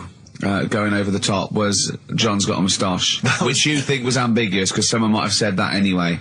Well, look, you've remembered it, so it's working. So we're doing that, and last week Loads you of said French people have just gone to war who were listening to this. Yeah. you said you wanted to learn some science this week. Did I? Yeah. so the title this week for that is Acid. I would sort you some science out. Acid. Because that's How long did that take you to come? Listen, but you know, look, people love Karl. There's comedians coming to me and go, "Karl's the funniest man." They absolutely love him, right? But I think we're only seeing half of it, right? If we can get him on television, his face then when he's told me that title was like a child at Christmas. Yeah. He was so proud of it. He was excited what I was gonna. It was brilliant. It's a bit like when a child's drawn a picture in art class. You know you've got to stick it on the fridge, You've got but to, you basically yeah. think it's crap. Yeah. It's very much like that. All right, Karl. Is that good? Yes. Sorry. Well, we can't get hold of Karl, right? We looked. It's got his old number out there. His home number? Yeah, it's a hold on. All right. So we went to the new records. He hasn't even given him this new home number. So something's funny going on. He doesn't want to be contacted. He hasn't given me his home number. I've tracked down a friend who's looking it for us. That phone might ring any moment. I apologise for that. But why is Karl not available? It's interesting that neither you or I, and I like to think of ourselves as being fairly close friends of Karl. Yeah. We have made him the man he is today. We cannot get in touch with him. In We the cannot same way, contact him. that bloke bought Oliver. Sure. I think that Karl is now ours. Yeah, Yeah. exactly. Well, exactly. I think very much that's true. Yeah, Yeah. Carl is very much like a humanzee. If in we many look, ways. we're going to lose contact with him and find him 5 years in a circus in Manchester. Exactly, they're doing experiments on him. Yeah. They go, We can't figure him out. Yeah. Well, there's something wrong with He his looks like a chromosomes. human, but He acts like because usually humans stand upright. Yeah. And Carl likes to walk on all fours whenever he can. yeah, he's not interested in other human women. He's only interested in apes. Yeah. It doesn't make sense. Oh my God. And he's bald. He is bold. Oh look, there's as much evidence And- for Carl being a humanzee as Oliver. Yeah. I think there's more. And Well, Carl barely walks upright. I know. Scared of fire. Yeah, I know. It is interesting, isn't it? Oliver was built, wasn't he? Yeah. I see. I Big boy. don't know. He was a- yeah, why he he was- was looking, Rick? I'm interested that you I couldn't. What? Your eyes were kind of uncontrollably drawn Steve, they were towards just his. there. No, I didn't see anything. I was just looking at his face. No, Sorry, Rick, but if there's something you want to get off your chest, yeah, and that was the human part of it then, was it? Being built like that? Because Yeah. it's humans, but... Yeah. Although Carl's is very tiny and hidden behind. And I've noticed something else as well. He's got a big red arse, that's true. hasn't he? Yeah, it's all beginning to slot into place. And I've seen him climb up a cabinet and eat a banana as well. Just over lunchtime. And peel it with his toes. It's all coming together. Yeah. Right, we're going to track him down because he's malingering. He's definitely Yeah. I'll tell you what, he's at home now in the garden swinging on his tyre. He's not ill. I think more truthfully, someone said to me that I said Carl might be ill. They said, right, are you not going to do the radio show then? Well, that's what annoys me. I mean, that's the biggest problem is that, Yeah. let's be honest, we haven't got anything without All Carl. we've got is the hook. People are staying listening because eventually they think we might get through to him at home. Yeah. And there'll be fun on this show to be had. If we don't get in touch with Carl, I think we may as well just shoot off and leave Claire to do the show. Can you name names or? I can't really. Make promises, you can't. I can't. I can't wanna really. mess anyone up? I think it's the Kaggle. Looks good. It does look It's good. waterproof, Rick, and it's also stylish. I wear nothing underneath. So it's tight to the skin. It gets sticky in Oh, bad is weather. that, is that why you sort of It's rustle? sexy. But what's all the, is there abuse? What's this? No, they just say... Because I'm pretty trendy guy, but I, as you say, I cut my own trend. You know, I make my own style. Oh, dear. So just go back to insults briefly. Go on, You know, Goofy. saying...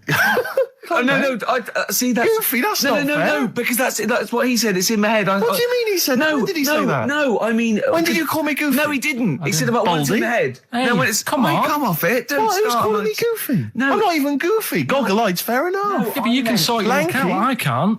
What do you mean I can... How could I sort my look out? I'm not even Goofy. That's not fair. You've got the proper features. What? Just needs sorting out a bit. I can't help it if my hair's not good. I noticed the other day when Carl was sitting on your knee having his picture taken. It's a long story, right? He's got a completely spherical head. It's slightly too small. I'm not being funny because I mean, you know, I'm not perfect. But he's got a completely spherical little head. He looks a little bit like a baby hamburger. You know, hamburger off McDonald's. Sure. He looks like a little baby hamburger, and it's sort of quite put upon. It's Suzanne thinks I look like that thing in that Dulux advert. Do you know when the woman pulls the head off that? That little plasticine morph type and then they creature. make a new head for it. And it's like a little head. really. And that's your girlfriend saying it. I know. Anyway, listen, let's get back to business here. This is a great track. It's America by Simon and Garfunkel. This is where I started saying we don't care about being trendy and all that. That was it. Because I just want to mention to people that they should be very excited because it's going to be Carl's special night tomorrow. You excited, Carl? Oh, yeah. Oh, this is, me and Steve, because we were nominated, we get a guest. For the BAFTA Awards. And it doesn't say guest, it actually says, partner. So I'm taking my partner. And Steve's taking Carl. Yeah. But what Carl doesn't realise is you will have to pretend you're his partner, otherwise you wouldn't be able we'll to have to hold hands when we go on the red carpet. Is this really your partner? It's not just a guest. That's how it is. And either we go in like that or we can't get in. You just have to be with him when you go up there. I mean, does he have to...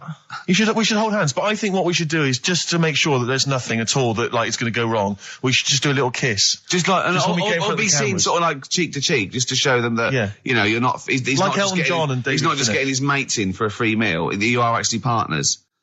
No, I'm not up for that. Why not? Well, because we know we're not actually gay. No, but so it's not a problem. You've come out of it looking quite good because you've got a good-looking fella. But I'm meant to look like, I mean, I'm not gay, but if I was, I don't think I'd go for your side. Oh, he's done you, Steve. It's turned on you again. I cannot believe. We were trying to get him. Wait a minute. I have got the cream of London's totty phoning me up, trying to get an invite to the BAFTAs, right? We have very graciously asked you if you would like to come along. Well, that worries me even more. That you've got women calling you up. Carl, I can't choose between them. If I let one of them down, they're gonna destroy them. They'll be ruined. Their lives will be ruined. It's better for me to take you and not, ruin the lives of any of those poor women. When he told them he was taking you, it was like a scene from Graceland. There was just like there was weeping. They were crying. Like it was horrible. Hundreds of them, and really? He just went. And I got upset. He just had to say, "Look, just chill out, bitches," didn't you? I did. I just said, you're all my hoes, but I can't choose between you. So I'm taking Carl. You know, he could get you a discount frocks. No, I had a letter from the people that there's an organisation. No, listen, Carl. There's an organisation that sponsors the BAFTA Awards in terms of clothes and fashion. They sent me a letter. They said your partner. They've not specified the sex. They've said your partner can come along and choose an outfit. Now I suspect, by the look of it, it is a woman's outfitters. I'm thinking we could get you a lovely trouser suit. Well, it may look feminine, right? But I think people will be fooled. It'd just be a little bit roomy in the hip and probably narrow on the shoulders, but you're a bit skinny. Why didn't you take it? Because it's a lot of an insult. And maybe just some pearls as well. Be lovely. Wouldn't you? I haven't got anything sorted to wear yet. See, you're slagging me off. You're likely to end up going in a tracksuit. Yeah. I'm going out today. I've never bought a suit since I was like 11, right?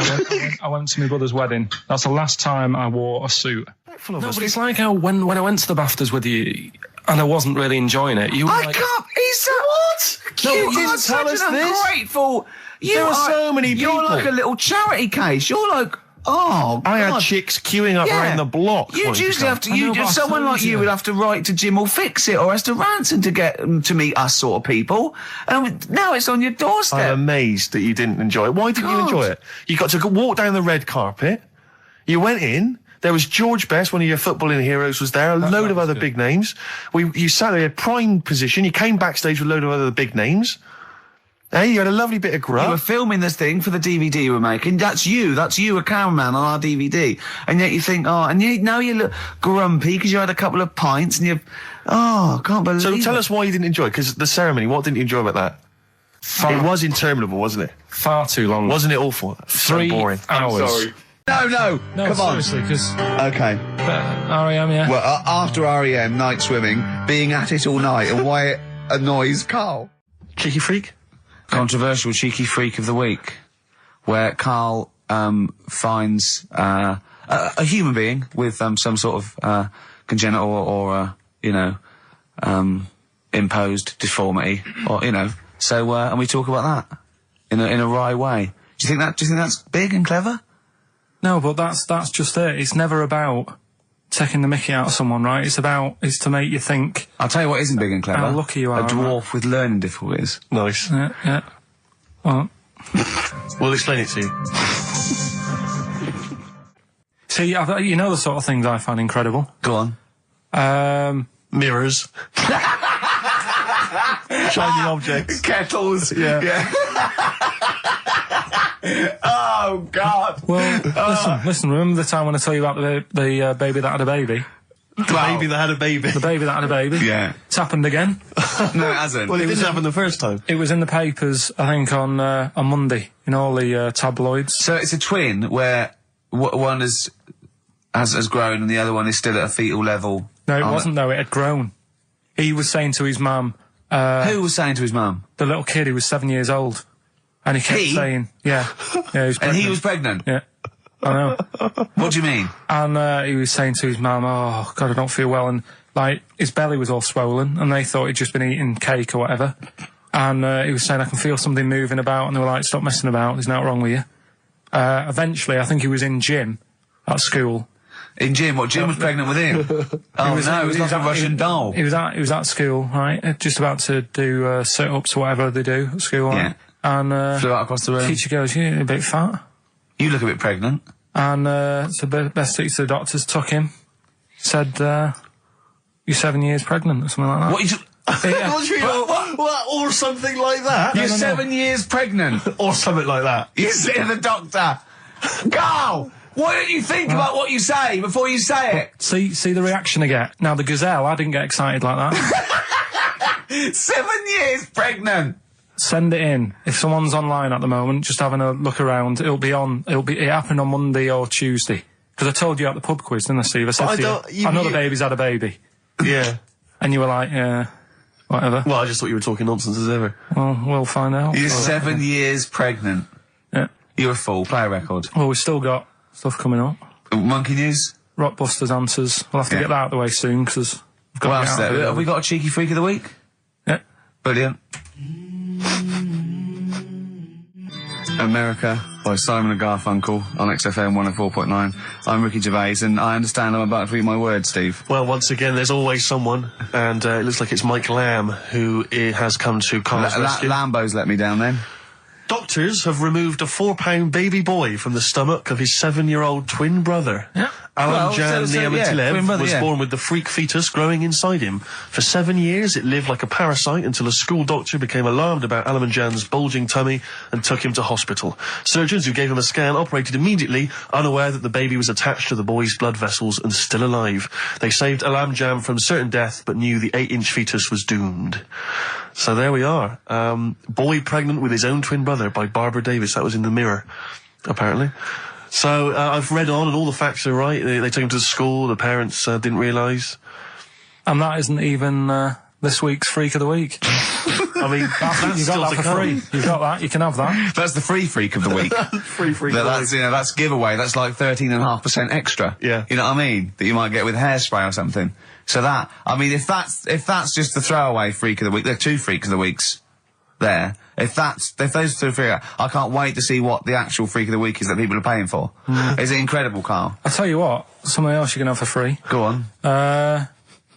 Another sort of freaky thing, right? I was watching this programme in the week. Right? What? I don't know what it was.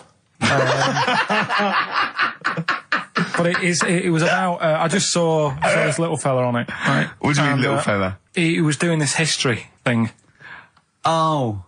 Right? Yeah, I know what you mean. So, is this he's found out that a Viking was a bit like him? Yeah, that's it, yeah. He was boneless or something, or he's... Well, that's the weird thing. What do you think of that, Steve? He's what? He's boneless? No, he was called Harry the Boneless or something. Yeah, but you know what you're going to get there, don't you?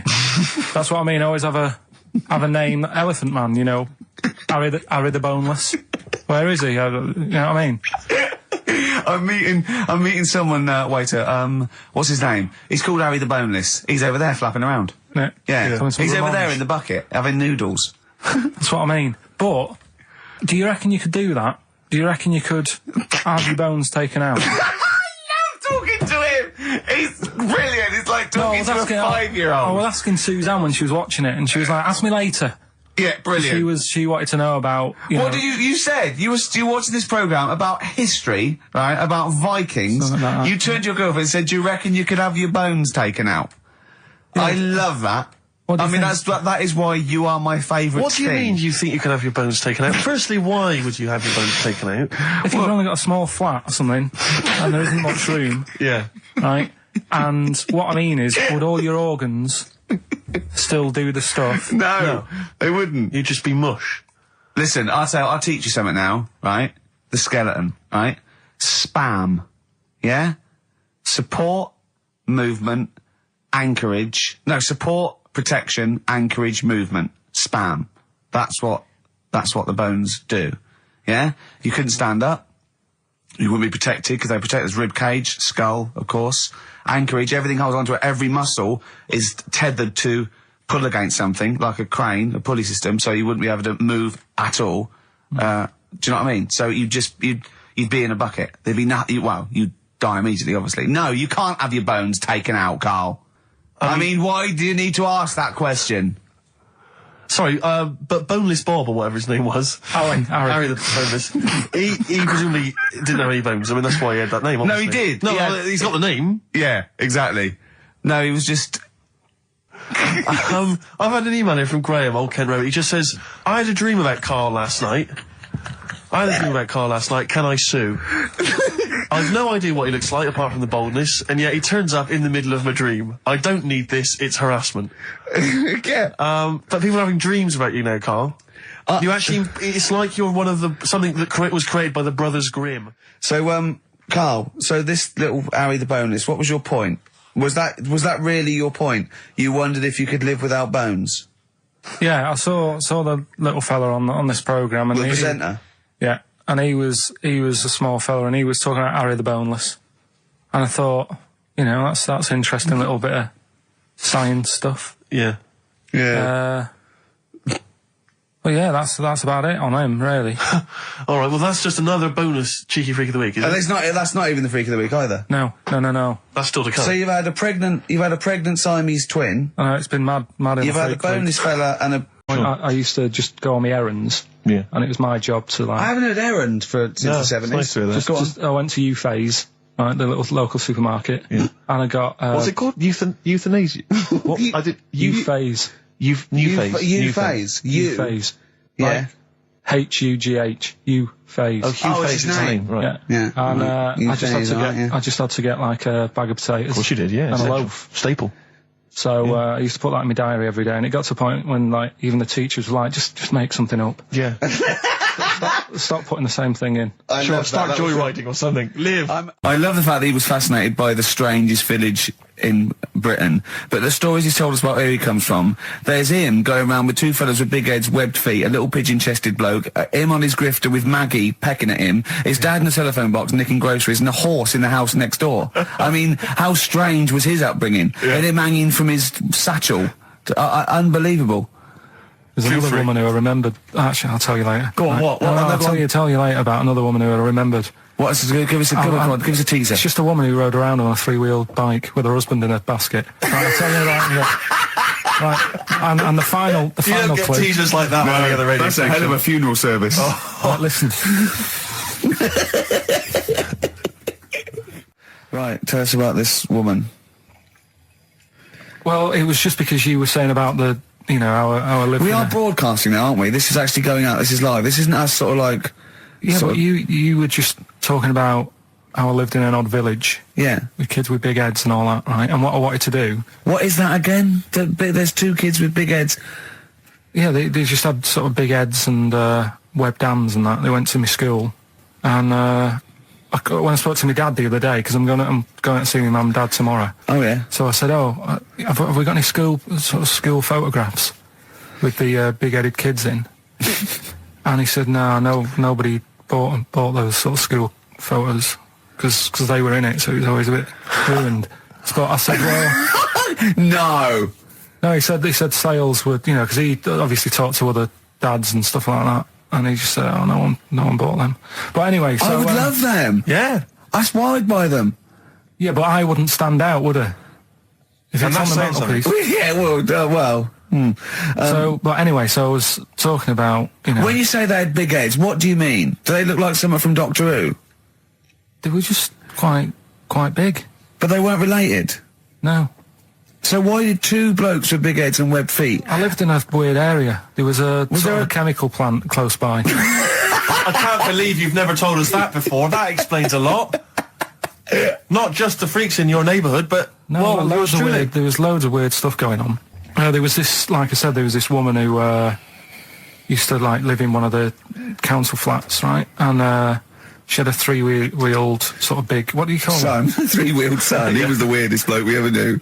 Well, they call it like a big tricycle, but for an adult rather than one for a kid. It was a big one. It wasn't a motorbike though. It was a no. It was a push bike thing. Right, yeah. And she used to sort of ride down the road with a fella sat in the basket on the back with his legs dangling over.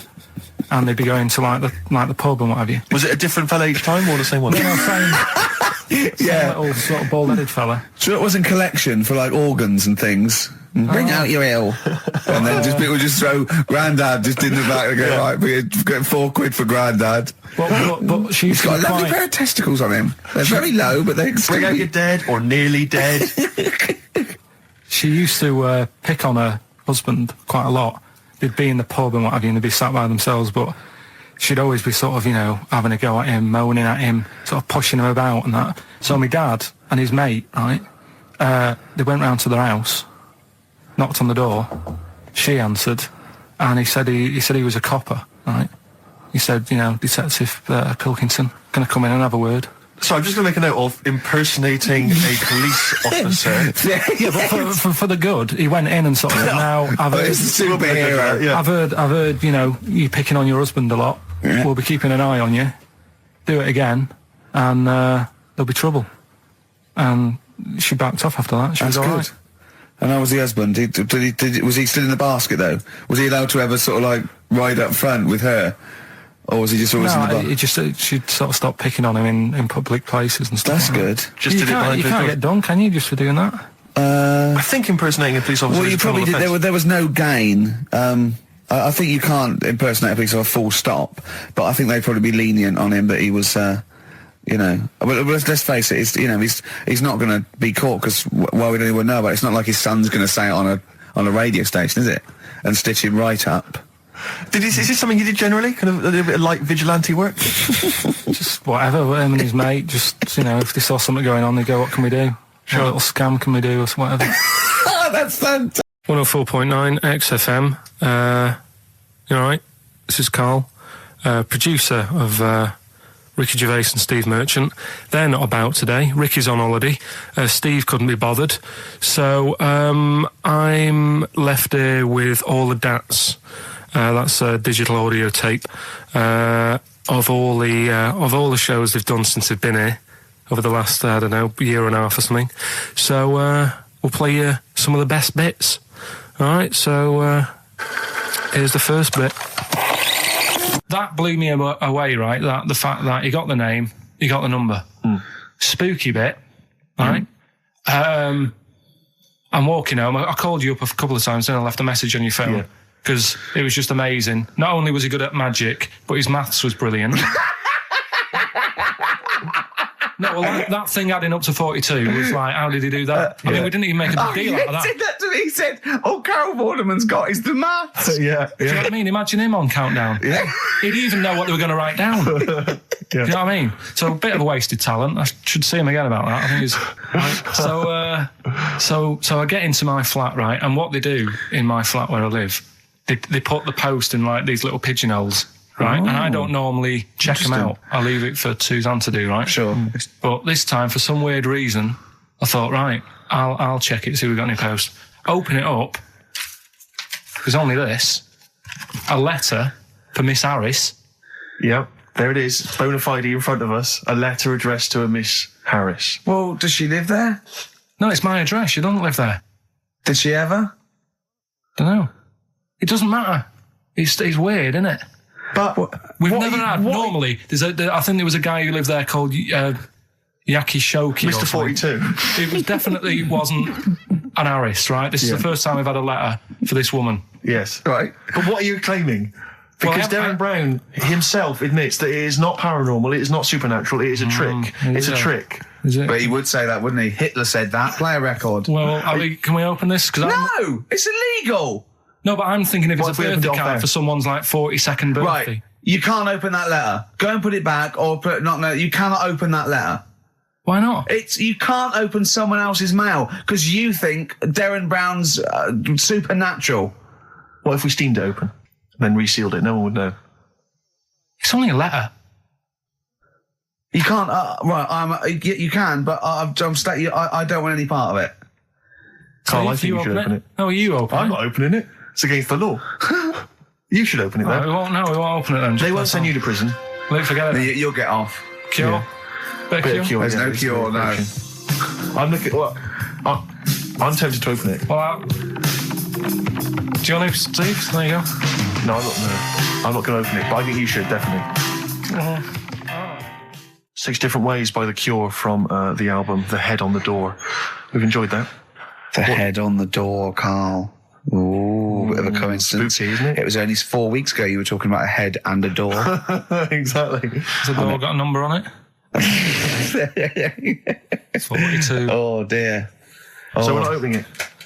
No. Well, I can't open it because as the producer, right? Oh, yeah, because your standing in society is such that they'd make a real example of you. Yeah. A producer of a tin pot radio show once a week. Yeah, he should know better.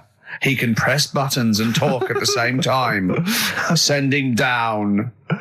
But they wouldn't try you in an adult court. You would Carl. get It away. wouldn't be You would allowed. get away with it. Just they hear you speaking for a little while, and the judge would end up squeezing your head and letting you off. It'd be like those people who train monkeys to break in. Do you remember down in South London? We talked about it in the past, and they were going around robbing stuff, and they trained them to do it. Yeah, think so they I did think some time I don't think those monkeys would have got in trouble. It would have been the keepers. So, you know, I think XFM would probably take the rap. Will you open it?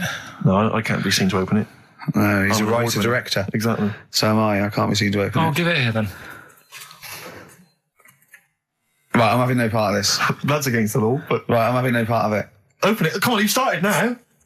Right. The thing is, right, if it's important, we can say maybe she's listening. But do you need the stress? What it could be anything. What are you going to say? We're going to say, oh, and if you are listening, Mrs. Harris, you have got gonorrhea. Call the clinic. Do you know what I mean? It could be anything. Oh dear. Oh well. I think my talk did well. Well, what is it? It's the number 42 on there. What is it? Can you say? Be careful. What? Let me see what it is. What is it? Dear Sir, Madam, your periodical dental inspection is now due. Would you kindly contact the surgery to make an appointment? Harris, Mrs. Harris, if you're listening, your periodical dental inspection is now due. You might want to contact the the dental surgeon that you normally go to. She could have a faulty tooth. 42. 42. 42. I don't believe it. 42. 42. Oh my God. God, that Darren's good. Darren Brown's good, isn't it? Oh dear. Right, there was this. This is what it's like about getting presents and stuff, right? With my mum and dad. Go on. My mate Colin, right? Colin Mackin? No, Colin Bailey. Oh, right? yeah. He had a little Sinclair Spectrum, right? Computer, which was like the thing to have at that time, right? Yeah. Used to always go round to his house. The deal was not the one you had to play through the window because you weren't allowed. No, that's another lad. Oh right? yeah. This is a different lad, and the deal was he came to our house and my mum gave him a pie, and then I'd go round to his and I'd stay there for a few hours playing, you know, Hungry Horace and stuff like that on it. Right? Now, my mum and dad knew that I really wanted one of these computers, right? So I waited about a year. Came round to Christmas Day. I thought, I reckon might have one. Turned out they bought me the wrong one. They bought me a ZX81 instead of a Spectrum, right? And Christmas Day, I'm there trying to load the games up. It's not working. I'm thinking, what's wrong, right? And the thing with me, when I was a kid, I used to get quite sort of agitated. This is the moment, right? I found out that it needed a RAM pack to make it work, right? Looking in the thing and it's saying, and make sure you put your RAM pack in the back. And I was like, oh, where's the RAM pack? And my dad's going, I don't know, I've got you the main bit. That's it. So I was that wound up, I just was sick, right? Just sick. I didn't feel sick or anything, I just was like, oh God, went to the sink, just sick. Because I was that on edge about it. I said, come on, we've got to get one. And my dad's like, Tandy's shut, we're not gonna get anything today. Ruined again, Christmas Day. That was after the year when my train set got blown up by our kid. The following year, no RAM pack. And now you ask me, why don't I get good presents? He's scarred. He just I'm gonna die. Honestly, I'm gonna die. He's just screaming sick. Yeah. There's no RAM pack. Did you get to the bottom of it? Why wasn't there a RAM pack? You have to buy them separate. Oh, It's one of them cons. What do you mean I can't play Frogger? Oh no. So, wasn't there another incident when you threw up? Spontaneously threw up? Through sheer anxiety? I do get it. It's not so much now because I've relaxed a bit, but as a kid I used to be quite on edge all the time with certain things. Do you think that's what happened to your cat that kept being sick? That it didn't get the food it wanted? And it just threw up? Do you remember that? Yeah. God, so they shaved it. Carl, you know our mate Johnny, he's a Doctor Who fan. Yeah. Do you remember, he bought the Doctor Who magazine, and he went to the toilet, and Steve got post-it notes and put geek on every page, and Johnny opened it on the tube, right, and it had geek and everything, and Johnny brought in the new Doctor Who magazine, I think this week's or this month's, right, and they've done the perfect Doctor Who fan, right, what the geek is, right, and it looks exactly like Steve. Alright, don't have a go, Rick. It does, and, I'm going to try and put it on the website. It's amazing. It's got your hair, glasses, it stands like you, it's sort of dressed like you, and it's only, it's hilarious, and he was, I mean, I'm insulting you now, it sounds like an insult, but if you'd see it, you'd laugh. Well, Rockbusters, right? Yeah. Right, here we go. Just a little bit annoyed. Just, 3 clues. We've lost all the energy in this show, haven't we? Well, I can't get over that insult. I'm just a little... No, Three. he did though. It just came out, no, I can be honest with you, Ricky came out of left field. I wasn't expecting an insult. No, but I think there was a sense of camaraderie on this. No, I'll bring Just it email in, you'll see what I mean. ricky.gervais@xfm.co.uk. I'm just annoyed. I can't What are we doing? I'm just reading out the clues. Should we put this, let's put this one in for the Sony Award. Let's put this show in for the Sony Award. Play a song, Carl, because I need to discuss things with him. I've talked before about him Edit slagging it me down. off. Get this down to 3 minutes. It'd be a great show. Rockbusters in a minute. XFM. Lonesome Day by Bruce Springsteen from his new album The Rising on XFM 104.9. Ricky Gervais, Steve Merchant, Karl Pilkington. Foreman just phoned in and said to Karl, stick up for yourself. Don't listen to that Merchant. He does my head in. He's so arrogant. I don't think I'm arrogant. I think I'm mean. Yeah. I just think I'm sort of objectionable. I don't think it's arrogance. I think it's sort of nastiness. Yeah. I'm just not a very nice person. But believe me, I'm not arrogant. I think I'm pathetic. What were you talking about earlier about glasses as well, and Steve taking his glasses off? What was that? What are you saying that in front of him now for? Was it an insult? It wasn't really an insult. Carl, what were you up to? No, what was it? I genuinely don't remember. I genuinely don't remember. Right, Steve, I'm not having a go. Right? Just saying how people, it's a bit weird that you've got glasses because you've got a good pair of eyes on you. Right? That isn't an insult. What were you talking about though? What was it? Why did it was the fact that people who wear glasses always look a bit weird without them on. It's like, you know, they should wear glasses. Okay. Why did we get round to this? What was we talking about? I don't know. I don't know. I don't know what that was. It sounds like an insult, even it wasn't intended as one. It wasn't. It sounds like an insult, Carl. It does, yeah. No, it wasn't. I should be allowed to punch you every time you insult me now. No, but I'm not. I'm doing it. I'm going to give you a dead arm. Look, Steve, It sounds it's like you. an insult. You And always even if it wasn't, you intended it to be one. What you? Oh, that was real. Play a record. Yeah. But it's That's what you mad. get every time you insult me from That's now on. mad. Is this the Cardigans? Great, brilliant. I didn't even say anything. It makes me feel better. I can enjoy the rest of the show.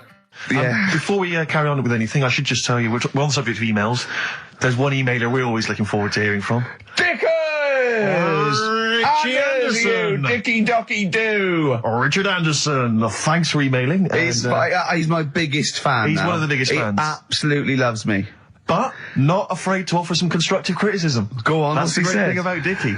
And from Anders this week, he says, Ricky, I'm lazy, I talk nonsense, I'm badly organised, and I believe in ghosts. Can I have a job working on your show?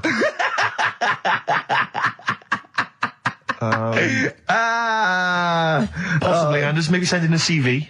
Or email a CV. He's put a little bit of all of us in that, hasn't he? Oh, I'll ask him if he's a goggle-eyed freak, Steve. All right, calm down. Well, no, I didn't mean there's no need to get insulted. No, I didn't necessarily mean you, did I? No need to get nasty. Well, I was thinking about that actually, Steve. Oh God. Just talking of the old.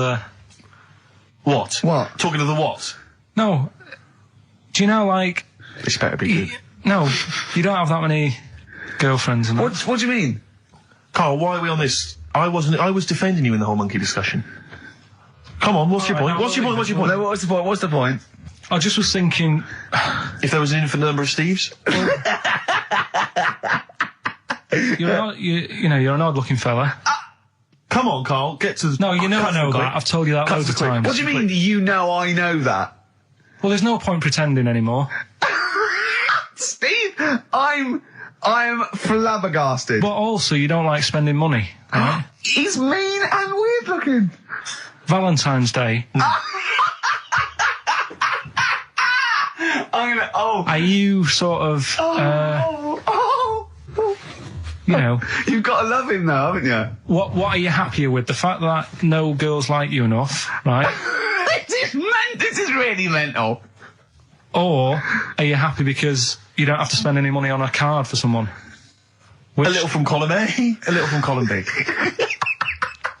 Wait, let's have more monkey news. What have we got? No, we've got so much to get into this show. Insults. We don't need stupidity. the insults. I think we've got enough. We don't need the insults. Yeah, there's no more insults. No more What insults. angers me with Carl is he's been planning that. No, I haven't. I was thinking about it on the way in because Valentine's Day is coming up and I'm not a big fan of it.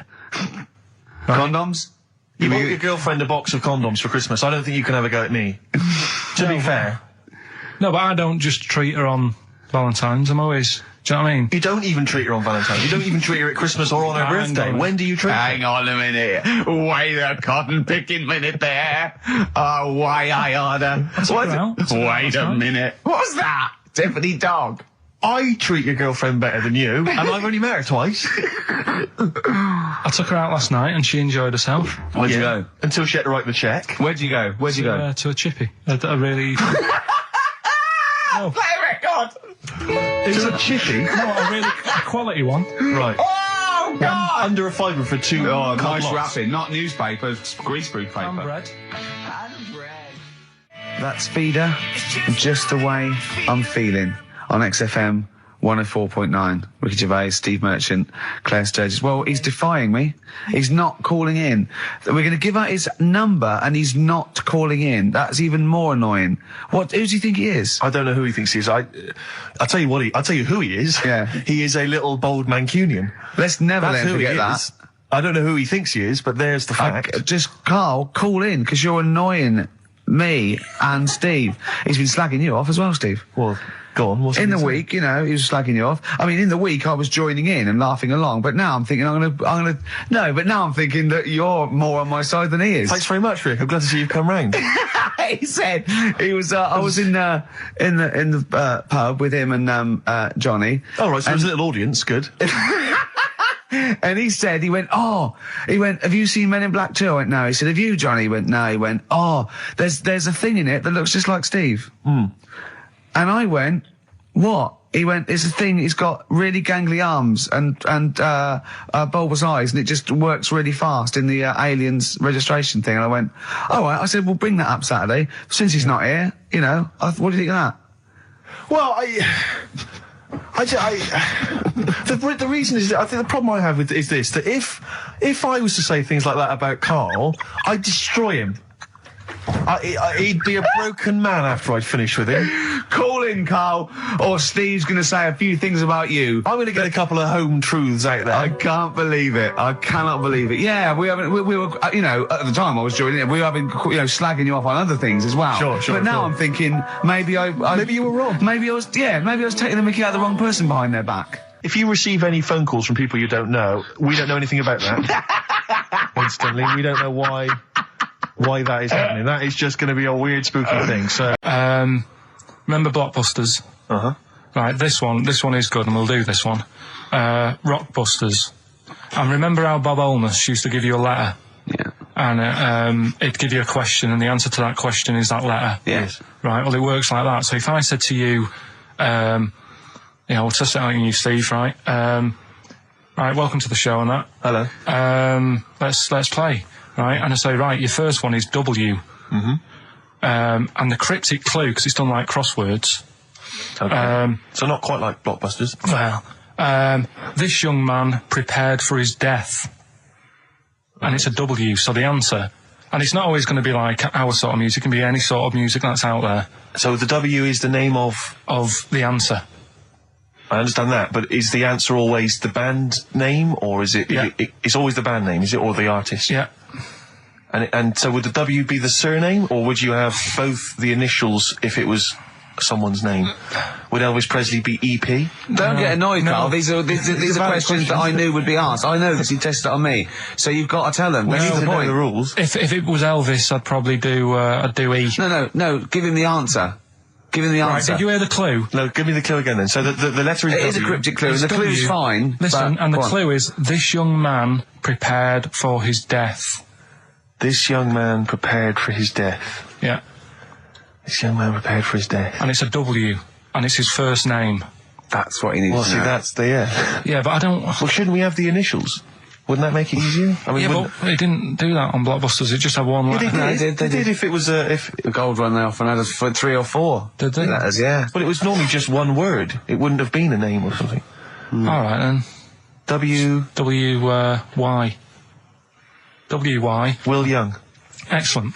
I Right. didn't So understand it. What was this the young Will man, prepared for this young man. So he's sort of mixed, sort of cryptic. Yeah. But I mean, you know, that's a good effort. That's better than usual. No, it's that is better than It's not usual. bad, is it? So do you want to play? Let's play Rockbusters. Yeah, Rockbusters. All right. Sam, Hello. is it sounding all right today? It is. It's just about. Right. Cheers. That is worse. Right. Then. Yeah.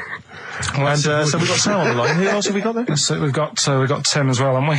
Hello. All right, Tim. Tim and Sam. Right, You sound quite similar, lads. Could one of you affect an accent or something? Which one's Tim? Yeah, it's me. Okay, which one's Sam? It's Sam. That's slightly deeper. Bit Slightly deeper, deeper. yeah. Sam, yeah. And they're not against the clock anyway, are they? So it doesn't really matter. I suppose not. So I think Steve just wanted a bit of variety. Okay. you understand the rule, lads? Can you explain them to us? Right, play it. Okay. Hang on, wait. Well, let me explain, because I mean, life is too short. Now, Carl's going to read out, say 3 clues, yeah, and just shout your own name and answer it, or shout the answer. Shout your own name, then the answer if you know it. And it's the person who gets the most right. Okay. Is that all right? Yeah. Yeah. So, Here we go then. okay then. So Shouldn't it be the first to 3? Well, yeah, but then he hasn't got. I've got enough. It's fine. You've got enough clues for that. Right then, here we go. Welcome to the show. Oh God. Right, the first initials, ST, right? Is that right? ST. Well, I don't know. We don't know, do we? How do we know? Here we go, ST, and the cryptic clue is better than the average homeless person. Okay? Sorry, I think, is that a band? Yeah. Is it an old band? Yeah. I think that's one word. Alright then, S. It's an old 70s band. Better than the average homeless person. Tim? Go on. Supertramp. Supertramp it is. Yeah. Well done, 1 point to you, No idea Tim. why that's right, by the way. You don't understand why it's right? He's a super tramp. Oh, right. Better than the average homeless cryptic, person. yeah. Yeah, cryptic. Yeah. Okay, second one. Come on, Sam, you got That's actually quite good for Carl. Trust me, Tim. Take that as a good clue. Because, yeah, okay. We won't do this again. Wait, 1-0 Right, to here we Tim. go. Right. F. The letter is F. That's the next one we're moving on to. And the cryptic clue is, the little girl is hungry. What shall we do? The S or F? I've got it. F. Freddy. Sam. Peter. Yes, 1-1. Feed her. He's pulled out of Feed her. Yeah. Feed her. Okay. Yeah. So that's 1 each. So this is the decider, isn't it? Wait a minute, ITV are on the phone. Well, you said first to 3, so no, it's not, is it? That's what I said. Just do the 3 clues and who gets the most. Okay, well, we can do that now.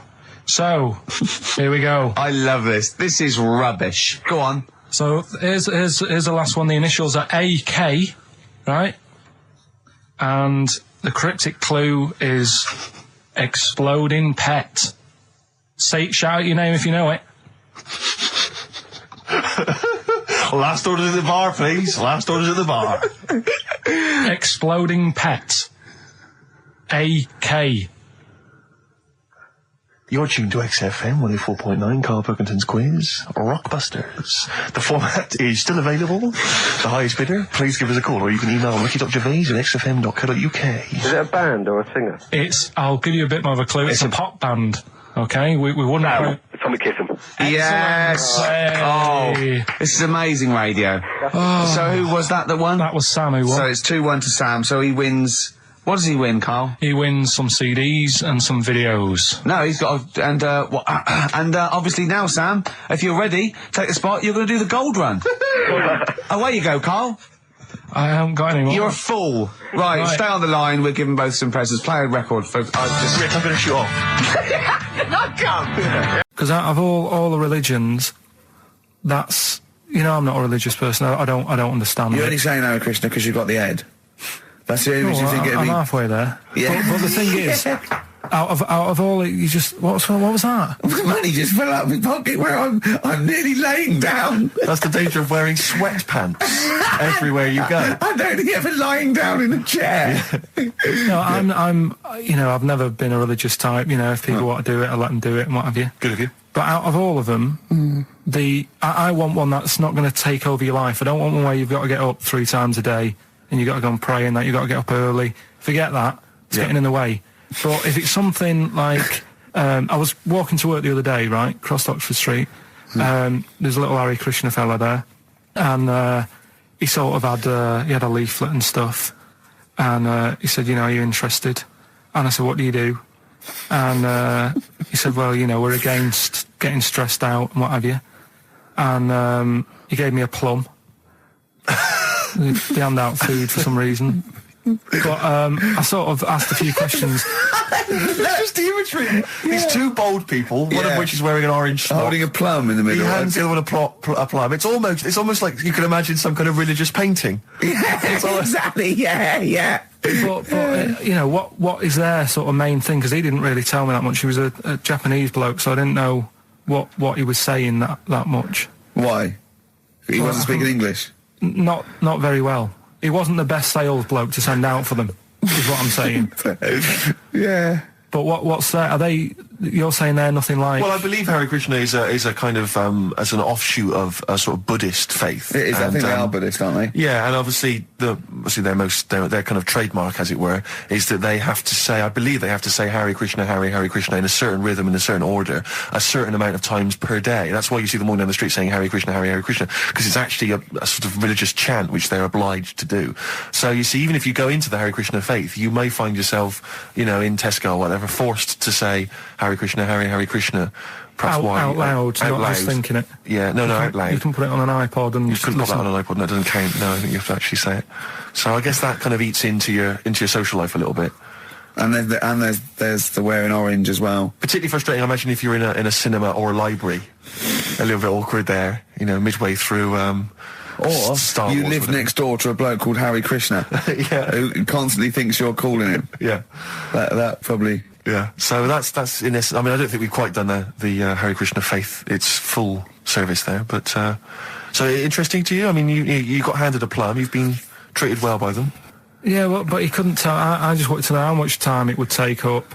What are the benefits? What can you do? What can I think the benefits are they probably don't get stressed out. They've probably got that sort of that zen, that chi-ness about them where they try and interact and quite meditative. Yeah. Yeah.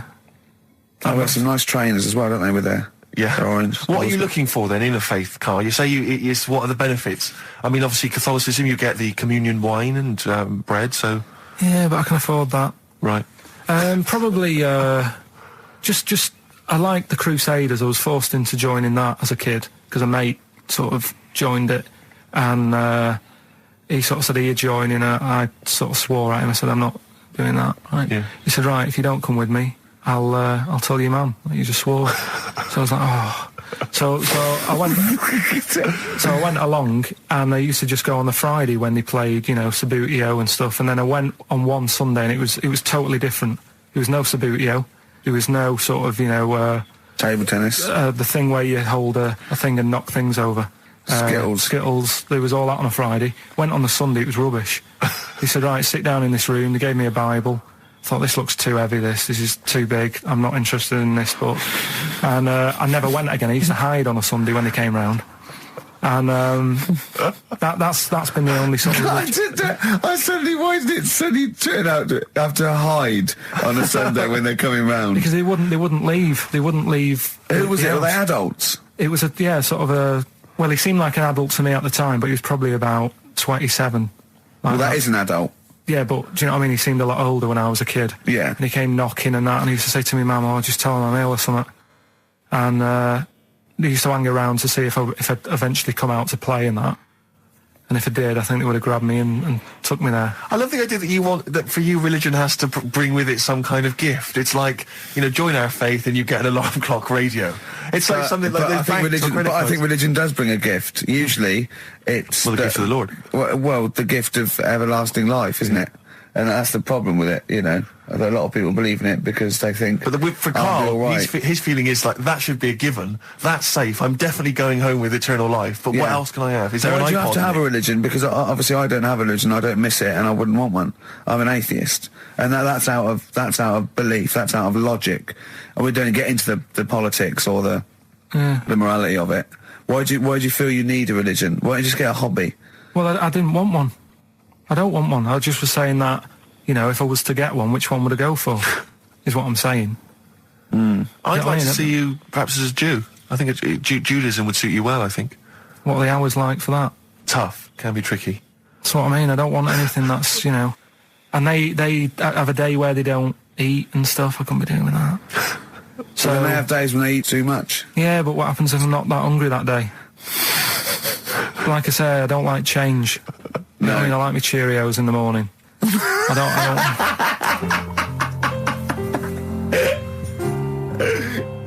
So what did you say you're going for? You've got your 3 titles, your 3 teasers. Well, I think I'm going to go for Don't Do That to It. You know it can't live without an edge. I'm looking forward to this. Right. So this is educating Ricky, for those that have just tuned in. Now, something that Ricky told me about when he was educating me was that a cockroach, if you cut its head off, it lives for a week. Yeah. Right? And the only reason it dies is because it can't take on water. Sure. It doesn't have a great time in that week, though, does it? I mean, it doesn't get much done, I don't imagine. It just needs water, and because it can't find any, like its eyes, it eventually dies. Yeah. Right? No. So what... No, it's not. That's not. It's anyway. You can't drink. Anyway. So, have you heard that one about worms? Okay. I have, go on. If you cut a worm in half, a lot of people have said in the past that it'll turn into 2 worms. Right. But that isn't actually true. Okay. Who said that? No, it used to be like, you know... kids at school said it on, kids at school and stuff. So that, you know, a lot of people think that. Don't pick him up on stuff, Steve. It's bad enough. Sure. So, but what they can do, if you get a worm, right, and you find out which end its head's at. Right. If you you've got its head there at the left-hand side, right, and if you sort of cut it in half. Right. But not in half. So there's more of its neck than the tail, if you know what I mean. Yeah. The bit that you've cut off will sort of die, and the rest of the worm will get better. So in a way, you can cut it in half, and it'll survive, but only one half will survive. Okay. Yeah? What have you learned there? I wish you hadn't chosen that one. I know, because it's not. There's nothing, is it? Yeah. You know that joke, how do you tell a worm's head from its eye? You put it in a bowl of flour and wait till it farts. Yes. Right? I told my mate that, right? And he went, what if it coughs? Yeah? Yeah. So, there is a bit of truth in that myth of cutting one in half. Where did you get this information? I don't understand where you get this information That was from the Fortean Times. It was like the myth about worms. Yeah. That was the big article that week. Did it take you as long to read that article as it took you to tell us just then? I like the fact that it starts off debunking a myth that we hadn't heard of anyway. Exactly. You know the big thing about cutting a worm in half and making 2 worms? No. Yeah. What's the other one? It's not the thing to do either, by the way. Don't go doing it. No. It's not very nice. But, it's cruel. But it can get by and if it's you pointless. do. Yeah. There's no scientific worth in that. Well, there you go. Okay then. So the others now, you see what I do. No, I'll tell you the other titles. You're not having them yet. That's the whole idea of this. People will be driving or about to go out doing the shopping. They'll think about that now. What was the other 2? Well, the other 2 They won't think about that. They've forgotten that. Let me just tell you briefly, this is another example of how people can just exploit you and make fun of you when you're tall. Yeah. I was quite tall. I've always been like about 6'7" for quite a while now. And when I was about 16, I went to a big New Year's celebration in Bristol, where I come from. And everyone kind of congregates in this big sort of part of town, and there's all people dancing around, like in Trafalgar Square. And I was there, and somehow I just picked up a balloon somewhere along the line, one of those kind of helium sort of balloons, and I was holding that, sort of dancing around. And these 2 girls came up to me, and I was thinking, yeah, okay, you know, it's New Year's Eve, brilliant, you know, that's my kind of party. Yeah. They came up, they went, hey. Once a year. And they said, you going to be here for long? And I went, well, maybe. And they said, it's just that we've arranged to meet back at you. in about an hour. I went, what do you mean? I went, well, it's just because we can see you wherever you are. Don't worry, you can move around and stuff. We'll see you with the balloon. Just arrange to meet some friends. I love that. A landmark. So, like, pilots use that. Oh, we're just coming in. There's, where we go. When we see Steve Merchant, we'll be descending to Bristol Temple Mead. What's really funny is New Year's Eve, Trafalgar Square, you got a huge column, but they use Steve as like the meeting point. Steve's got a huge column. Brilliant, Rick. Well done. Award-winning comedy from Ricky Gervais. Weren't you in a car park once? Oh, no. It was New Year. And we were all gathering up. You know, like in Trafalgar Square at New Year, everyone gathers and they have a big kind of party and stuff. Well, in Bristol, they do something very similar on a smaller scale. And I was there one New Year, I was with my friends, and I for some reason I picked up a balloon during the evening. You know, I don't know where I got it from, but I was holding this balloon, and these girls came up to me, and I thought, yeah, nice, you know, maybe a little New Year kiss. They came up, they said, hey, are you going to be here for a while? And I said, well, yeah, I probably will. They said, it's just that we've arranged to meet back at you at midnight. What do you mean? Because I was so tall I had a balloon. I was towering above everyone else. I said, what? I said, we're going to meet back at you at midnight. They said, don't worry, you can go about your business because we can see you wherever you are. This is where Nelson's column is. No. No, this is in Bristol. Oh, right, okay, yeah. And so I'm sort of wandering around, and then at midnight these two girls turn up again, and some of these lads come and meet them, and they're sort of laughing and joking. I'm thinking, oh, they're probably going to invite me back to a party. I watched them get in a cab. They went off. They had a wild night. But then I did have a balloon, so it was a great New Year for me. I did have a balloon. Oh. But because when I was younger, I remember being outside a post office once when I was about 10 or 12, and finding a purse. And thinking, oh, that's nice. And opening it up, there was some money in there, and a pension book, and so it was obviously an old lady. I found an address, I sent it to her, and my mum said, you know, you've been so good there, you'll probably get a little reward. She'll probably send you a little reward. Nothing. I got maybe a thank you note, but no cash, no moolah, nothing. Really? And I was livid, because I'd been told that I was going to get a reward. I thought I've been a good Samaritan, nothing. So, many moons later, when I was at university, I learnt from that, and this is the most bizarre thing. This explains a lot, doesn't it, Carl? This is like the Mary Celeste. I went to a cash point to I thought, I can't get my card in here. And I realised there was already somebody's card in the machine. They put the code in, but then they just disappeared. They'd been kidnapped or something. So it was just there, waiting, sitting. It said, what do you want to do? And it gave you a number of options. I thought, interesting. Steal or go to heaven? Yeah, exactly. You went, oh dear. Yeah. Well, I pressed balance, just to check what their bank balance was. Unbelievable. It was a considerable sum of money. I'm not going to lie to you. It was not typical student debt. It was like, I think they were a foreign student. There was a lot of cash in there. A lot of money. Did you feel a slight bulge in your trousers when you saw the amount of money? I couldn't believe my luck. I thought to myself, now then, I could just take that card out and hand it in, or I could teach them a small lesson. Right. And maybe give myself a reward, because last time I did that, I didn't get a reward. So if I give myself £30, then I'll take the card out. 30? Give myself 30. Yeah. You didn't really? Well, I thought that's a good reward. And I went in, I handed the card in, I took that. Steve, and that's a little reward for me. And I'll tell you this, don't think it's evil, because I went in and I bought everyone a drink. Well, brilliant. Yeah, I didn't tell them I got the money free. Well done. Excellent. So probably gangsters are quite generous with the money they've stolen from other people. Yes, but someone's negligence, Rick, has lent... the thing is this, Steve, right? I believe it, except that buying people a drink, Carl. What do you think? Well, I kind of thought that when he said it, but then I thought, but they'll be buying him back. So he's still... So in a way, he's still a winner. Yeah. Everyone's a winner in that situation, including the student, because frankly, if there had been a less scrupulous person who found it, they'd have probably helped themselves to a considerable sum. I cannot believe he did that. There was thousands and thousands of pounds in there. What if Beadle had jumped out and slapped you with his little claw and said, we've been filming this, Merchant? Well, so what? How old were you then? I don't know, 19, 20. Would you do it again, or was it just to get the world back for the old lady's purse? Possibly do it again, yeah. You're joking! Well, you've got to think of it this way. You've got to think of it as there was a lot of money in there, and someone less scrupulous than me would have taken a fortune. They'd have cleaned them out. Whereas I just took a small reward, which I thought was more than enough for someone's negligence. And I've returned the card. They've got the card back. Everything's fine. Think of someone else. I could have gone on a spending spree. I could have been buying stuff, all sorts. Yeah, but it wasn't yours at all. Yes, but they probably would have given me a reward. And because, you know, sometimes people forget or, you know, they don't give you a reward, I thought I should He had take to it go at your myself. dad for nicking a loaf of bread out of a phone box. Yeah, but that's because it's for old people, geriatrics and stuff. How do you know how old was your people who you were robbing from? It was on a student campus. Well, Wow. I think it was more... I thought it was excellent behaviour. I thought it was good, honourable behaviour. That's showing another side to him, isn't it? What would you have done, Carl, in that situation? And tell the truth. I might have helped myself a little bit. There you are. I don't know what this is helping No, yourself but- a bit. Like you say, just sort of, you know, send them back and sort of say, you know... If you find a £1 coin in the street and you can be bothered to bend over for it, then have it. But someone's cash point card or personal belongings... I'd let them know, though. Did you send it to them and say, I've you know, service charge included? I've took that out already. No, I handed it in to the... Let them know? What do you mean you'd let them know? I'd say, you know, you're lucky here.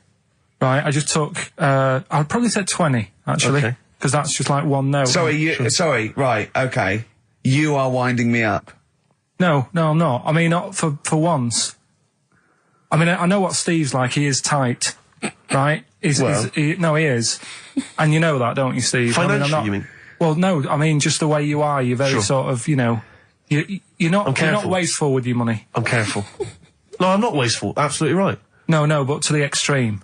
Not towards the extreme. Not towards the extreme. No. Look out for the pennies. The pounds will take care of themselves. All right? Simple to remember. Good advice. Yeah, all right? But the thing is, right, I know that I take the mickey out of you for, like, you know, the way you look and stuff. Sure. Right? Well, I'm right back at you. But the thing is, you can't help that. Absolutely. But I'll tell you something that women don't like. Sure. And it's fellas who are tight with the money. Sure. I'm not frugal with money with ladies. I'm frugal with money with you. Well, I've got no reason to splash money out on you. I've never seen you splash money out. Well, you've never been out with me. Steve, have you ever splashed out on a lady? No, but I hope to one day. The right lady. Play a record.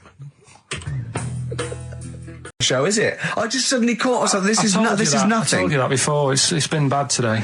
No, but I mean, it's the way, this casual way that it's like we almost have no regard for our listener, and I'm not proud of that. I just don't know what to do about it.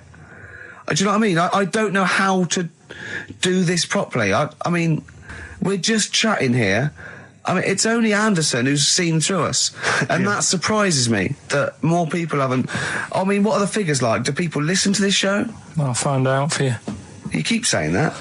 But, yeah, there's this parrot, and, apparently it lives I mean, Rick, it's unique, if nothing else. I mean, when you wake up with Woken tomorrow, you're not even going to hear him start a line with there was this parrot. Go on, there was this parrot, yeah, go on. And it can talk and that. Someone's obviously, you know, taught it out how to speak and that. And, it flew away. And it's living in this church. Right? And, people are at the church doing hymns and that. And then Trouble's brewing. In between the hymns. That parrot was owned by an old miner who used to swear a lot. Yeah. Well, then the vicar is going to be really annoyed. That vicar, that vicar's going to go on. I just hope it stays quiet, Rick, during the vicar's sermons. Yeah, go on. Have you read it? No, go on. Have you read it? No, because that's what happens, go right? On, tell us, Carl. During the hymns, it's sort of effing and jeffing and stuff. Effing and jeffing? Yeah. And everyone's like going, oh, you know, it's quite funny, really, you know, it doesn't know what it's doing. Everyone's having a laugh. Yeah. But it's causing a havoc at funerals. I didn't know that much about it. Autism. Okay. Oh, good. With some more entertaining stuff on XFM 104.9. Just to cheer up people. Go on, and what? Go on. No, right. Have you heard about it, Steve? What autism. It scares me to death when he comes up, when he touches on a serious subject. We've been talking about wheeling a dead pope round, the Chinese don't age well, and ginger people are hated. And now we're going to touch on a really, I mean, my heart's in my throat. Go on, Carl, then. Tell me your insights to autism. Right, well, there was this, again, Channel 4 coming up with some good stuff at the moment, right? It might have been Channel 5. But what's the name? It's the attention span I like! These people who, they've got like this autism thing going on. Yeah. And, they sort of take in a lot of information, they get sort of they get so into it that they know everything about that subject and what have you, right? And there was this lad who, he knew everything, right, about EastEnders. Right. he sort of, the cameraman was saying to him, so, you know, why EastEnders and that? And he said, I don't know, I just like it. And he said, I remember when I first watched it was a Thursday, it was 5 to 8, Pauline Fowler walked in, she had a pink jumper on, she said, all right, love. And he remembers everything from that moment on. Yeah. Right, and everything, which is great, but then the way the programme was making out, it was almost like they were saying it's a disability. Right. When in a way, it's more like a superpower. Sure. Like Rain Man. But if you can take It's Rain Man. No, I'm he not. has special autistic powers. Oh God! We must send for Rain Man. I don't know what to do. So I don't know what to do. So he would be a great contestant on Mastermind. Sort of autistic mastermind. He'd be What I'm dynamite. saying is, don't be watching EastEnders though. Sort of, why didn't they give him an encyclopedia and say, get into that? Sure. That'll be useful. Yeah. Keep him away from EastEnders. Wasting his time there. But I don't think it is a disability. No.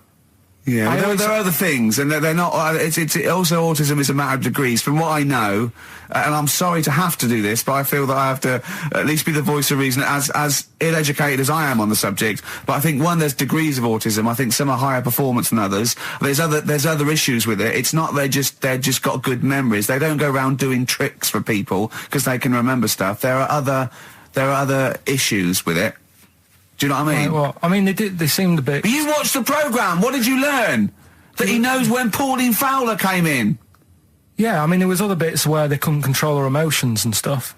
Oh, that other little bit, yeah. But the main bit of it was he can soak up information and stuff, and I'm just saying it didn't seem really bad. Do you know what I mean? There's disabilities where people say that's a bad disability. It's like how people say about... This is brilliant. This is just like this is amazing to be in a room with this man. It's incredible. You just wind him up and listen to what comes out. And I'm going to sit back now. I'm not going to defend you or explain anything. Just go on and tell me about the other disabilities that are worse. No, what I mean is how people can sometimes easily get mixed up. How people are scared of like a cyclop. When at the end of the day, he's got a disability. A bloke with Who's scared of a cyclop? No, it's apart just from like Jason and his Argonauts. Where's this cyclop that you're scared of? No, I'm just saying in history and in books and that. No, not in history. History happened. Yeah. What are you thinking of? You're mixing history with Greek mythology and Roman mythology and every other type of mythology. What do you mean? There wasn't really a giant cyclop that went round picking up ships and throwing them around. That's not history, Carl. Do you think Batman's history? No, but this was it was ages ago, wasn't it? When we were sort of No, I'm not saying it didn't happen ages ago. I'm saying it didn't happen. Well, he might have done. There's no. I mean, what's so ridiculous about a fellow with one eye? In the middle of his head, and he's big and scary and lives in a cave. Why is he scary? Because he's got. What if he had 8 eyes? I'd be scared of him. At the end of the day, he's got a disability. We'll talk about it in a bit. That was the record before us, and here we are, pre-recorded, because we did this a few weeks ago, because we're not here at the moment, are we? We're away in that. I'm Ricky Gervais, with me Stephen Merchant. Hello there. And Karl Pilkington. Well, he's not actually with us. He's on the. He'll be in some of the best of clips that will be coming up shortly. Yeah, this is just us, isn't it? This is just us. We did this. When did we do this, Rick? A couple of weeks back. Hold on, what is it? What it's the 27th today. Yeah, I enjoyed Christmas. I loved Christmas. I love Christmas. I had a great time. What did you get? Loads of presents. So did and I. I'm glad they made it to #1. Oh, I'm really glad. Stroke, he, she. Yeah, I'm really glad that the pop idols, Cliff Richard, Westlife, made it to #1. Bo Selector. Yeah, just delete that. Yeah. Okay, well, we're going to play some of the best of, some of the greatest moments of the last 3 weeks. Yeah. Ever heard on XFM 104.9. What about this? Do you remember this one? Oh, which one is it? I'm Ricky Gervais, with me Steve Merchant. Over there, Karl Pilkington. The man who believes anything. I think it might be a condition due to his little round head. Mm-hmm. It's sort of like, it might be a new condition that we can call cranial sphericity. And because it presses on his lobes, and the only sort of upshot of that is he's normal in every way, but he believes everything he reads or sees on Anna Nova. All right? Talking of which, Rick, I don't really follow the news. No. It's mainly boring, isn't it? Wars and stuff. Yeah. But I don't know. Well, yeah. Well, it is a war. It's all this nonsense before and after. When it's a war, it's, it's in the middle of the war, you can watch it on telly. True. You get results. True. You know what I mean? Like, Do you know what I mean? Yeah. Like a test match or something. But it's all this rubbish before and after. It drags on. This recent war seemed, I thought, just generally, it was better presented than the previous one. Because I remember the first Gulf War, it was often during the night, and I couldn't stay up. Yeah, because I think the American had rights to it, like the Tyson fight, so we had to get it at 2 in the morning, exactly. Which is annoying. They had it, their prime time in that. And a lot of it was in black and white, when the bombs went in. When the bombs went in. So this time there seemed a lot more colourful. Yeah, it's much better coverage. I think there should win awards. Yeah, well, I'd like for to see it. awards, So, like Channel 4 won for cricket. Yeah, I mean, a few times as well, I was quite pleased to see they actually had footage of the bombs exploding. Yeah. No, good. Well done. Generally, good on you. Well done. Good on you. Yeah, it costs a lot though, doesn't it? It isn't a costly War's thing. a lot more. When you got something like, a Jimmy Carr game show, which probably costs about £100,000. Yeah. Like half an hour of war costs millions. It's almost as expensive as like Terminator 3 or something. Yeah. But I mean, But then, you got a variety. Exactly. Sorry, Steve, you were talking, mate. Well, no, I just wanted to make sure you're aware that the World Elephant Polo Championships have taken place. I did get it. I think they mentioned on. Yeah, we won, didn't we? England won. Yeah. Well, my question is, where have they been practicing? I don't know. Do you remember ever at school anyone ever saying to you, "Are you interested in playing polo with elephants?" Do you reckon it was 5 blokes in pith helmets kept sneaking into a whipsnade? Possibly. What are you doing, lads? We're practicing. Get down. Yeah. Get off them elephants. Yeah. I didn't even know we had a team. I can't believe it. No, but it's like Johnny Wilkinson and the rugby lads. They're going to get MBEs, all sorts.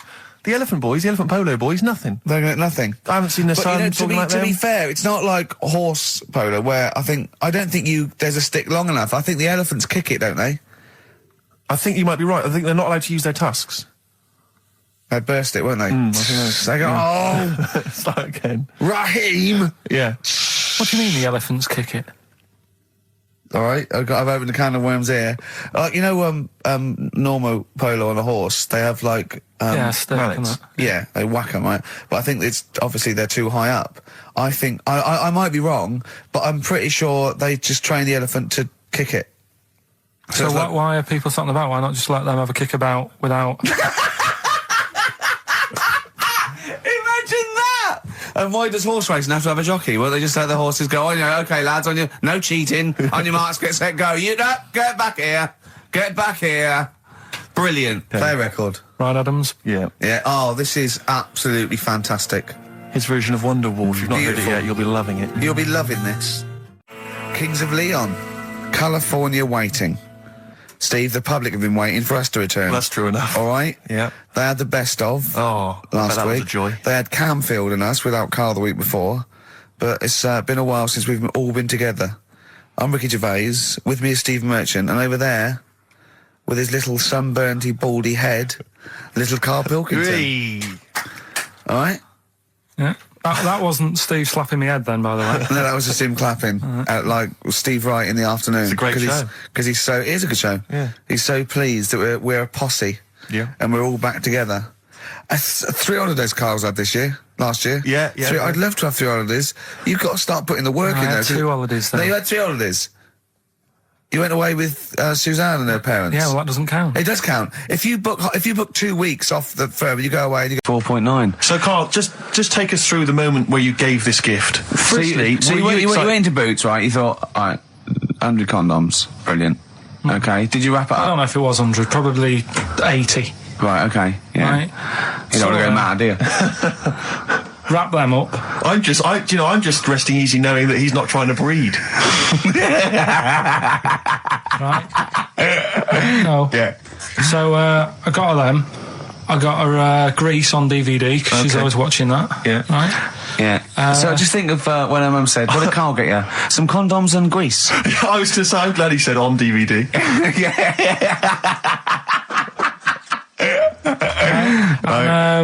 She was surprised anyway, right? Because I bet she was. No, when she got she was thinking like jewellery. No, right? that showed her. That surprised you, hasn't it? All right. So hang on, wait a minute. You thought it was a holiday, didn't you? Yeah. Look at your face. You don't know me at all. So hang on. So did you give these on Christmas Day? Right. What happened is she got in from work that Saturday, right? And I said, "Look under the tree." Knackered. Right? At least it's Christmas. Yeah. At least I'm going to get a little bit. I said, "Look, you got some stuff under the tree, right?" So did you give her a sugar lump? Right, she was really chuffed with that. But she said she was a bit puzzled because I didn't know we had any wrapping paper, right? So I ended up using wallpaper. You didn't take it off the wall, though? You had some... No, it was some left over, right? So she said, why have you used wallpaper? I said, well, I didn't have any paper and you were getting in a bit and I wanted you to have a surprise. So she said, can I have a feel of them?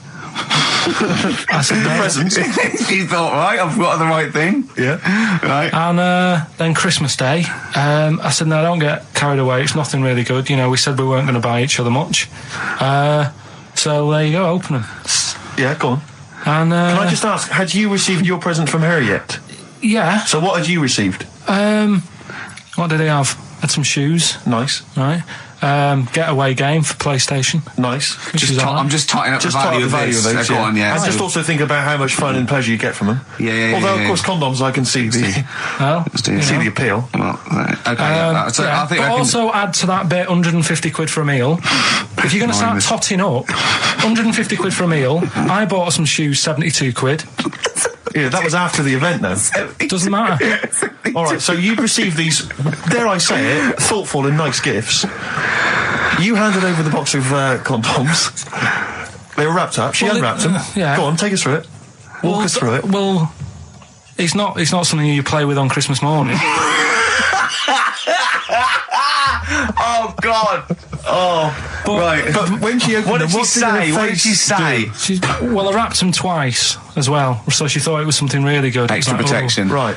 And, so she thought it was something really good. And then... the disappointment would be doubled. Yeah, go on, yeah. And then she just opened it and went, oh, yeah, so what's on the telly?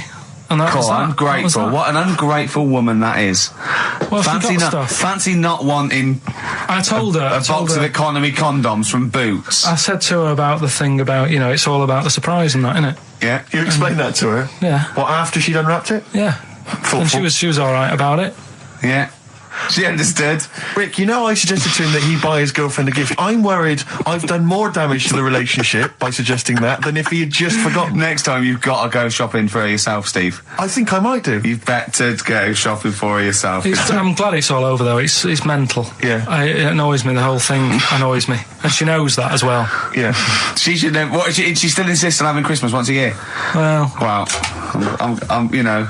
No, but well, anyway, what did you get? I can't think what you bring to the relationship, Carl. I don't know what it is she's getting from you in this relationship. It's like she's doing all the work. 80 times. Oh God, Carl! I love it. You're brilliant. I know what she's getting. He's the. What? No, he's not thoughtful. No, but he's thoughtful. He's the best he can do with the brain he's got. Do you know what I mean? Right. He's doing his best. He's absolutely doing his best. There's no... He's working at the limits of his powers. Do you know what I mean, though? He's done as well as he can with what he was given. Sure. Yeah, and that's admirable. Yeah. It's like, I think he's done better than you'd expect. I bet his teachers didn't even think he'd get this far. Do you know what I mean? What, find a girl?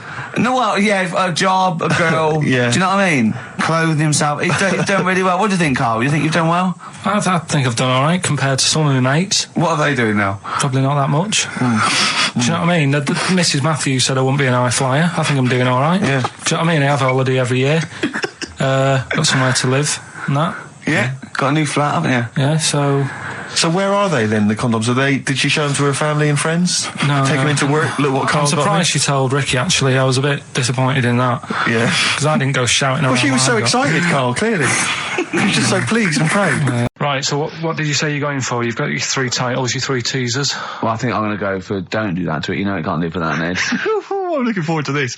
Right. So this is educating Ricky, for those that have just tuned in. Now, something that Ricky told me about when he was educating me was that a cockroach, if you cut its head off, it lives for a week. Yeah. Right? And the only reason it dies is it can't take on water. Sure. It doesn't have a great time in that week, though, does it? I mean, it doesn't get much done, I don't imagine. It just needs water, and because it can't find any, like its eyes, it eventually dies. Yeah. Right? No. So what? No, it's not. That's not. It's anyway. You can't drink. Anyway. So have you heard that one about worms? Okay. I have. Go on. If you cut a worm in half, a lot of people have said in the past that it'll turn into 2 worms. Right. But that isn't actually true. Okay. Who said that? No, it used to be like, you know, kids at school said it on, kids at school and stuff. Yeah. So that, you know, a lot of people think that. Don't pick him up on stuff, Steve. It's bad enough. Sure. So, but what they can do, if you get a worm, right, and you find out which end its head's at. Right. If you you've got its head there at the left-hand side, right, and if you sort of cut it in half. Right. But not in half. So there's more of its neck than the tail, if you know what I mean. Yeah. The bit that you've cut off will sort of die, and the rest of the worm will get better. So in a way, you can cut it in half, and it'll survive, but only one half will survive. Okay. Yeah? What have you learned there? I wish you hadn't chosen that one. I know, because it's not. There's nothing, is it? Yeah, you know that joke, how do you tell a worm's head from its eye? You put it in a bowl of flour and wait till it farts. Yes. Right? I told my mate that, right? And he went, what if it coughs? Yeah? Yeah. So, there is a bit of truth in that myth of cutting one in half. Where did you get this information? I don't understand where you get this information That was from the Fortean Times. It was like the myth about worms. Yeah. That was the big article that week. Did it take you as long to read that article as it took you to tell us just then? I like the fact that it starts off debunking a myth that we hadn't heard of anyway. Exactly. You know the big thing about cutting a worm in half and making two worms? No. Yeah. What's the other one? It's not the thing to do either, by the way. Don't go doing it. No. It's not very nice. But, it's cruel. But it can get by and if it's you pointless. do. Yeah. There's no scientific worth in that. Well, there you go. Okay then. So the others now, you see what I do. No, I'll tell you the other titles. You're not having them yet. That's the whole idea of this. People will be driving or about to go out doing the shopping. They'll think about that now. What was the other two? Well, the other two. They won't think about that. They've forgotten that. No, they will. No, they've forgotten that already. If only it was raining and what's tomato with you. Right, I'm looking forward to that one. No, you've got to tell them tomato with you. Look what's happening. You see, you already want more education. And this is what listeners will be doing. I tell you, I wish you were a teacher. I so wish you were a teacher. Do you know what I mean? Kids would be saying, I know it's 3:30, but I don't want to go home, I want more. Yeah. And that's what I'm doing with you. I'm teaching you. Why are you teaching me things about not to cut worms in half and what's tomato with you? Please tell me what's tomato with you, Carl. In a bit. Okay, educating Ricky, we got two left, don't we? I'm looking forward to these. We've still got two more. We've still got, if only it was raining. And, what's tomato with you? Coldplay, the scientist on XFM 104.9. Oh, chimpanzee that monkey news. Okay, monkey-related news from Karl Pilkington. Right, do you know the monkey that went into space? Yeah. Yep. It happened in 1958. Right. Now you know that. Yeah. Yes. What did he do next? What did the monkey do next? Yeah. One appearance on Celebrity Squares and it was like forgotten. Right. Yeah, cut a novelty record. Yeah, just like Rick Waller. I'll tell you what happened.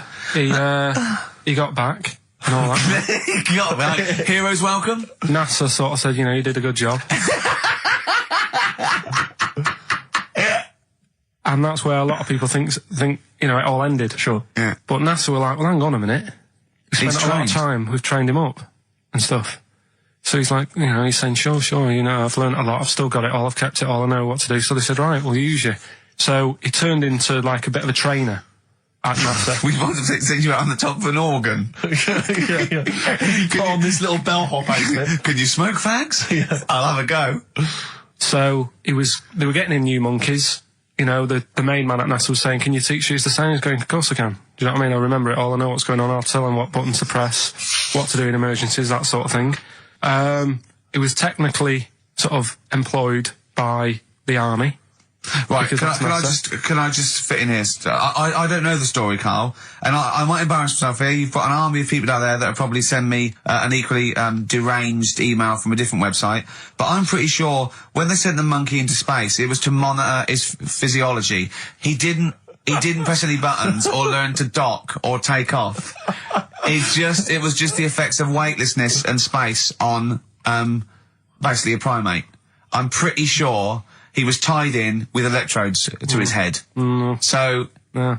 Well, yeah, I'm pretty sure. Okay, I could be proved. But even if that were the case, and he had learned to press one or two very basic buttons... Definitely not. Definitely but not. even if it were the case, I'm pretty certain they wouldn't have brought him back to train up Neil Armstrong. Right, definitely. Go on. Going, Neil, what are you going to say when you come out there? Yeah. I was thinking of just saying, hello, I'm on the moon. Hello, it's made of cheese. Don't say that. What about... I've noticed that you got little legs, right? But mankind stepped forward. Well, how could I put that? I was just going to say, hello, I'm on the moon. It's great to be here. Wish you were here. I've got to think so Hi, about that. Mum. Yeah, go on. Anyway, basically, he got back. They sorted him out with a nice pension. He was happy. Because of, like, the rank that he got, he was like, you know, he had loads of medals and stuff. He said, right, we'll make him a colonel. He got that. Like I say, he got a pension. That was the end. He died in 1969. He was buried with his wife. He passed away. His wife. I'm sure it just goes on to a different website about something completely different. And you're talking about Buzz Aldrin. Yeah. His page is missing. Oh dear. So well, Carl, if someone could call in. Did they train Leica the dog to sort of like, you know, dock and re-entry? He never made it back, did he, Leica? They didn't bother. They didn't even bother. They didn't bother to bring him back. They just sent him up there, and they didn't have technology to bring him back, and they just went, yeah, that's that. That's brilliant. Well, I can do that. Yeah. Amazing. Really? Yeah.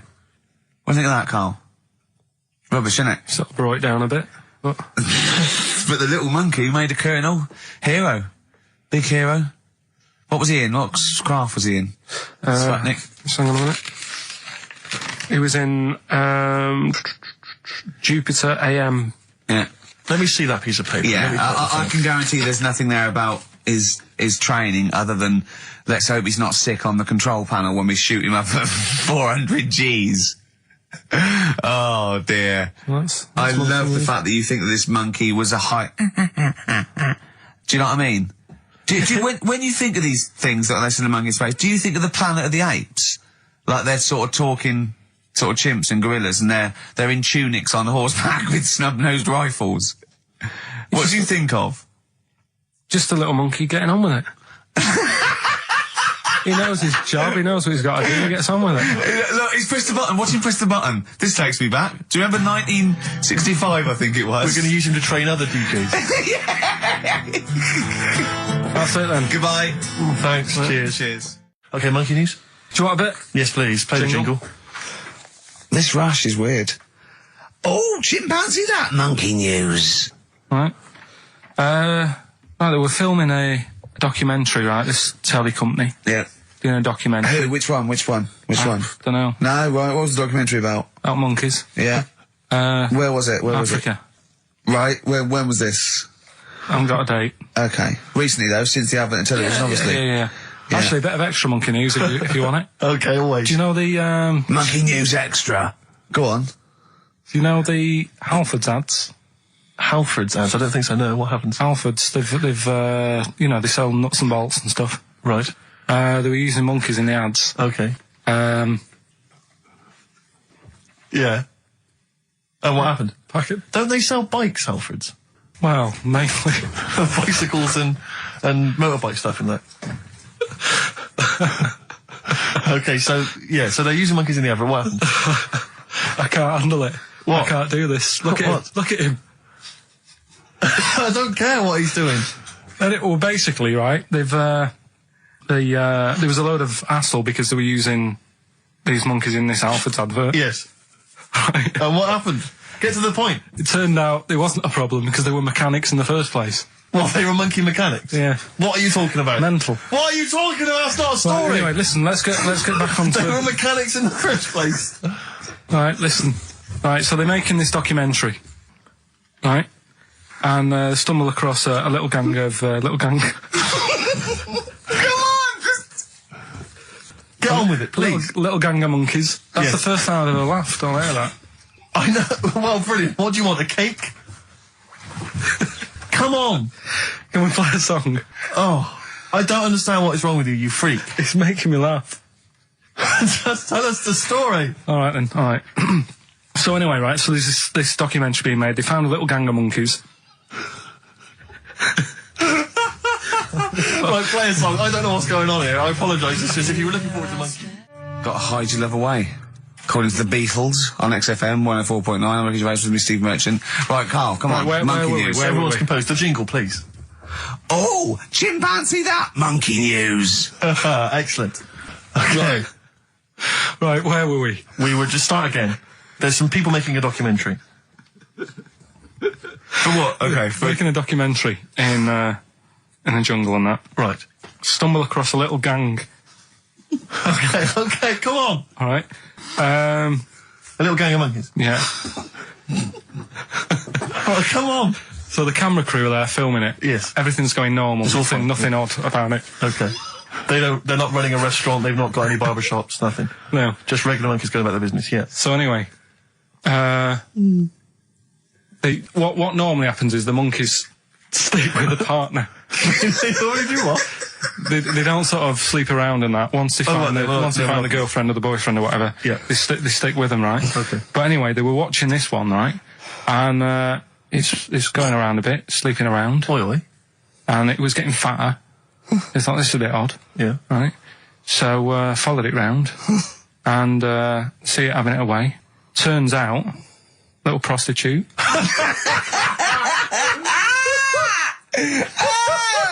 Oh, God! It's a little monkey prostitute. And it was getting fatter because it was charging them bananas. What a load of old rubbish. It's charging them bananas! What was it, a boy or... It was a... Woman. Little woman monkey. That's the most extraordinary monkey news I've ever heard. Oh!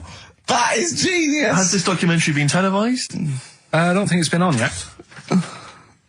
No. And that's all the information you've got? Yeah. And is that's one banana for everything? Now, half a banana is for... Just oral. A poor job. Right. If you want full-blown monkey sex, it is 2.5 bananas. Sure. So, let's just play a song. let's just play. All right, well, this is our penultimate show, so we're back next week. We're going to make it a barnstormer, I'm sure, lads. I want 100% behind it, 110% next week. All right, none of this giggling, none of this infantile giggling like two schoolboys. Right. All right, we're going to come back. We're going to have some quality monkey news next week. We're going to have all kinds of treats, I would have thought. Okay. Some great prizes. All right? Are we okay? Yeah, We're best all show. behind that. Let's make next week the best show ever. Good luck. If you miss it, then you miss out. We're ending with a track from a couple of years back. I think it was 92, 93. Dinosaur Jr., Start Chopping. Play that. Start playing. Forget start chopping. Start playing. All right. All right? See you next week. Yeah. Anyway, it's what everyone's been waiting for. It's what Carl exists for the last time. It's the... This is XFM 104.9. I'm Ricky Gervais with me, Stephen Merchant. You're listening to the best of, basically, Karl Pilkington.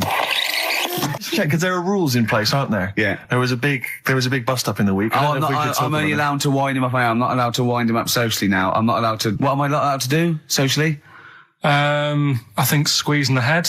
Okay. Socially, it's been crossed off. Right, okay, and I agreed to that because it got to a head where, Karl was really upset and he was thinking of just giving it all in, weren't you? Yeah. Yeah. Why was that? Because you were just winding me up too much.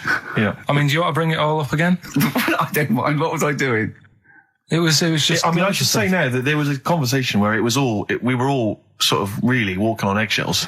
It was frosty. It was a conference call, and Karl was on one end, and I'll tell you, I was very much a mediator. I was very much a UN mediator. What do you think of that? It was difficult to sort of keep it serious when I'm saying stuff like, I'm sick of you putting a Burger King bag on my head. Do you know what I mean? Yeah. There's a part of me that's like, I can't believe we're doing this.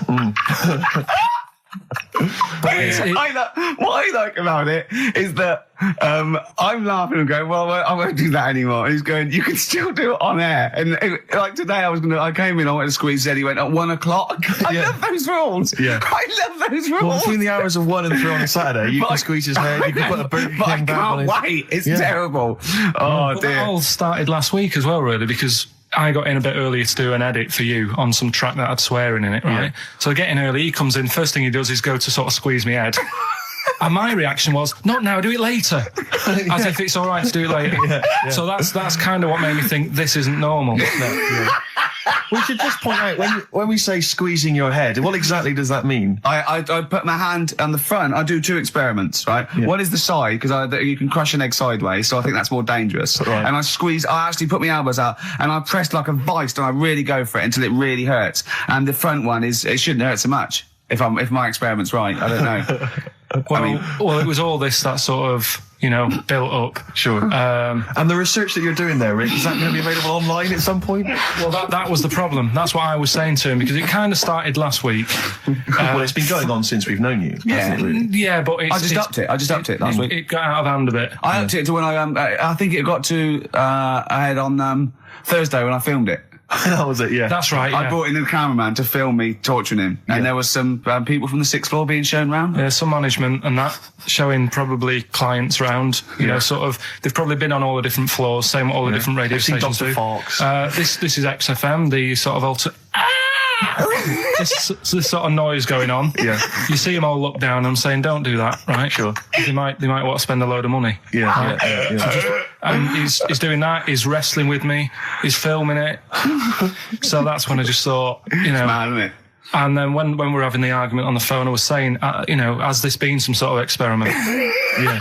He did. He said that, and of course I lost it. Yeah, but it's all good now. Do you want to squeeze his head before we play the next? I won't at the moment because we've got to get on. It's not right, and that annoyed me as well because I was trying to find out where he was going. I was filming him. I was going on waiting for Carl. Told Johnny he's meeting a mate at 6, which annoys me on 2 counts. And I'm just doing it to the camera, So I'm gonna follow him and just turn up and go. All right, where you been? But then when I came in, he went, I'm meeting a mate, and he told me where it was. So I told him that spoils my fun. Of course. Because you'd want to just track him down. I don't want him to like it. Yeah. Which is pulled the rug under my carpet now that he's going to let me do. Do you know what I mean? It's just, it's a little bit annoying. Right. Is this talking about diets and stuff? Right. Go on. They've come up with a drug that they tested it out on a mouse. Right. They said it's a problem that weight is a big issue in the world, and a lot of people are depressed, and that probably like Rick Waller. Well, right? I'm depressed looking at Rick Waller. Well, Oh. I mean, you could sort out Rick by, Jono is an old man, he's got loads of money. He's not old. No, but he's getting on a bit, right? He's about No, but my hang on a age, minute. What I mean is he does his own shopping, right? So I bet it's hard. What do you mean? Because he's like, how old is he? 35. Right? He's got loads of money, he does his own shopping, so when he goes to the supermarket and he passes, the sponge cake section, it must be tough when you've got loads of money to burn that you go, just one more. Yeah. One more. Sorry, we are getting close to libel here, I think. No, but I'm saying how it is, because Right. I've tried, losing a little bit of weight. Have you? And it is difficult when you're in Waitrose and you see a little chocolate muffin and you think, well, one more and I'll do without... Do you like a little chocolate muffin now and again? Yeah, right. Is that your favourite thing? So the thing is... Let him finish his point. So the thing is, right, now with Rick, he lives at home with his mum, so why doesn't his mum just say, I'm going to buy less this week, and if you eat it all, you're not getting any more? Yeah. That's sort that Does out. he live A short, with his mum? sharp shot. I bet he does. So you don't actually know if this is true or not? No, but anyway, right, so this drug they've come up with... They've tested this on mice, haven't they? They've tested No, I'm worried if they haven't tested it on mice. Thank God for that. It's definitely been tested on mice. Definitely. They fed a mouse a load of cake. Yeah. Right? And it went a little bit chubby, and he said, right, stop a minute. And then they gave it this drug that makes you lose weight. Yeah. And its weight went down, but the only bad side effect was its eyes were popping out. Well, that seems to be fine then. Let's give it to Jono. There doesn't seem to be any problem. Oh, Rick should get some of that. Yes, truth, Doc, look at these. Oh, Jesus, Jono, your eyes are popping out. That happened to the mice. Sorry? That happened to the mice. But what do you mean? That's the option. What do you mean that's the option? So I love the fact that your choice is either be like a fat, happy man who has the odd sponge cake. What albums am I getting? Yeah. Is that good? Mm-hmm. Good, yeah. What albums am I getting from for working for this place for 6 years? All right. Ricky.Gervais at xfm.co.uk. Do you want to apologise once more for anyone you might have offended over the year? Yeah, like I say, I never want to upset anyone. We're No, just chatting about stuff it's just chatting. It's from the heart. You see something, you say, "Oh, it looks a bit like so and so," or "Isn't it a bit?" You're not really, you don't really try and hurt anyone's feelings, do you? But I think most people know that. And I've got to apologise for laughing at anything you say. I actually can't help it. Again, it's not vindictive, but when Carl comes out with some of the things he says, it's impossible for me not to laugh or react. So, have a Merry Christmas, everyone. Well, before that, Rick, is there some final, for the year, Monkey News? Tell you what, let's play a good song. Okay. Right, we'll have a bit of Monkey News, and then that's it. A bit of Amy Mann, then. Perfect. Brilliant, this one.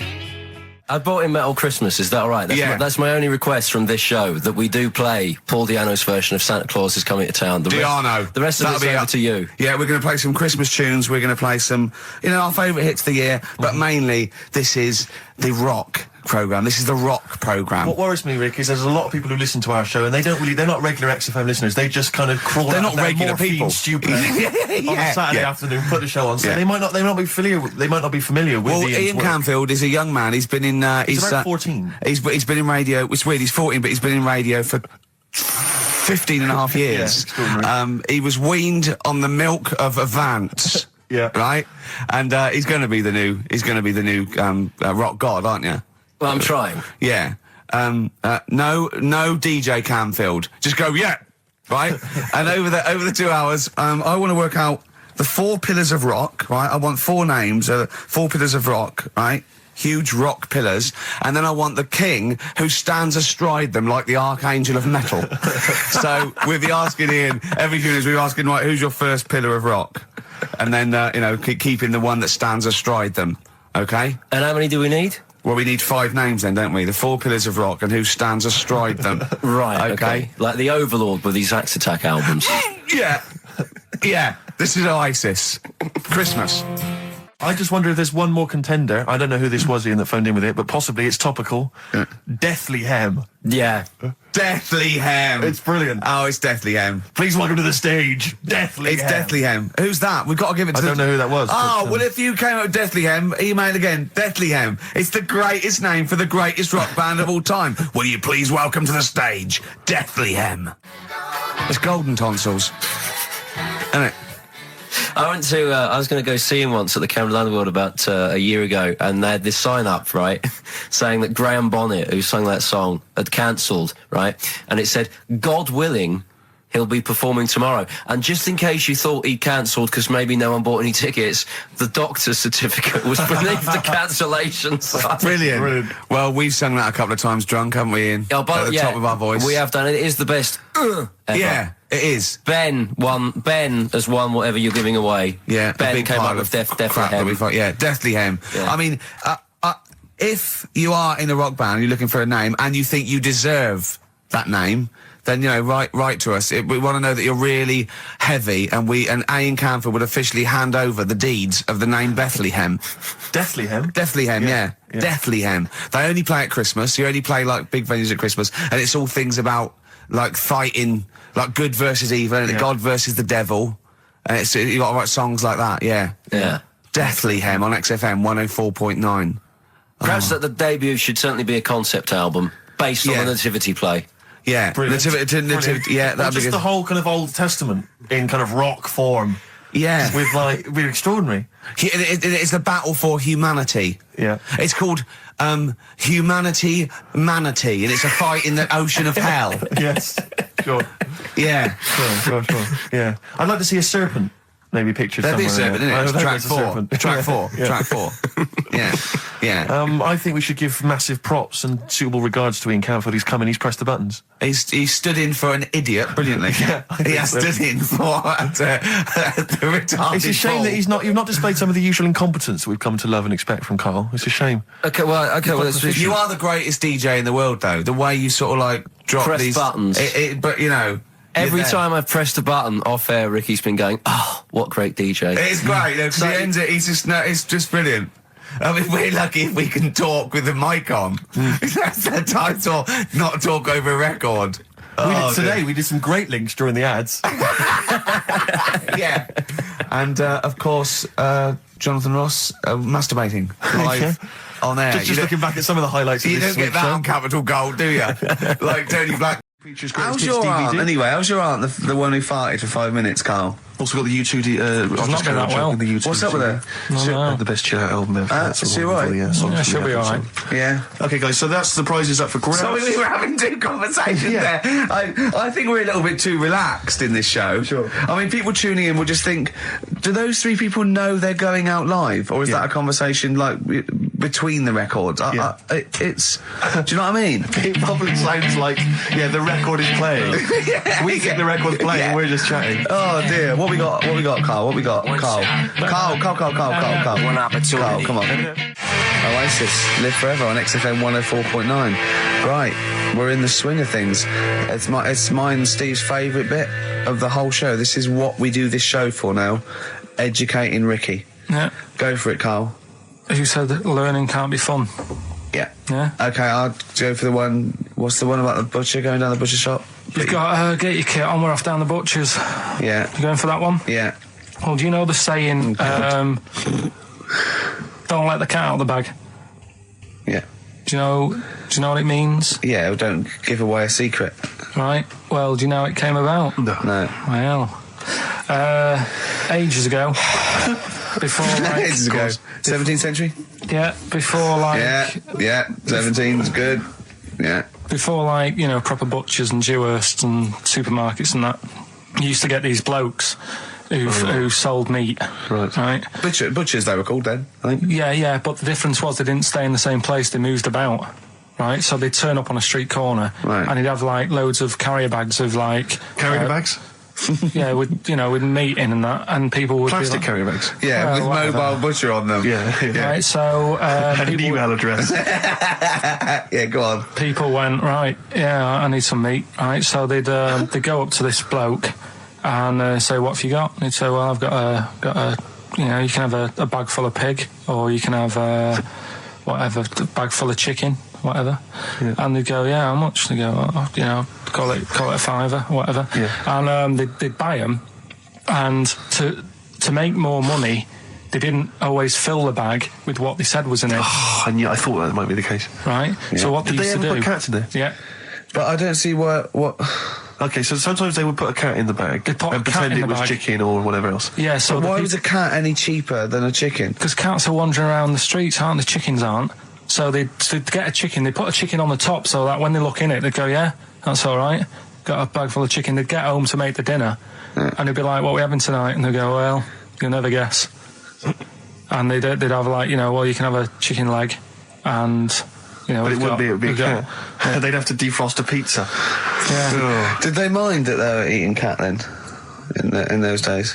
He didn't say. He just was saying about the saying, don't let the cat out of the bag. It's like, you know, if they see that, they're going to go mad. I'm mildly disappointed with this story. It's all right if it's true, but, you know, there's something about it, it's just... I want to know more. He always leaves it. Is it Carl doesn't quench your thirst for knowledge? He creates more. I don't know if that's a good thing or not. Well, yeah, he's like the pot noodle of information. Yeah, do you know? He never. I want to go. I'm not nourished by it. It's like if for every fact he tells me, there's 10 others that spring up that I have to get clear. Well, so it was the people that were doing this. It was the dodgy butchers that coined this phrase. Were they saying to each other, don't let the cat out the bag? I.e., what I mean by that, Jack, is don't let them see the cat. Yeah. What we've stuffed in there. Yeah. Dodgy butcher, that's another phrase, isn't it? Yeah. So that's the first one. Is that a euphemism or is that dodgy butcher? As his meat delivered around the back. Sure. So that's that one. So let's get your kit on. What does that mean? Show, is it? I just suddenly caught myself. This is nothing. I told you that before. It's been bad today. No, but I mean, it's the way, this casual way that it's like we almost have no regard for our listener, and I'm not proud of that. I just don't know what to do about it. Do you know what I mean? I don't know how to do this properly. I mean, we're just chatting here. I mean, it's only Anderson who's seen through us, and that surprises me that more people haven't. I mean, what are the figures like? Do people listen to this show? I'll find out for you. You keep saying that. But, yeah, there's this parrot, and apparently it lives I mean, Rick, it's unique, if nothing else. I mean, when you wake up with Woken tomorrow, you're not even going to hear him start a line with there was this parrot. Go on, there was this parrot, yeah, go on. And it can talk and that. Someone's obviously... you know, taught it how to speak and that, and it flew away, and it's living in this church, right? And people are at the church doing hymns and that, and then trouble's brewing. In between the hymns. That parrot was owned by an old miner who used to swear a lot. Yeah. Well, then the vicar is going to be really annoyed.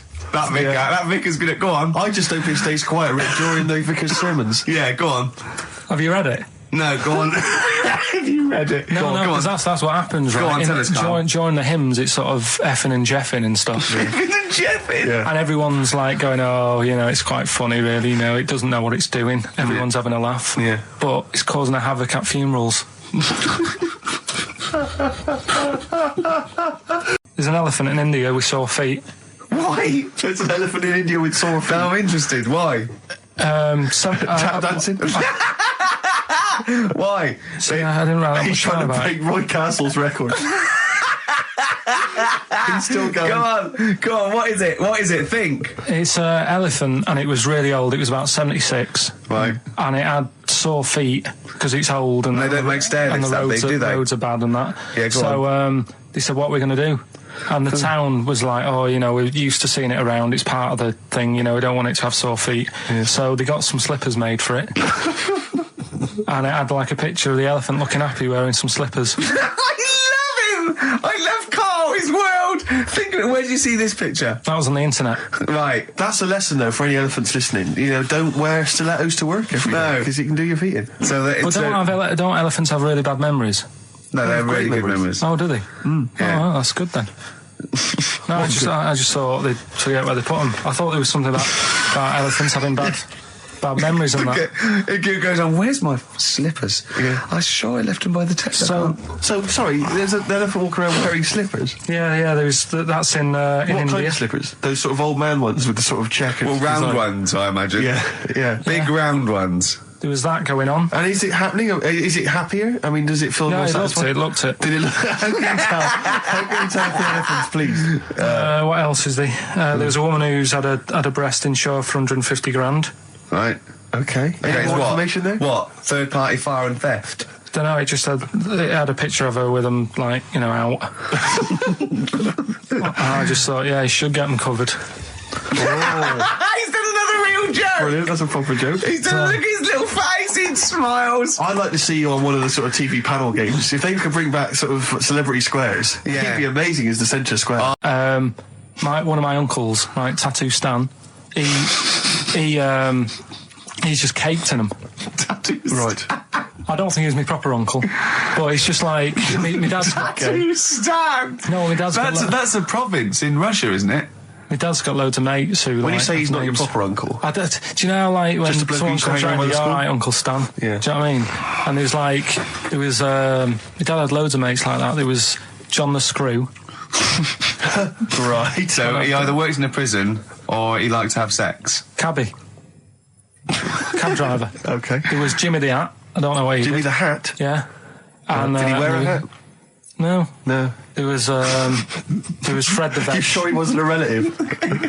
Sorry. Fred the Veg used to get us big bags of potatoes and that. Fred Veg, okay. And there was Tattoo Stan. Right. And he was just caked in them. And I used to always look at him thinking, why have you done that? I must have only been 6 I suppose if you're born with a name like Tattoo Stan, exactly, you're destined, aren't you? Were Really? they like a 1950s gang? I'm worried about. I'm worried about doing a bank job. What was his name? The Hat. What was his name? Jimmy the Hat. I'm worried about Jimmy the Hat. Yeah. Not having a hat. I don't understand it. Are you sure he didn't have a hat? Not when I met him. Did he ever wear a hat? I didn't see him that much. Do you think it was a joke, when your mate's sort of 8 foot and huge, you call him Little John or Tiny? Do you think the fact that he never wore a hat? they went, hold on, I've noticed something about Jim. Go on. No hat. And I go, oh, true, let's call him Jim the Hat. Jim the Hat, yeah. But my Uncle Stan, he had loads of them. He did them himself. Oh dear! And it was always that thing. What was it? Things like it was. He had the cross cut here, made in Britain. And if you're going to do them yourself, I'd say at least make sure you're sort of a good drawer. Yeah. And don't do it in the mirror so it comes out backwards. Well, that was the other thing. But I remember he did. Names are all right. He had all his kids' names down his arm. And, what are they called? Yeah. Oh, God, it's Tattoo Stan Jr. Yeah. And Paul shits the bed. I'm trying to. Wabbai Kate. Yeah. But he had. Frankie never amounts to anything. Oh God! So he had Johnny, I don't think he's mine. So he did all this stuff. We used to get through loads of cats because we lived in Oh, God, it started early today, innit? What do you mean you It's got through only a lot 10 of cats? past 1. What were you doing? Running a restaurant? We lived on. Oh, God, what do you mean? No, we lived on like a main road. Oh, yeah. Right? So Yeah. we used to get through a lot of them. My dad It was kept their saying, risk. you know, stop wasting money. You know, it's not Stop good. wasting money, not wasting cats. Right. So anyway, we had this cat that was ill all the time, and It's just bag of news, probably. Yeah, malingerer. Yeah, I'm terrified. I'm going to which house? Rome. Oh, God, bloody hell. Rome. Don't let me go to the Pilkingtons. and it, for some reason, it kept being sick all the time. Right? Yeah, that is news. That's definitely news. So my mum kind of thought, I've had enough of this, and she shaved it. Whoa, whoa, whoa. Whoa. Now, I know you're not vets in your family, but what correlation did your mum think there was between you being sick and shaving it? Because it kept being sick, and it was a pain to wash, because it kept getting So caught she up. wanted a dry wipe cat. So why didn't she just varnish it? What? it's weird. It's weird. though. So now he's cold and sick. No, but not all of it. She left sort of the back half, but sort of from its waist, sort of. I love that. Shave it because it's sick on itself. And That is it was genius. the weirdest looking thing. I mean, normally I like cats. I'm always like giving yours a stroke on the head and that. Yeah. But as soon as she did that, it was like, oh, Yeah. can't touch it. And then So now it's sick, cold, and hated. Yeah. just doing some research, right? I'm sort of working my way through different creatures and insects and stuff that's on the planet. Yeah. Right? And finding out if we need them or not. Right? Yeah. Do you know much about snails? Sea snails. Well, yeah. Snails in general. Don't know much about snails, land snails. I know a bit about sea snails, like whelks, top shells, that sort of thing. Would you say they're important? What sort of sense do you mean by important? Say if we had to sort of get rid of some animals and insects and that because we're running out of room. Right. Do you know what I mean? Because I'll tell you what I know about some snails. I don't know if this applies to sea snails as well. I mean, I called you today because a lot of other places are shut. Yeah. Right? So I know they like to eat stamps, apparently. The glue on stamps. They love it, right? Right. Apparently a lot of letters and stuff aren't getting to where they're meant to be getting because snails are crawling into letterboxes and eating the stamps. That obviously doesn't apply to the sea ones, but that's a problem they're causing. All right. Were you aware of that? No, I didn't know that. Bet you're glad you answered the phone today. Right? They love beer, Beer, yeah, who doesn't? and also, I don't know if this is right, but I heard that they sleep for 13 years, or can do. Right, I wouldn't know if they can sleep for 13 years or not, but I mean, sea snails are pretty important. Yeah, they do quite a good job in the sea. They graze on algae and they provide food for other animals. I mean, you can say that about any fish, you know, or any animal. Why do they exist? Would you be upset if, you know, someone said, we're getting rid of them? Oh yeah. You would be. They're an animal, you know. I wouldn't. Forget being like favouritism and all that I get for them, right? There'll be other things knocking around you can sort of spend your time looking after. You'll still have a job. Don't be worrying about that. Because I'm not going to get rid of all the fish. Jellyfish need looking after, so you're safe. Yeah. But do we need them? Come on, there's loads of people saying, come on, we've got to move on through the animals, and you're holding them up saying, well, I want to keep them. Well, who's saying we need to? That just sounds a bit crazy to me. Just imagine. Do you know what I mean? And they would come to you because you work in an aquarium, so they'd be asking for your advice. Right. And you're slowing it down. Well, they asked for my advice and I'm giving it to them, so, you know, that's what I think anyway. Yeah, but snails, you know, I mean, like I say, they drink beer and that, you know. What did they do apart from some food for a whelk? They were around, their descendants were around a lot longer than we have been. Yeah, they've been around a long time, but what have they done? Well, they've survived that long, so they must be doing something pretty good. Well, apparently they sleep for 13 years, so really, even though they've been around for ages... I think that sounds a bit... I don't think they sleep for 13 years. Not all of them, just the tired ones. So, snails, do we need them? Well, yeah, I just think they've got to, just as, you know, it's not for us to say, do we need them or not, we can't. So you think we should keep them? Yeah, definitely.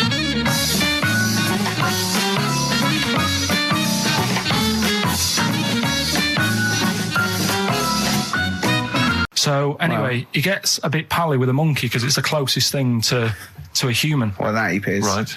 Yeah, but you can't really go that close to apes. It's dangerous. What do you mean? What type was it? Do you Just mean let him tell the Was it story. a chimpanzee? I reckon it was a chimp, yeah. Yeah, it was you a don't chimp. even know, so it was that's a an chimp. ape. It was a Okay. chimp. Yeah, but it doesn't matter, does it? So he It's the gets story. pally with him. Right, so he gets pally with What, him. do they go on and holiday together? Well, no, I mean, it starts On the off. pool together. It starts off just checking each other out and probably sharing lunch and that together. Yeah. Right. Anyway, this goes on for a while. They're getting on well on that, and then after a while, right, the monkey starts sort of imitating him a bit more and sort of walking upright. Oh God. Yeah. Right. So he thinks, oh, that's a bit weird. Anyway, they get on really better and what have you. So he thinks he could live at home with me. Because we're getting on the storm. Yeah. Right. So he takes him home, and before Is you this know the it, beginning of Beneath the Planet of the Apes? I think it is. I think you've seen this on video. I'm worried because he's already imitating him when they're moving in together. I'm thinking it's maybe a bit like single white female. Single white zookeeper. Oh, brilliant. Right, so anyway, so he's moving in and it's getting used to sort of the normal human life. He's having a cup of tea in the morning. Yeah, PG tips.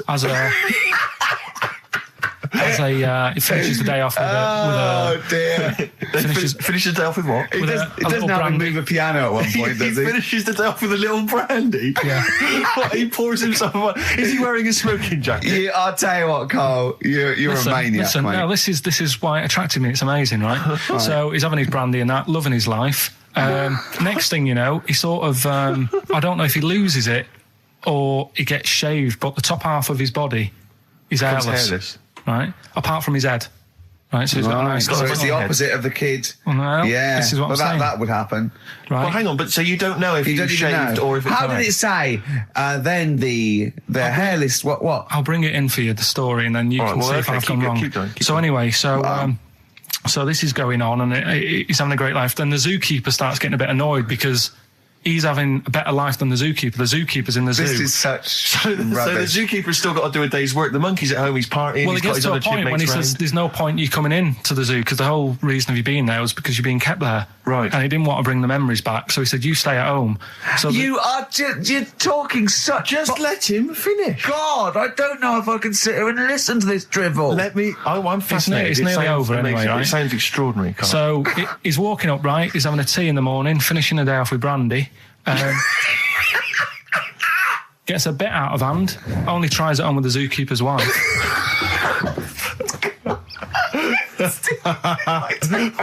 Make him go away, Steve. How does he do that? Well, because he's around humans a lot, he becomes a bit of a charmer. And, But what is it that he could do to seduce her? Pick fleas out of her? he didn't say. He was built. Yeah, it's well done. So what about that? What do you mean, what about it, Carl? It's obviously not true. I don't understand how. I love the fact he becomes a charmer. He's got better taste in brandy. Exactly. And What was it that he was doing that seduced her? I don't know. I thought maybe because he was at home more than the zookeeper was. But what would he be doing, I love Carl? the fact that- He's not going to be talking with her. They're not going to be playing like, Trivia Pursuit. Maybe she liked the silent type. He didn't go into that. He just said that's when the trouble started. Carl, play a record. Right. Did I tell you the time when the doctor said I was going to die? All right, keep talking. Right, ages ago. Must have been about 15, right? And at lunchtime there was this. We used to have a choice of stuff to do at lunchtime, right? Used to have like a burger place that had an arcade machine in it, right? So we used to go there and play on that and have a burger. Or there was this baker's, right, that my mum worked at, and did great cakes and stuff, right? So she used to like bring some home and that, but she couldn't always bring them home every night because, you know, they'd cost money, and she used to get them for free. And they used to say they'd rather chuck them away than give them to the staff because there's a chance that the cream might be off. Right. Right, so they used to chuck them round the back. So I used to go around the back with my mate and eat a load. Brilliant. Eating out of bins. No, it wasn't out of bins. They were still in trays, but they just stacked them up near the bins, right?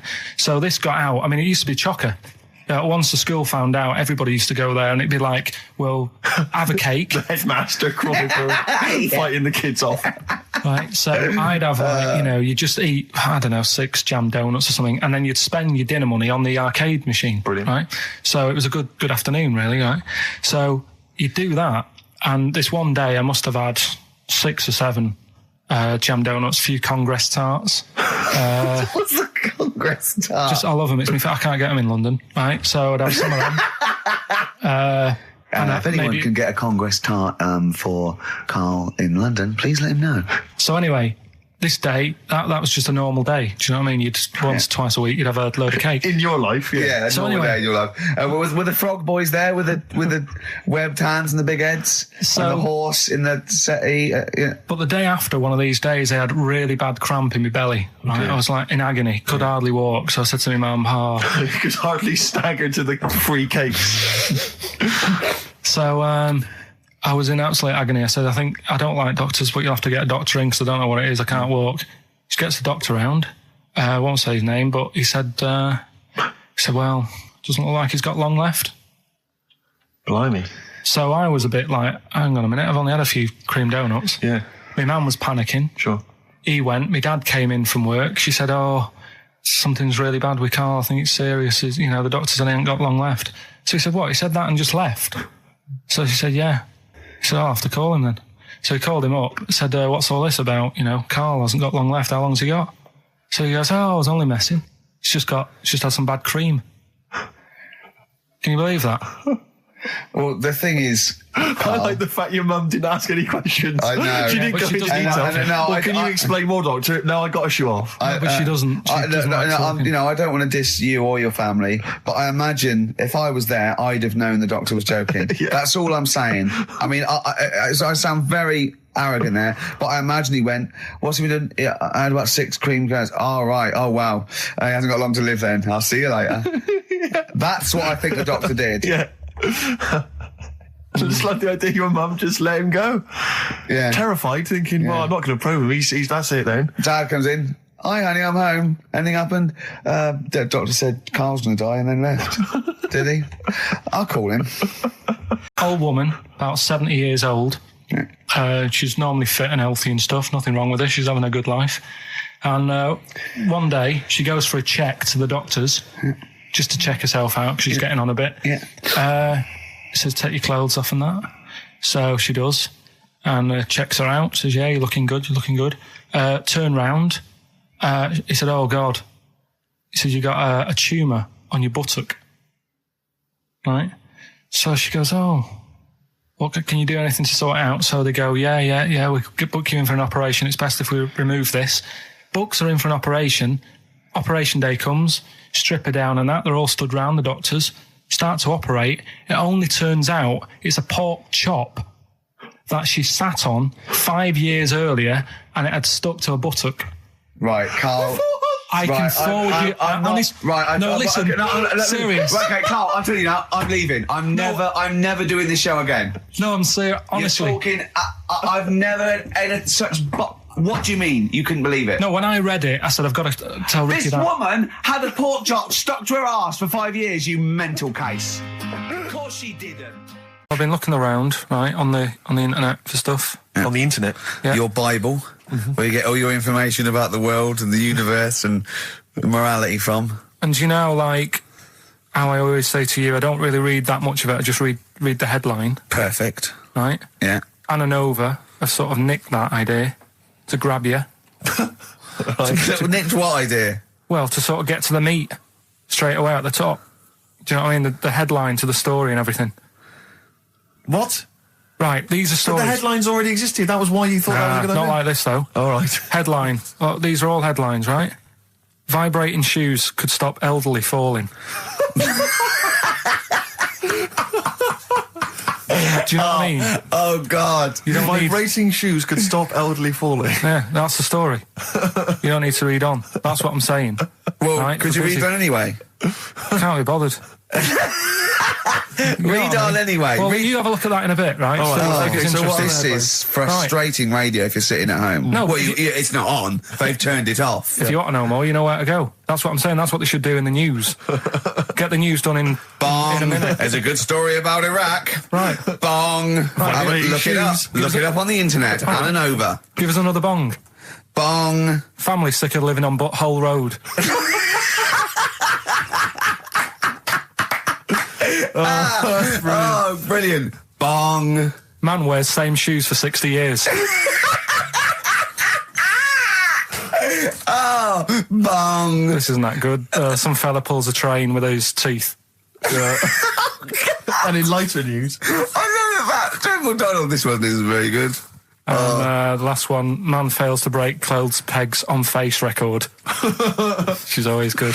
Well, that's the one I did read on about. I love that out of all those. That's the one he read on about. Go on then. Just why is that news? He fails to make a record. So did I today. I know, yeah. I failed the long jump record today. Yeah. Didn't even take part. No, I was rubbish. But what are the rules on world records and that? I don't know if there are rules. There are certain things you can't. I mean, it's the Guinness Book of Records, isn't it? Really, that's the arbiter, isn't it? Yeah, but is there anything, if you said you wanted to do it, would they say, well, you can't do that? Yeah, they've stopped some gluttony records, obviously things that are in danger. It's anything that's illegal. Yeah, anything that's immoral. Yeah, like that American serial killer that just got discovered. Yeah. Having killed 47 women. I don't think he can make that into the Guinness Book of Records. No, because people would be trying to beat it, won't they? But there was some other story about a fella eating watches and that. That can't be good for you. So why don't they say, look, don't do that, do something else? He wanted to stay regular. Do you know what I mean? Though? I just wondered. What do you mean he was eating watches? He just said he was eating watches. He got about 3 in about a minute. How could he time it? I didn't know that much about it. Autism. Okay. Oh, good. With some more entertaining stuff on XFM 104.9. No. Just to cheer up people. Go on, then. What? Go on. No, right. Have you heard about it, Steve? What autism. It scares me to death when he comes up, when he touches on a serious subject. We've been talking about wheeling a dead pope round, the Chinese don't age well, and ginger people are hated. And now we're going to touch on a really, I mean, my heart's in my throat. Go on, Carl, then. Tell me your insights to autism. Right, well, there was this, again, Channel 4 coming up with some good stuff at the moment, right? It might have been Channel 5. But what's the name? It's the attention span I like. These people who they've got like this autism thing going on. Yeah. And they sort of take in a lot of information. They get sort of they get so into it that they know everything about that subject and what have you, right? And there was this lad who he knew everything, right, about EastEnders. Right. He sort of the cameraman was saying to him. So, you know, why EastEnders and that? And he said, I don't know, I just like it. And he said, I remember when I first watched it was a Thursday, it was 5 to 8, Pauline Fowler walked in, she had a pink jumper on, she said, all right, love. And he remembers everything from that moment on. Yeah. Right, and everything, which is great, but then the way the programme was making out, it was almost like they were saying it's a disability. Right. When in a way, it's more like a superpower. Sure, like Rain Man.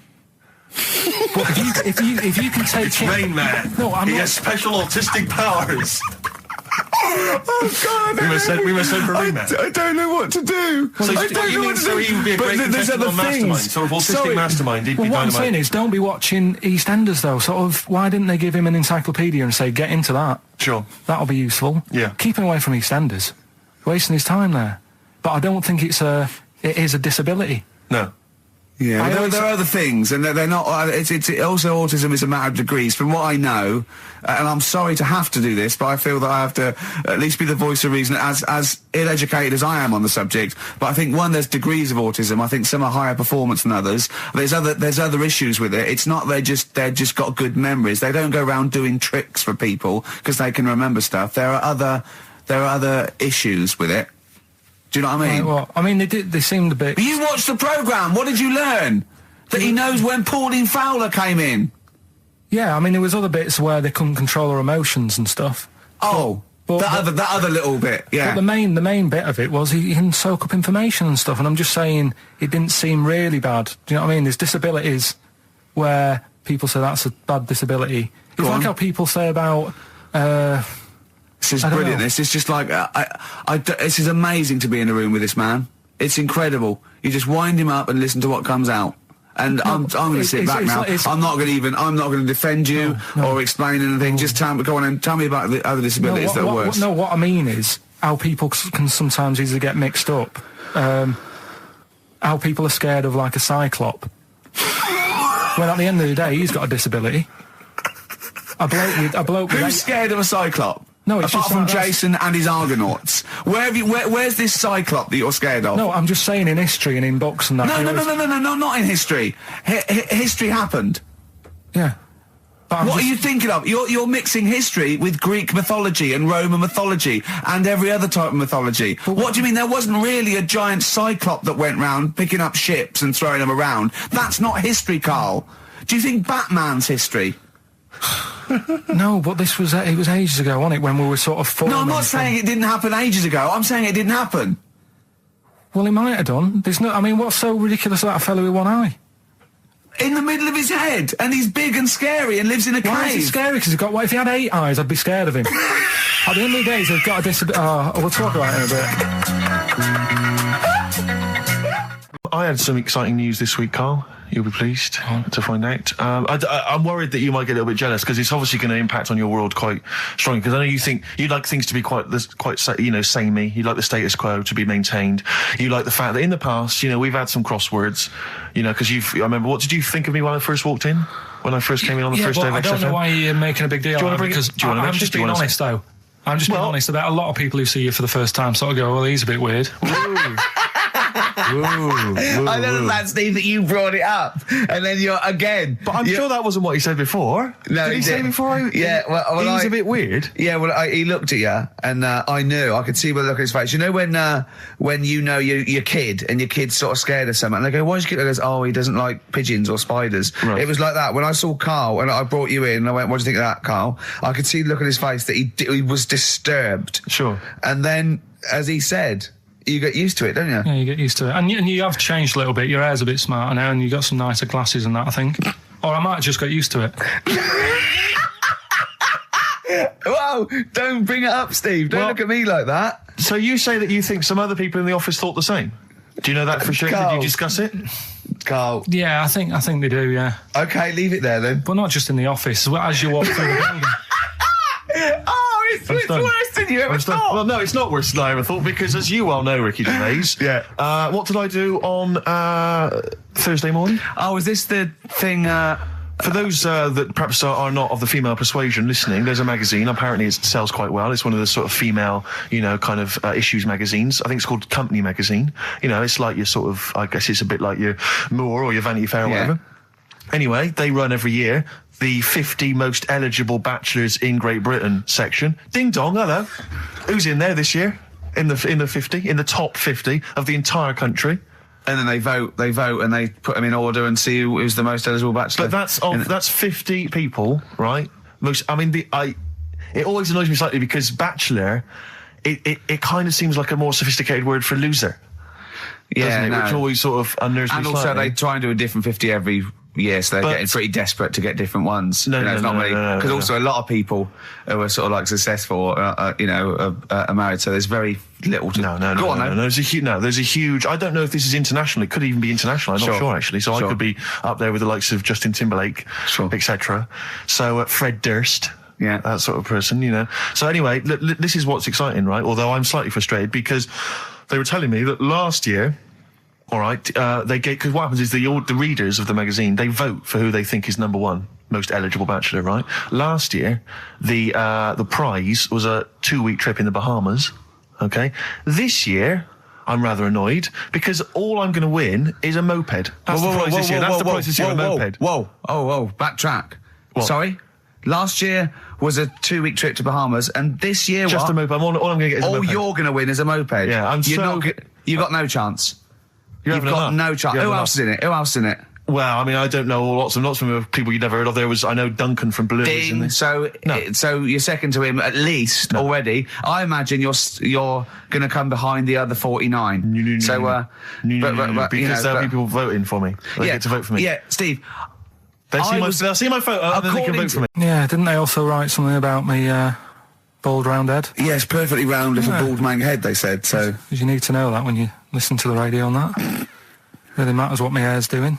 Your hair, have you given it a little polish? Because you look like a cue ball at the moment, and you've had a shave in it. I've never seen such a round head. It actually looks like a plate with ears. Yeah, well, for those that have never seen Karl, I actually, if you remember, I think he looks a little bit like Mr. Spoon from Button Moon. He does! If you've ever seen that show, and also he looks like, you know when they say they find with a little 4-foot human and it's actually 500,000 years old and they give it a name and it's the first, Australopithecus into, right? He looks like one of them as well. Perfectly round little. He is the missing link. He looks half human, half monkey. Because he's got a slight slouch as well. So yeah, it's I know, like yeah. those pictures where you see it going from an ape to a man. He's one of those in the middle. Yeah, and of course his monkey hands, his hairy little wrist to those skinny little things that you can get oranges out of holes with. And it's unbelievable. Why are you so all shaved and polished and everything? Got a wedding. What? Got to go to a wedding today, so thought I'd, clean myself up a bit. Yeah. Shouldn't you be wearing a suit or something? No, I'll go home and put something on. Oh, okay. But, Suzanne said, make an effort. I sort of had a shave and that, and then I came out of the bathroom, she said, oh, your head looks a bit sort of eggish. She's right. She always worries about when I have a shave, because I just, That's your girlfriend, Karl. I know. Saying that. Just think, so don't worry about Heat saying it. And funny thing is, it's Boyd Hilton, I think, of Heat that wrote it. And he's got a little bald head. Yeah, no, don't slag him off. Yeah, but on the end of his review, does it say, written by Baldy Boyd? No, because it doesn't matter, it's a magazine. Don't worry about it. Looking forward to the wedding? A bit boring, innit? But you got to do it. They're probably listening. Should we do a shot? No, it'll be a great day for them, but I know what will happen. Suzanne will see, all the fuss and that, and then she'll get ideas, and I'll have to let her down and all that. Why is it you don't want to get married again? I always forget. It's just... Who's it for at the end of the day? I've been with Suzanne for 11 years, right? Sure. We're happy. Well, I am. That's what counts. You're never happy. I am. I'm all right. Yeah, no, I know you're happy with Suzanne and everything, but apart from that, you're never happy. You are the most grumpy, moany thing in the world. I mean, I get annoyed, but I'm always happy. I was annoyed here. I was happy coming here, but there was a bloke behind me walking and scuffing his feet. He had a pair of those stupid skulls on, and he was clicking and scuffing. Wear some shoes. You don't have to click. Pick your feet up. Flip-flops annoy me. But I'm happy. I'm just annoyed. You are just like, oh, the world's on me. It's rubbish, this. I know the world's great. It's just sometimes people annoy me by being there, But Steve said I should be locked in one of those towers. Oh, look, you're actually a little bit stressed there, aren't you? Because you had a drink last night, didn't you? I had a couple of drinks. Yeah. I was down at Steve's night. He was doing a bit of DJ. Yeah. Went down a store. And that's why you're all grumpy. What? Do you hear what he just said? What? I was DJing last night, obviously that XFM evening. Yeah. Hour and a half. My friend and I split the time on the decks. Yeah. What was the word you just used? He went down a storm. We went down a storm. Right, 3 girls, I was walking to the toilets during my set. 3 girls went, you are a genius. Right? What's his name? Dane Bowers? Why? Zane Lowe? Because you played records in a certain order. Yes. No, sorry, Rick, if you can't deal with that. Sorry if you're a little bit jealous, because this time you can't share the award. All right? Dear. But it was my credit this time. You can tell he hasn't been a DJ. Because it's not just about... It's not just about that. The songs you play, it's the way you play them. Oh, the way you play them, whether it's 33 or 45, very important. Yeah, leave your hand on them as they're trying to go round. But so 3 girls there, charmed by me, they loved it. Yeah. Zane Lowe, XFM DJ and MTV presenter, probably one of the coolest blokes alive. He came up, gave us massive respect. He said, I'm loving your set. He actually used those words, right? There were people coming up, they couldn't believe their luck. It was roaring. We'd stick on a track, people would cheer as it came on, right? My particular favourite, Karl, I think you'll agree, my particular triumvirate, LL Cool J, Mama Said Knock You Out, leading straight into House of Pain, Jump Around, then straight into that current Elvis track that's been re-released, remixed by Junkie XL. I played the original, which I'd already played on XFM before. I'm already there, cutting edge. Yeah. Right? 3 old tracks, you mean? 3 old tracks. In a row? Yep. And I think the words that would best sum it up are, I kicked ass. Great. Rick. All right? Well, I'm going to be kicking some ass today. Hey, talking about DJing. Go on. You know, I did that storming set the other night for XFM. Yeah, sure, yeah. Go on. This was down at a little club, in case you weren't aware of it. Yeah. Anyway, I went to the Sony's the other night. Yeah. Karl Pilkington sidles up to me, slips me an envelope. Go on. 200 big ones in there. Did you get paid cash for that? Yeah. £200. Taxman won't know about that. Cash in hand. No, the taxman won't know, because, I mean, obviously no one who ever works in tax office is listening to local radio.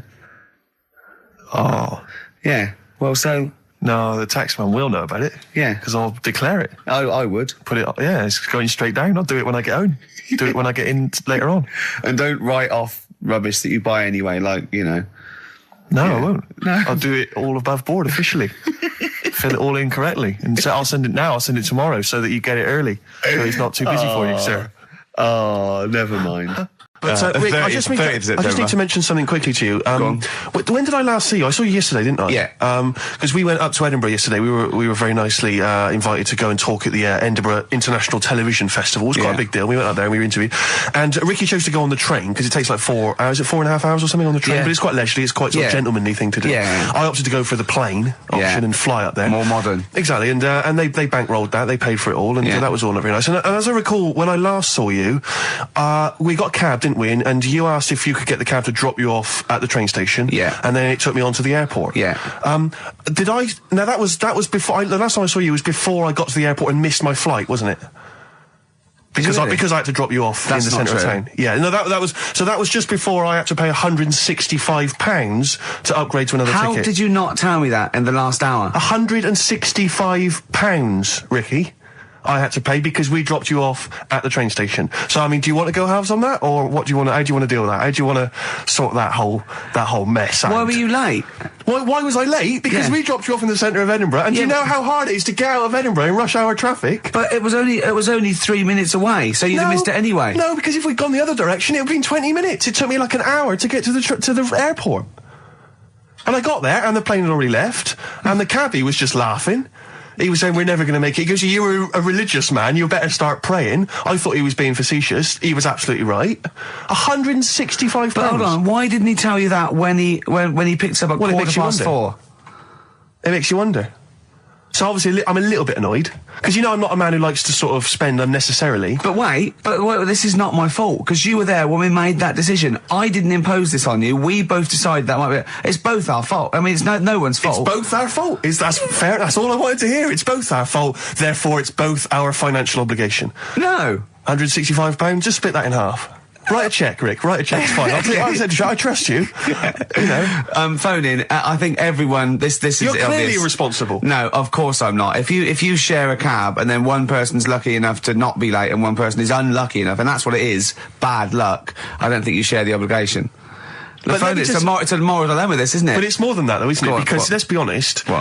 Even if you had known that I was going to get there late, you'd have wanted me to hang around just so you weren't left around waiting for a train on your own. No, because I got there... you get bored sitting there. So you'd have wanted me to at least got in that cab. I got there way too early. I actually got there I was there about 30 minutes early. You made it fine then. That was exactly. So I mean, I sacrificed me hanging around for half an hour so you could get it at 4:15. And the other thing is this: you were going to get it at 4:15 anyway. Yeah, but I would, if I'd gone the other direction and not dropped you off in the centre, I would have been there in time. Would we? Well, is that true?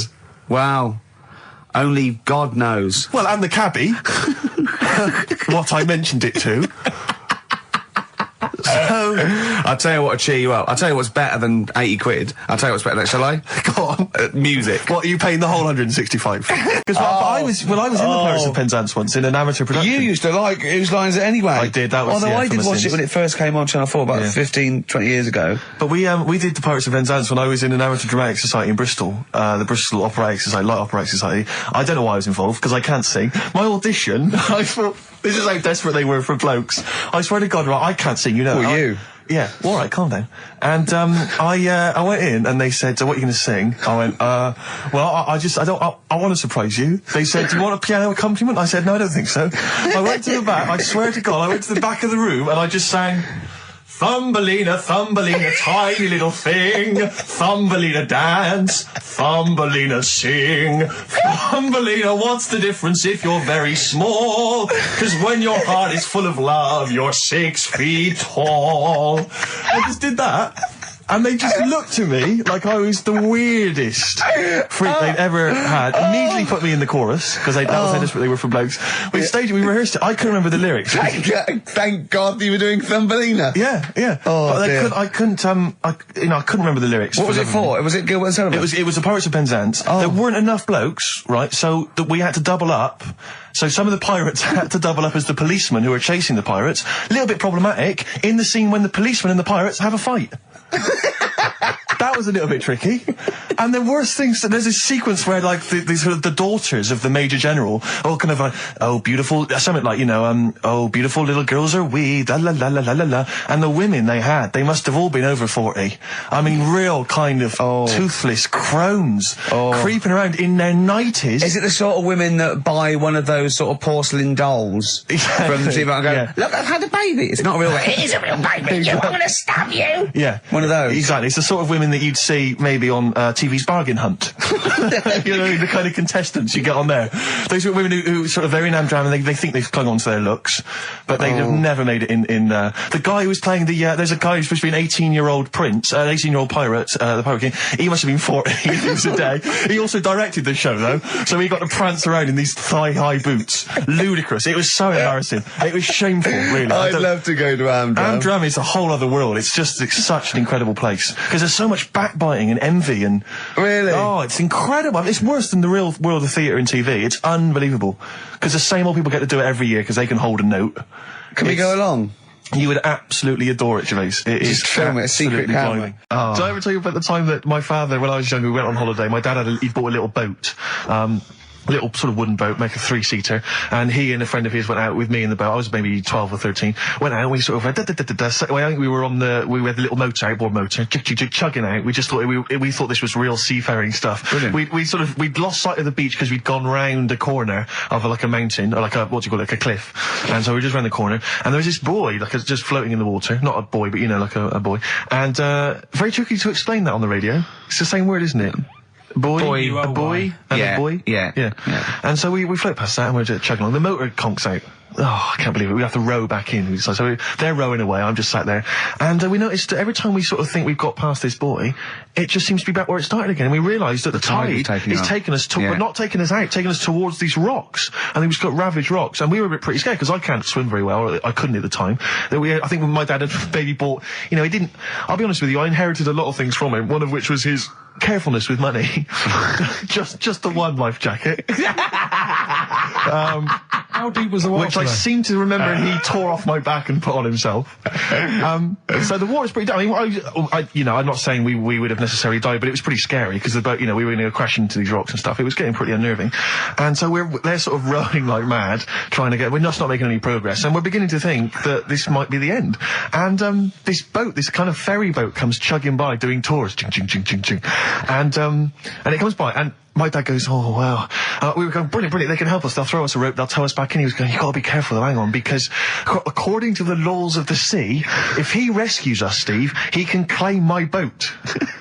The laws of the sea mean he can claim my boat as salvage. I love the idea of that's like a reward. doing that. But what I like is, his 12-year-old son might die, he's thinking about the boat. I know, but also, the other thing, of course, is that I like the idea of this ferry master going, yeah. The boat be mine now, or take your son. Yeah. Let me think about it. I need a new bed.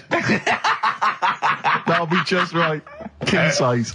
Oh dear, that's lovely. I have to say, this is such a terrible confession. When I was doing a school play once, when I was about that age, 15, right, there was a girl who was in the cast with me, right, and she sort of, she was giving me the eye. I was thinking, well, I kind of thought she was, right?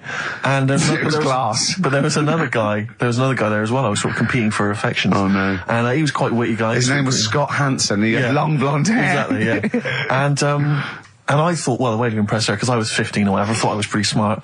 I sat in one of the adjoining dressing rooms, reading a copy of the philosophical book Zen and the Art of Motorcycle Maintenance, which I didn't understand, but which I sat there reading it in the hope that she would walk in and think, my God, you're reading Zen and the Art of Motorcycle Maintenance. You don't go with the crowd. You don't want to come next door where we're talking about nonsense and people are flirting. We're talking about the bangles and curly whirlies. You're in here saying, look, just if you want to come and talk to me, you're welcome, but I'm a thinker. I bet you thought you were Kwai Chang Kane, didn't you? I thought it was like she'd think, Jesus Christ, I've never met anyone like him. That is genius. And I remember the one time she accidentally walked in, she went, oh, sorry, wrong room, and left again. And that was it. Sorry, at 15, so this is about the time you took to wearing a bow tie to I'm impress slightly people. younger wearing a bow tie. I love that.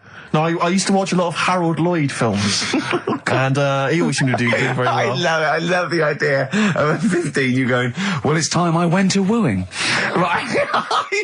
Right, on with the bow tie. Where's the zen? Where's the pipe and my boater? It's a time I got me a bow. Yeah. I love that. But songs are great as well. The other thing you do, sort of when you're about 15, 16, is start writing songs about, like, the world's trying to take a piece of me.